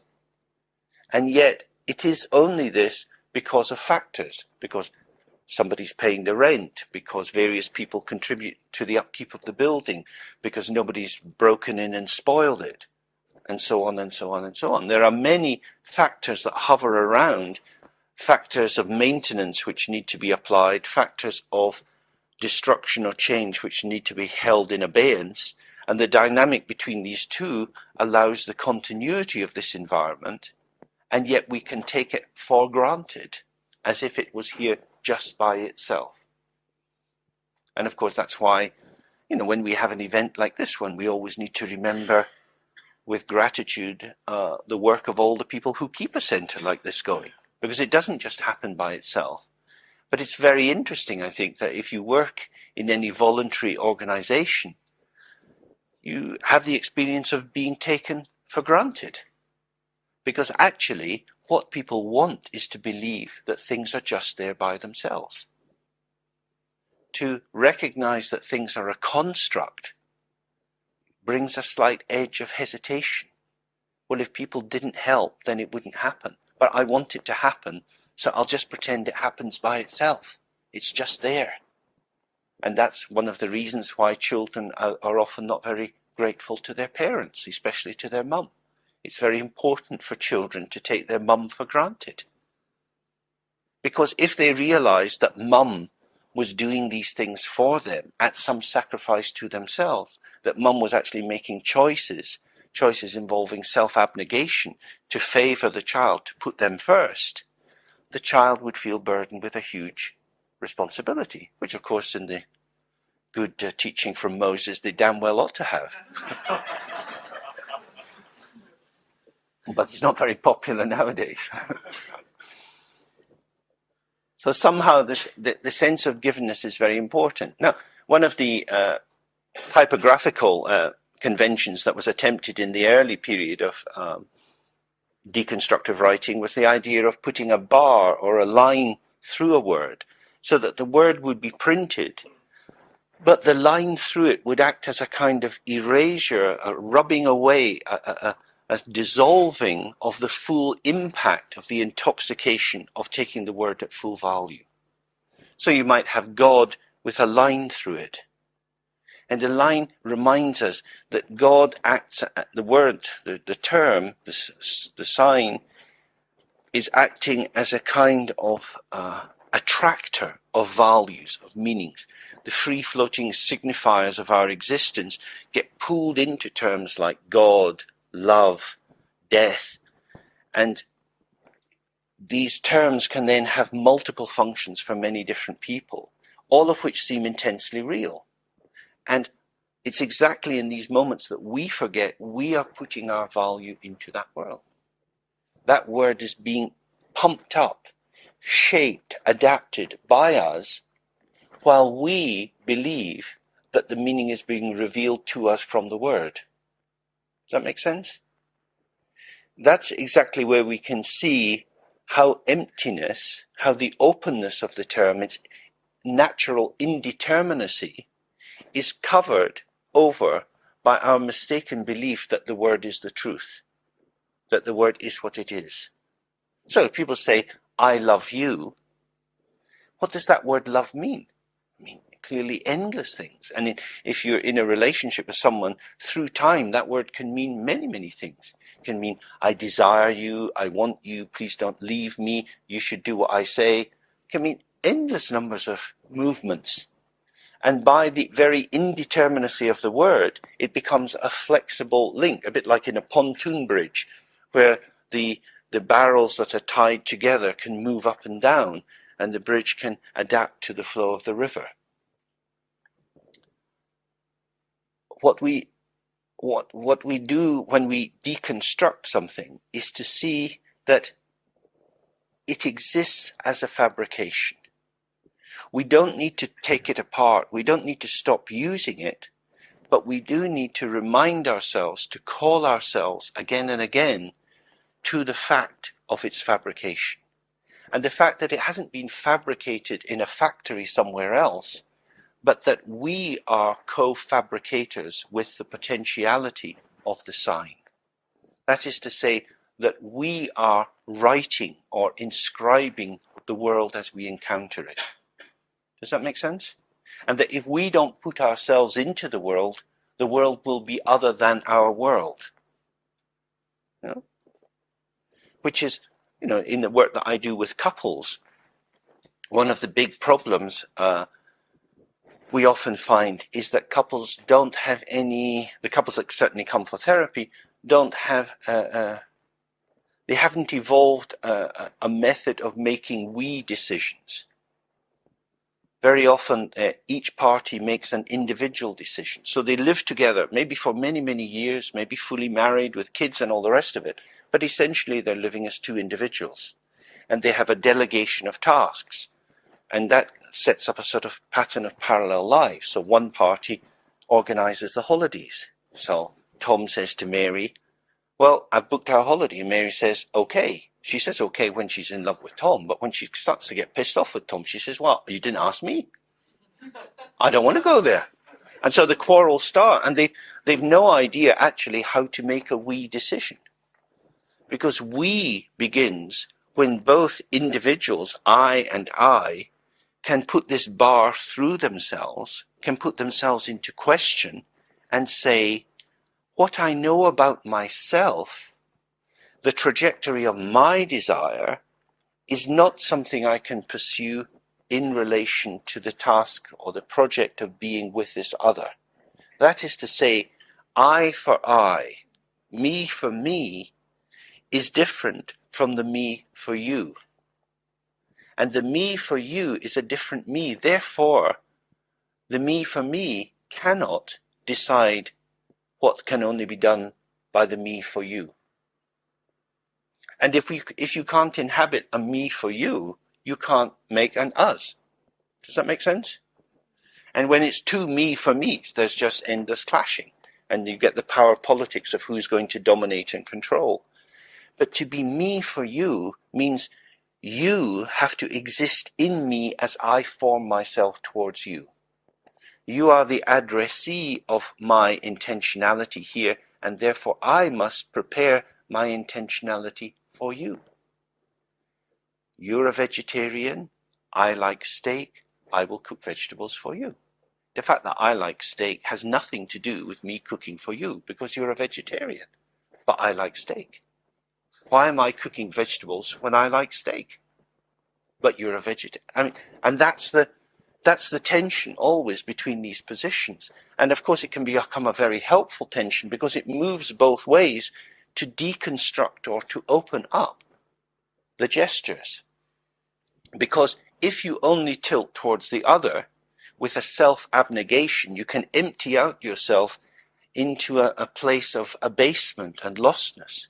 You can become the hopeless slave, the slave who finds themselves in the other but never is returned to themselves by that gesture.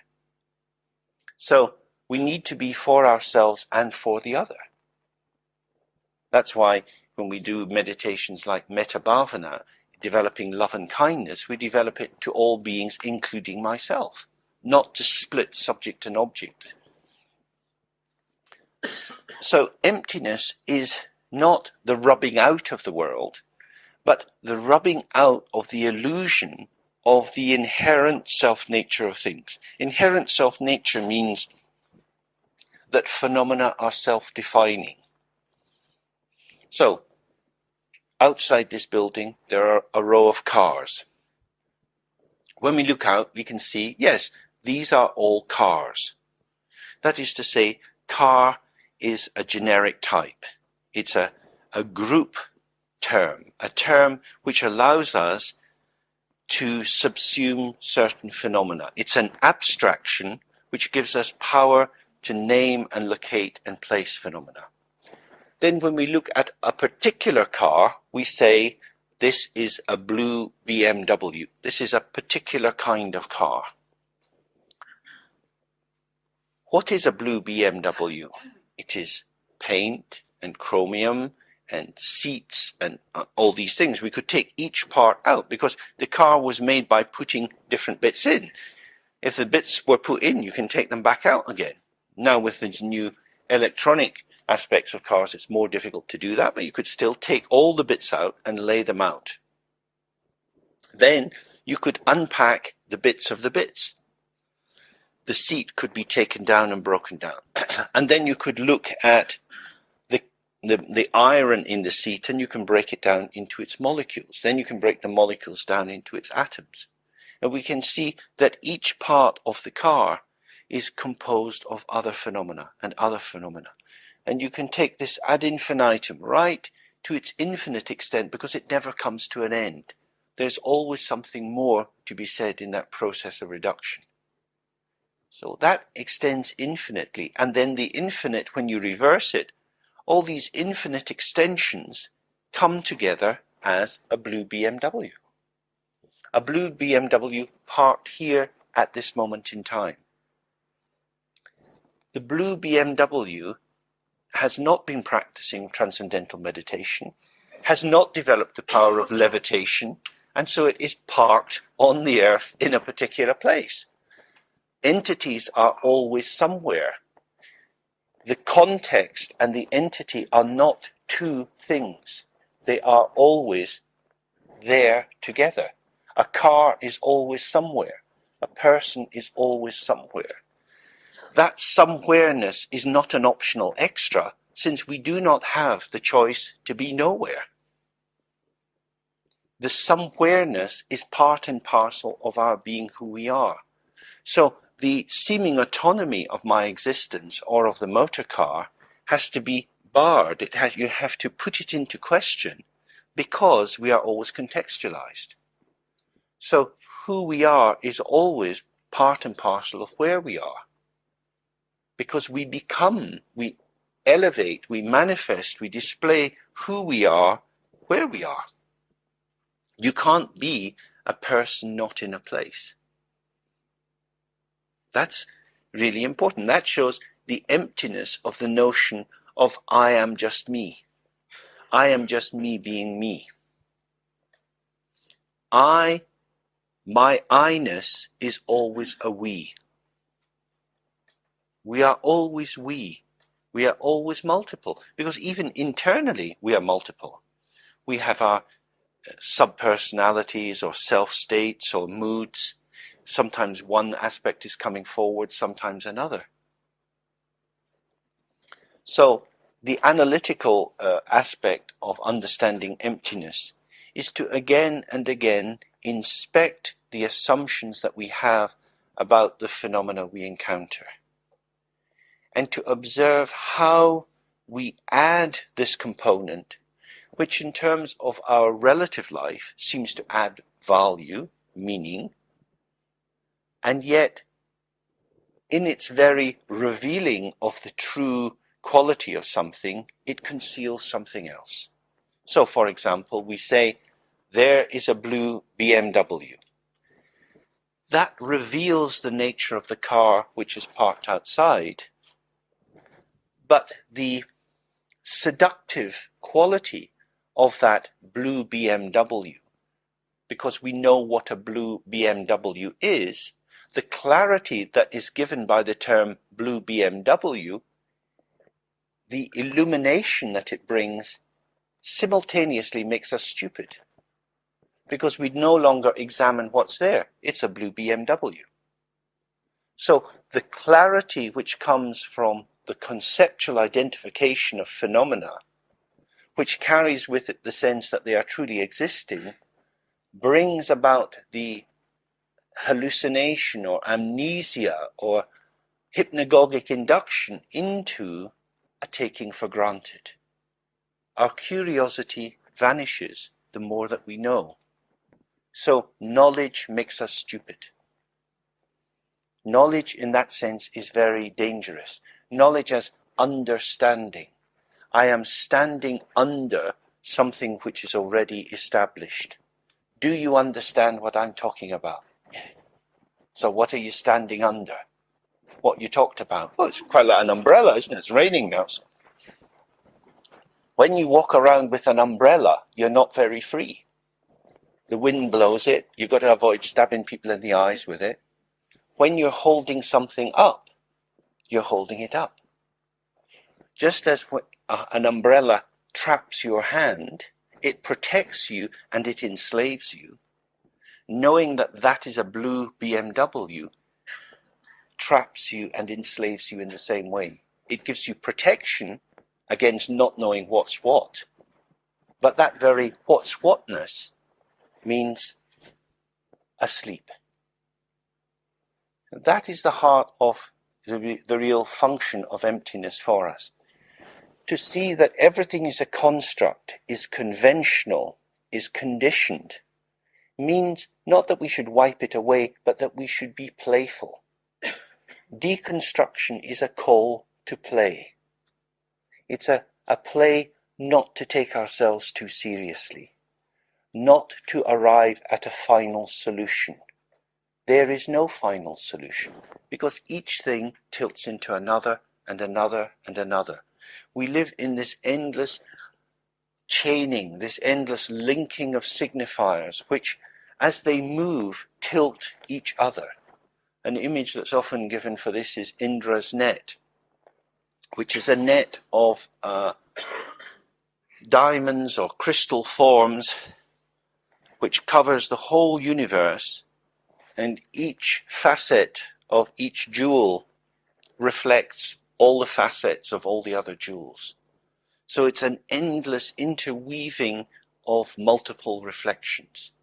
And that's really what our world is, that we are endlessly being called into the aliveness of the bright shiningness of each moment. We don't know what it is, but as we've looked earlier, we can participate in it, and participate it from emptiness, as emptiness, towards emptiness, achieving nothing but emptiness. But that emptiness is vital and alive, radiant. Whereas when we rest in the conceptualization and we know what's what, we sit. It's as if we are the center of the world and things turn around us, like some spider in a web. That's a very different kind of net. That's a net that catches things, that traps them, that wraps them up and sucks the juice out of them. That's a very petty bourgeois way to exist. And that's one thing that we don't do in Macclesfield. Petty bourgeois is off. It's so passé, darling.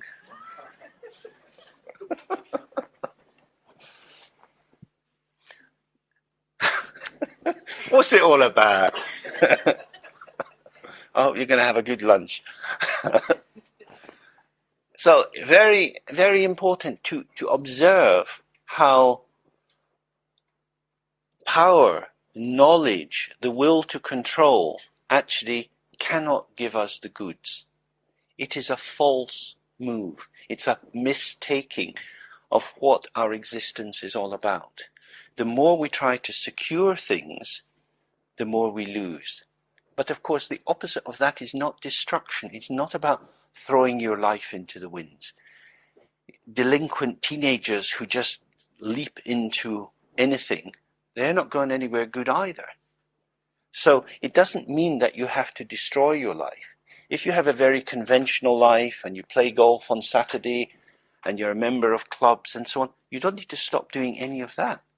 You don't have to grow long hair or shave your head. There is nothing external that has to be done because we're not trying to change the form of life. What we're trying to do is to see that each form in life is radiant and dynamic. It's not something that you can take for granted. Taking for granted is to insult your existence. Because the other possibility is to live in wonder, to be amazed moment by moment at colours, at sounds, to be vibrant and fresh. It's so amazing, isn't it? Little blackbird in the wintertime. Fantastic. It's just, So why do we take things for granted? It's a form of stupidity, a form of mental dullness. In Tibetan it's called timuk. Muk means kind of dark and heavy, and ti has also the idea of opacity, something impenetrable. And when we know what something is, we no longer penetrate it. It's not translucent. It is just what it is. It's a blue BMW. For God's sake, it's just a car. It's a blue BMW. Oh, okay. So you can't look at it. You can't look through it. Its name announces bugger off. You know, I am my logo. I am this thing. McDonald's is good for you. Don't inquire. Nike are good. Never mind the children that stitch them. You know, it's all logos. It's all the dogmatic assertion of the name, the abstract concept that says knowledge precedes experience.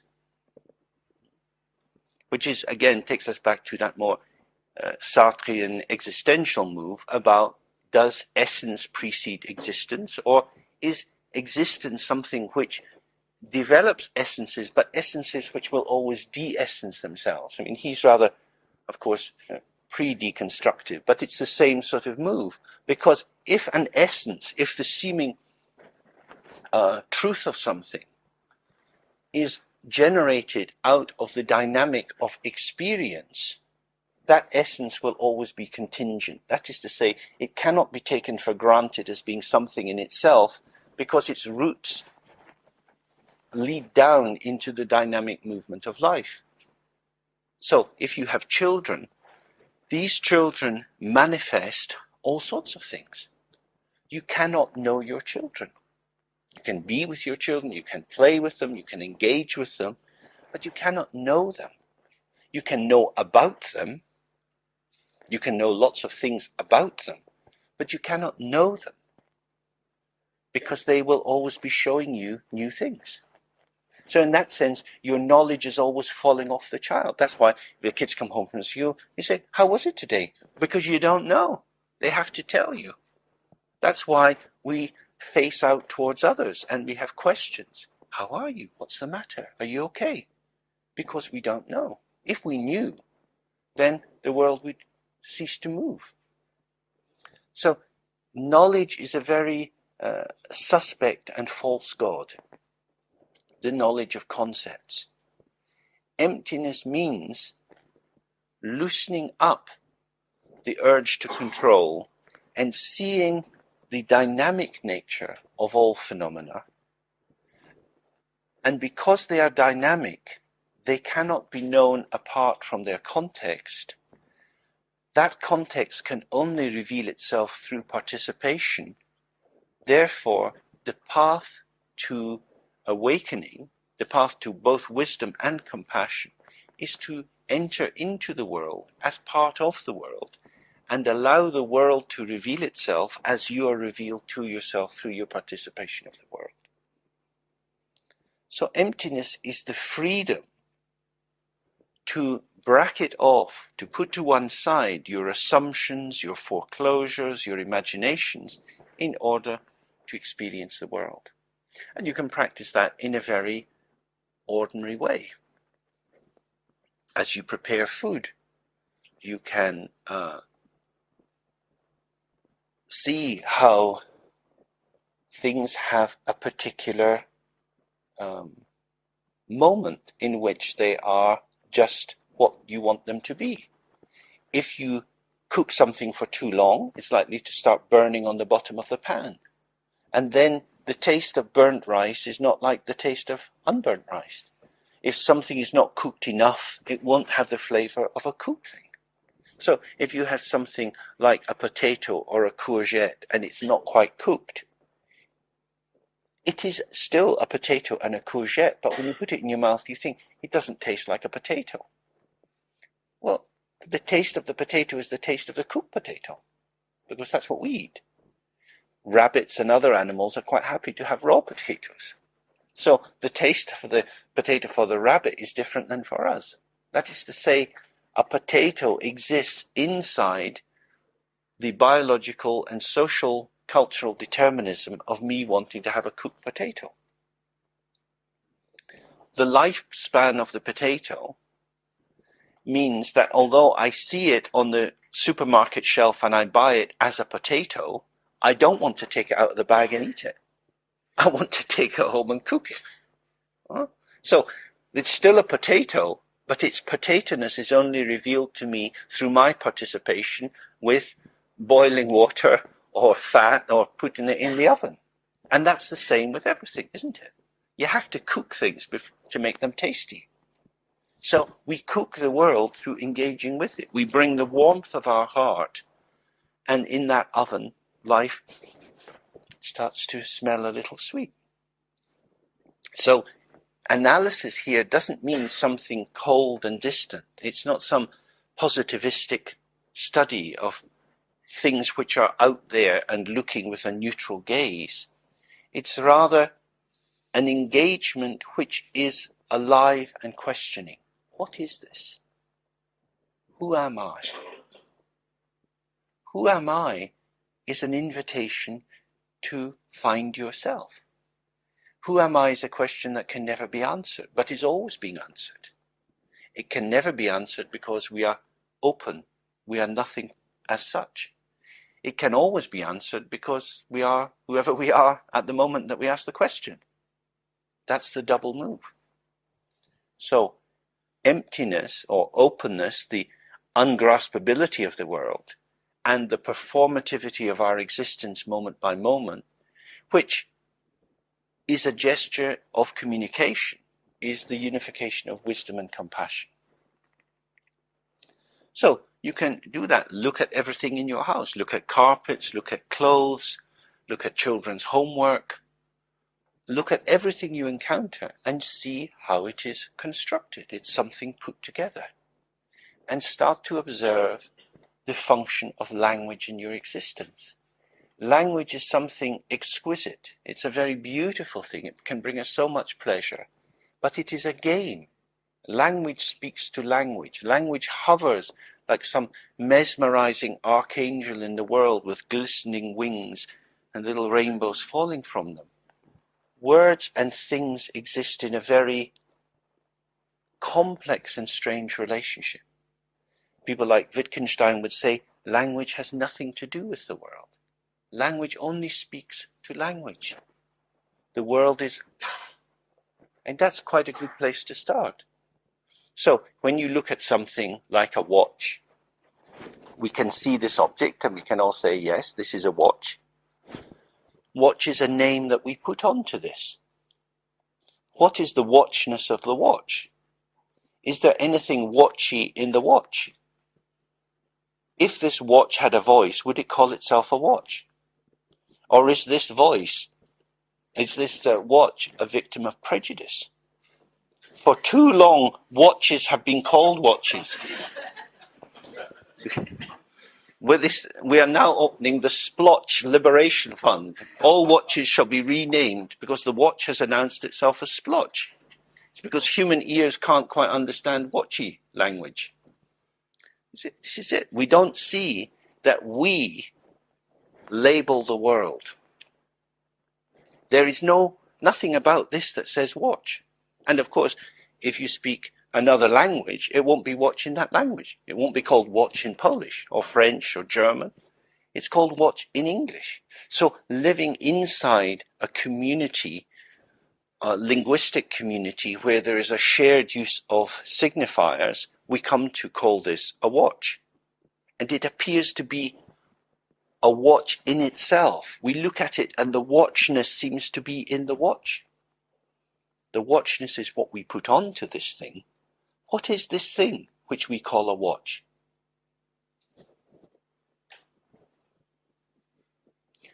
Something we see, we can lick it and taste it, we can rub it on ourselves, we can have an engagement with it.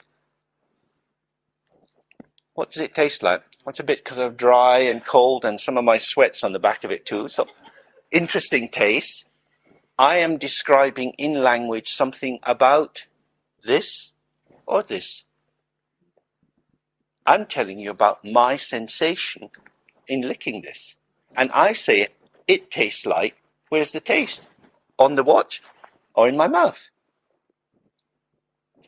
This is what we do all the time, projecting onto phenomena attributes which are the radiance and creativity of ourselves. Our mind is just like this magnificent choreographer, this wonderful Scheherazade. We're endlessly telling stories and weaving dreams across the world. And we then think we're dumb and stupid because we don't know very much. Isn't that mad? This is the unborn creativity of the Dharmakaya. Everything that we see, that we experience, everything that we say is the ceaseless flow of energy of life itself. So, examining the most mundane phenomena, you can reclaim the vitality of the world as being an aspect of yourself, but this self is not separate. It is part of the world. So, inasmuch as you pull it back to yourself, you release it once again to its status of participant. And so the world becomes a co-emergence of phenomena which are ungraspable because, and the mind which is ungraspable because, and between these two dummies, it's all very bright and shiny. Pretty good. Pretty good. So this is the importance of emptiness. And there are many books describing this, which you can study. And for those of you who live nearby in Macclesfield, you can bring these ideas into the study program and keep looking at them. It's really, really important. Many of the traditional texts on emptiness are a bit dull and dry. You should try not to be put off by that, because what people are trying to do is to use language to deconstruct or to undermine the foreclosure of things being what they appear to be. That's a difficult technical task. If it takes your fancy, and I hope it does, I would suggest it's worth participating in that, because it gives you micro tools The more tools you have, the more situations you can do something with. In terms of yourself, maybe you don't need so many tools. You might have a dharma path of a simple kind of meditation which feels enough for you. But you are not the limit of your world. Your world is others. And part of our gesture is always to be with others. So what tools do we need in order to be more fully with others? Sometimes these are philosophical tools, sometimes they're emotional tools. They are methodologies or ways in which, golden pathways along which we can move. So study, intellectual study, it's not the whole story, but it's a very, very useful support. Some people say, I'm not intellectual, or I couldn't understand that. Why not try? It's difficult.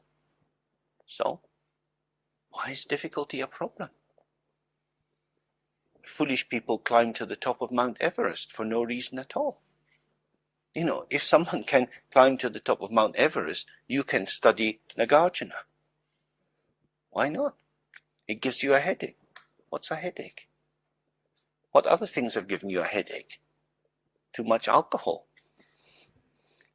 Nagarjuna or too much alcohol. Nagarjuna probably has a more lasting benefit and it won't damage your liver. So study is very important because each of us has Buddha nature. Our minds carry this natural radiance. We should trust that. It's very sad to make yourself stupid by telling yourself that you are stupid. If you want to know whether you're stupid or not, leave it up to other people. Ask other people, am I stupid? They'll tell you. It's unlikely that anybody is going to see that you're stupid because usually other people see us as better than we see ourselves. So again, don't let yourself be the limit of your own existence. You're not a very good judge of your value. As soon as we take refuge in the Dharma, we take refuge because we need protection from the limiting factors of our existence in order to move towards awakening. And when we take the Bodhisattva vow, we commit ourselves to helping others. So we need to resource ourselves. And we say when we take the Bodhisattva vow, as long as it takes, I will continue. As many beings as there are, I will liberate them. That means we need some resources. Getting resources requires time and effort. When people want to climb Mount Everest, they go and get sponsors, or these people who sail alone around the world, they get sponsors, they get the right boat, they get the right kind of food, and so on. People who go out into space to go on the moon, think how much resourcing people have for that. You want to realize your own nature and to liberate all sentient beings. You need to get a few resources. It takes time and effort to build these up. Then we have to think, what else do I use my time for? Oh, well, I need some downtime. I need just to chill. I need to relax. Okay, so why is studying the truth about existence not relaxing? Why would that be work? What is our nature of work? That we have to apply our energy feels as if it's stealing something from us. But of course, when we apply our energy, there is this delicious movement. The mind focused, vibrant, clear, the body tense and alert. Isn't that gorgeous? So how can we avoid that? You know, there's so many stories that we have from the way our culture construes things, that work is shit, so you need the weekend. Actually, work is gorgeous. Meaningful work is vibrant. The worst thing in life is to be useless, to have no use for yourself or for others. So understanding emptiness is very, very important, and you can pursue it in a very simple way. You have an orange, take the peel off the orange. Would you like an orange? Yes. Okay, eat the whole damn thing. No, I don't want to eat the skin. We want to eat the skin and an orange. But it's an orange. You said you wanted an orange. No, but I only want that bit of the orange. Just in these little moments, you can see, no. you want a Kit Kat? Yeah. Okay, eat the wrapping. No, I just want the chocolate. But it says Kit Kat on it. You wanted the Kit Kat. Well, you have the wrapping. I'll eat the chocolate. You wanted the Kit Kat. It doesn't say Kit Kat on the chocolate. In that way, just observe all the time how we construct, how we delude ourselves. This is the essence, really, of Lojong. Lojong is developing the capacity of our intelligence to make discriminations and to see how deluded we are. There is no shame in being deluded. Being deluded is the beginning of awakening. When you realize how easily you're mesmerized, how easily you get led astray, you start to understand something of the nature of the mind.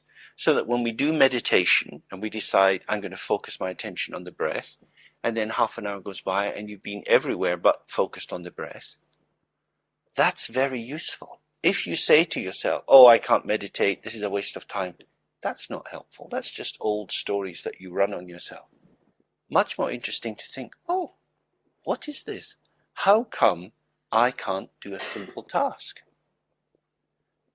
I think that I am an adult who is competent, who can carry out my life.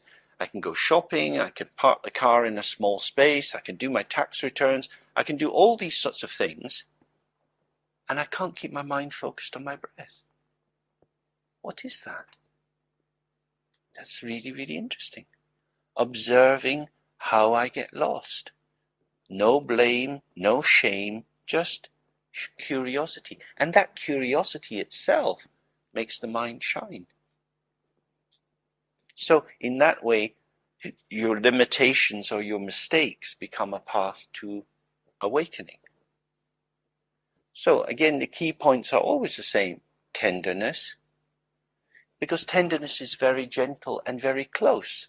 When you're tender to something or tender to yourself, you're very with it. If you've got a lovely mohair jumper, you might want to wash it by hand. And you get these nice soap flakes and you have to get them all dissolved in the water. So it's already quite a sensuous experience. And then you plunge the wool in and you feel the wool absorbing the water and it gets heavy. And then very gently you're rubbing it and you just feel that gorgeous. So in that way, if we are so tender with something made of wool, why wouldn't we be tender to ourselves and tender to other people? Because when you're tender, you feel things. The quality of the wool is revealed through the quality of your attention. This is the heart of the Dharma, that the world we live in is the world of our own qualities. What we get is what we are. And we are very fortunate because we meet here together and we start to understand that we are much, much more than we ever thought we were.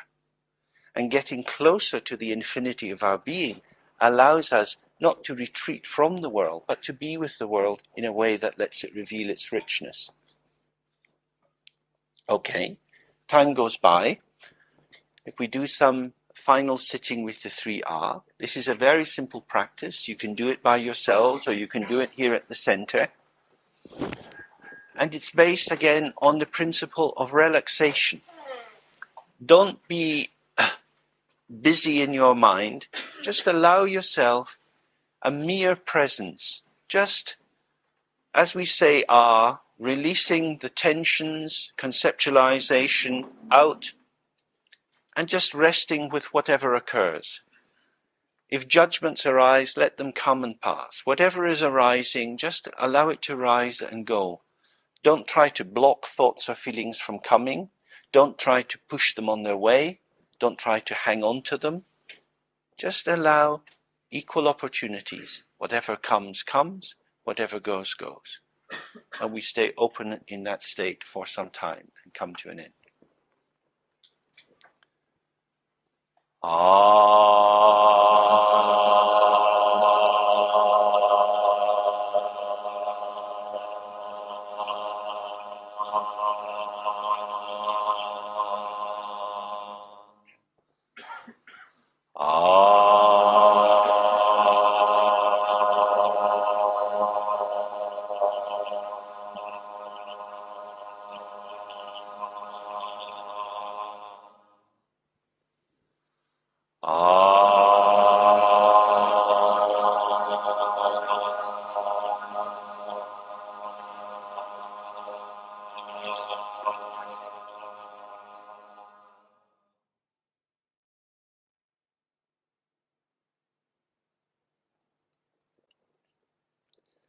Then we dedicate the merit of whatever we've done to all sentient beings. You can just imagine out of our hearts rays of rainbow-colored light spreading out to all beings.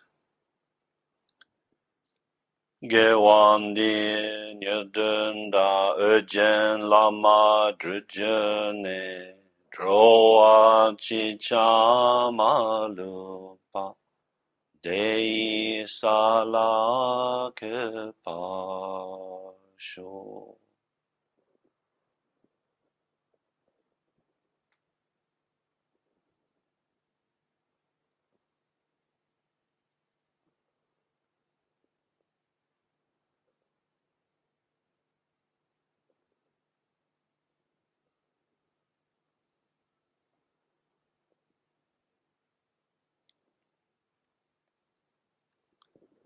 Okay. So that brings us to the end. Thank you very much for inviting me here. I've had a good time. Hope you have too.